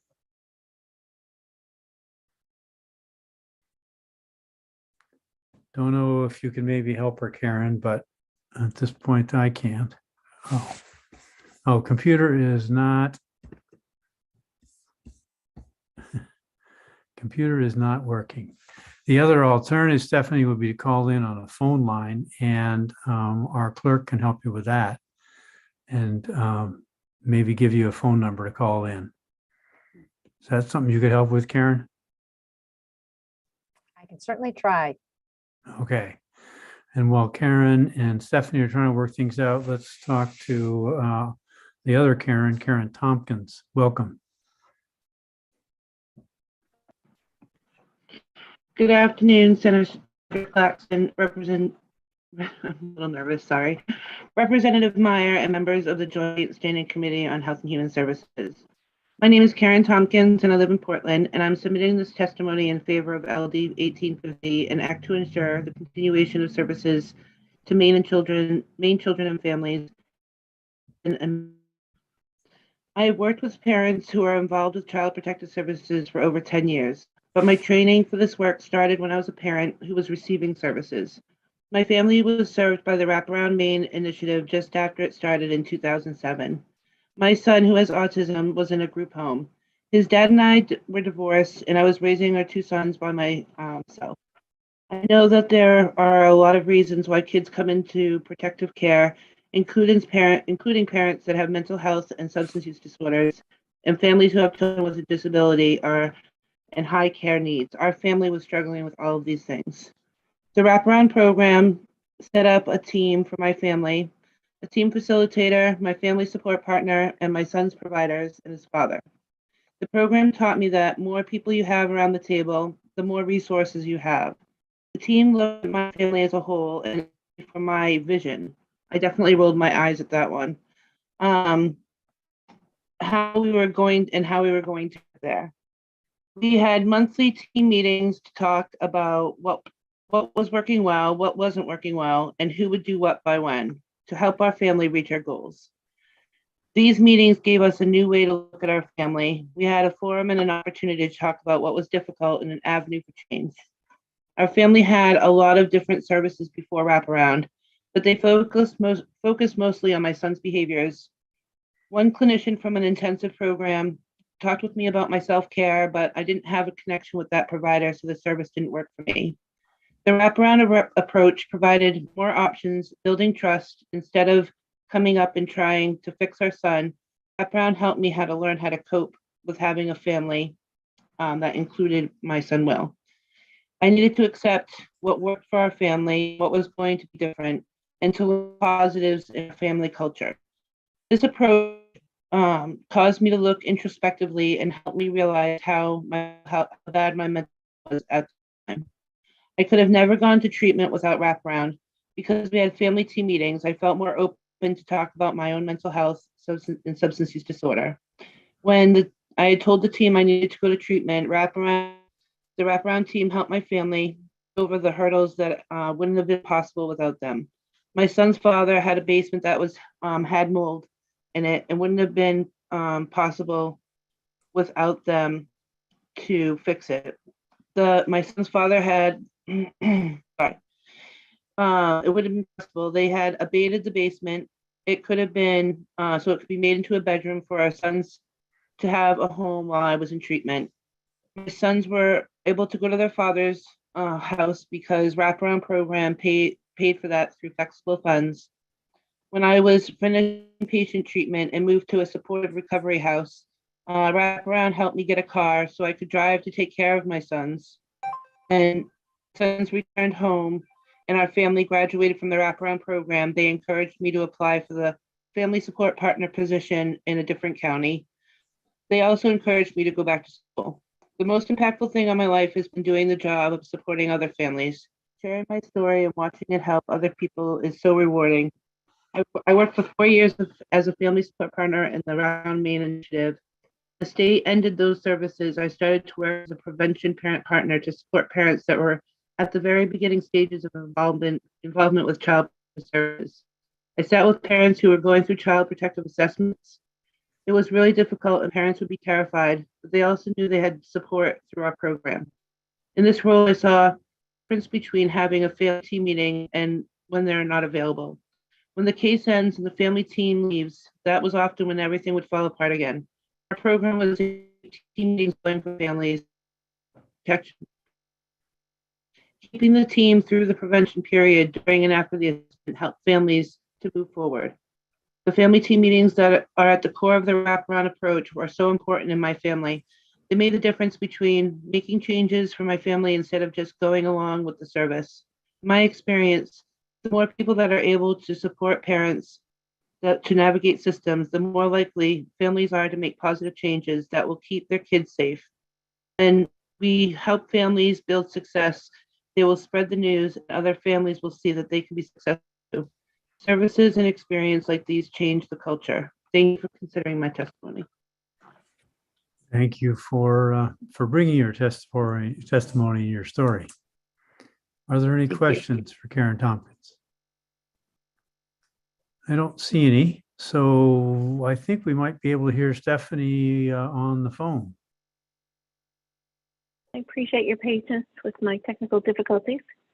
We regularly have these, but go ahead. Dear Senator Claxton, Representative Mayor, and distinguished members of the Health and Human Services Committee. My name is Stephanie Cater. I am the program supervisor for the Alternative Program Response Program at Kids Feast. I am submitting my testimony today in favor of LD 1850 as it has been amended. Kids Feast was awarded the ARP contract in 2014 and is currently continuing to provide ARP services in Cumberland, Saginaw, and Lincoln counties. Since 2014, Kids Feast Alternative Response Program has provided case management services for over 2,000 families. Families that are referred to ARP for assessment when a report of child abuse and neglect is made to the Department of Health and Human Services and the report is deemed low to moderate severity. Examples of concerns in an ARP referral may include neglect due to ongoing housing needs, medical neglect, educational neglect such as truancy, ongoing parental conflicts, unmet mental health needs of adults, teens, and children, emotional abuse, as well as incidents of child abuse, physical abuse. When a family accepts ARP services, this opens the door for families to receive intensive case management. ARP has the unique ability to provide case management services to parents and the children, regardless of insurance or income. Currently, we are working with a family that has been faced with many challenges, including truancy, possible eviction, and unmet mental health needs around a teen with an eating disorder. The parent in the family is unfamiliar with the mental health services in Maine and is overwhelmed with getting the daughter to school consistently. She and her children have private insurance, which excludes the family from accessing targeted case management for the children. And the ARP case manager can provide both the adult case management services for housing, advocating for at the school, as well as case management for the teen needing mental health services. This is a need for many families in many communities that will no longer be served as ARP closes on June 30th, 2022. LD 1850 would offer dedicated funding for intensive care coordination using the high fidelity wraparound services, and those services should include flexible funds to provide economic support where gaps exist in supporting services. I ask you to consider this bill, and I would be happy to answer any questions at this time. Thank you for hanging in there and getting your testimony to us. Thank you. So again, I don't see any questions. And if you'd like, and I'll offer you the same invitation, Stephanie, that I've offered others, since I don't see a submitted testimony, you're welcome to send that in. And Karen that helped you work this out can help you get that onto our website. Perfect. Thank you. All right. I don't see any questions. As far as and I'll come back to Deborah Dunlap. Were you going to channel somebody else before we finish the pros? I was going to channel Karen, but she was able to be here herself, so I think we're good. Great. Okay. All right. So I don't know of anybody else who wants to testify in favor. If we've missed you and you'd like to do that, please put your hand up if you're an attendee. If there's anybody out there who would like to testify against LD 1850, then would you put your hand up? And then the last invitation is for somebody who's neither for nor against. And I'm not seeing any hands go up. So I think that's going to conclude our hearing on LD 1850. And before we leave that, let's go and see if there's any questions to direct to Anna. Would you like for the work session? Representative Perry. Thank you. Having been a part of all of the work that was done and to many Annie E. Casey meetings that we had when we were bringing things forward after the Logan Marr incident, I don't know if we can get a history or whatever, because when I finally left the legislature, I was very proud of what we were doing. The results were really showing. Over that period of time, in the last 12 years, what have we lost? And I'd sort of like to know what we had and what we've lost. And I don't know if there is a way to find that out, because we're plugging in so many things that I think we've lost. But I really would like to have a real good sense of what was working so well that we lost. I don't know if there's a way to find that out. I appreciate that question because I have a question that mirrors that a little bit. And in the continuum from healthy family to somebody for whom placement is made, where are the various resources inserted in the primary, secondary, and tertiary cycle to help us know where the gaps are? Do we have, I'm a very visual person, I admit it. We had that multicolored page that had a lot of colors on it. How is that coordinated? What are we doing to bring that all together? How do we get it to the right people? Those are the questions that I have as we try and address these issues and opportunities. Yes, Representative Madigan. I was going to say, I think what both you and Representative Perry are asking is, at least some of it is kind of what is the history with this program and how it was plugged in.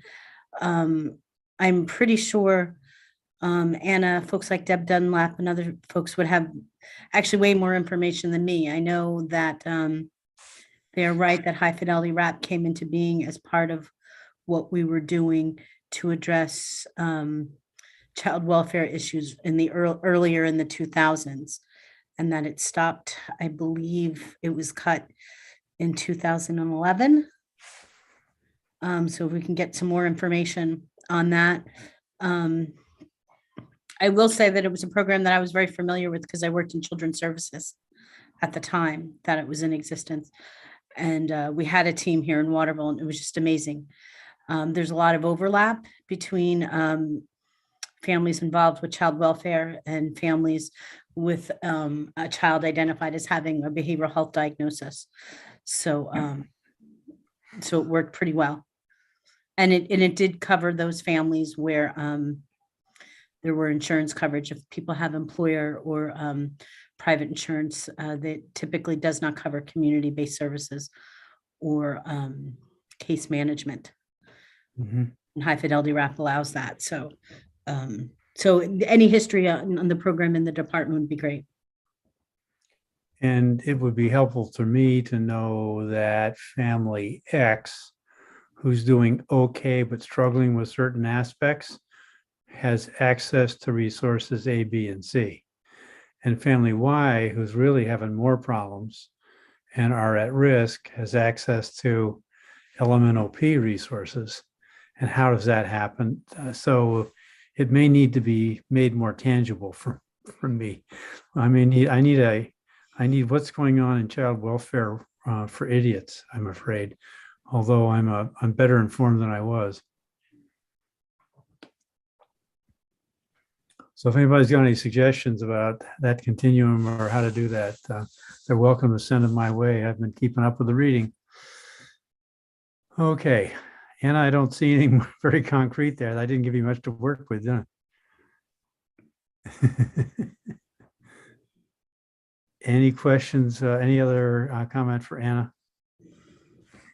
I don't see any, so that'll conclude the public hearing portion of our consideration of LD 1850. Thank you, Representative Hymanson, for your amendment and your refocusing of this bill.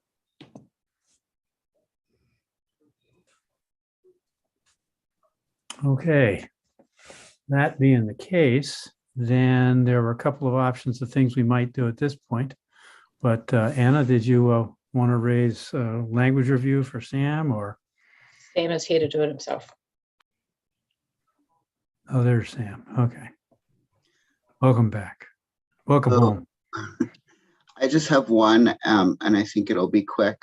I know that you're all probably very tired at this point, so let me do that. I'm going to share the screen.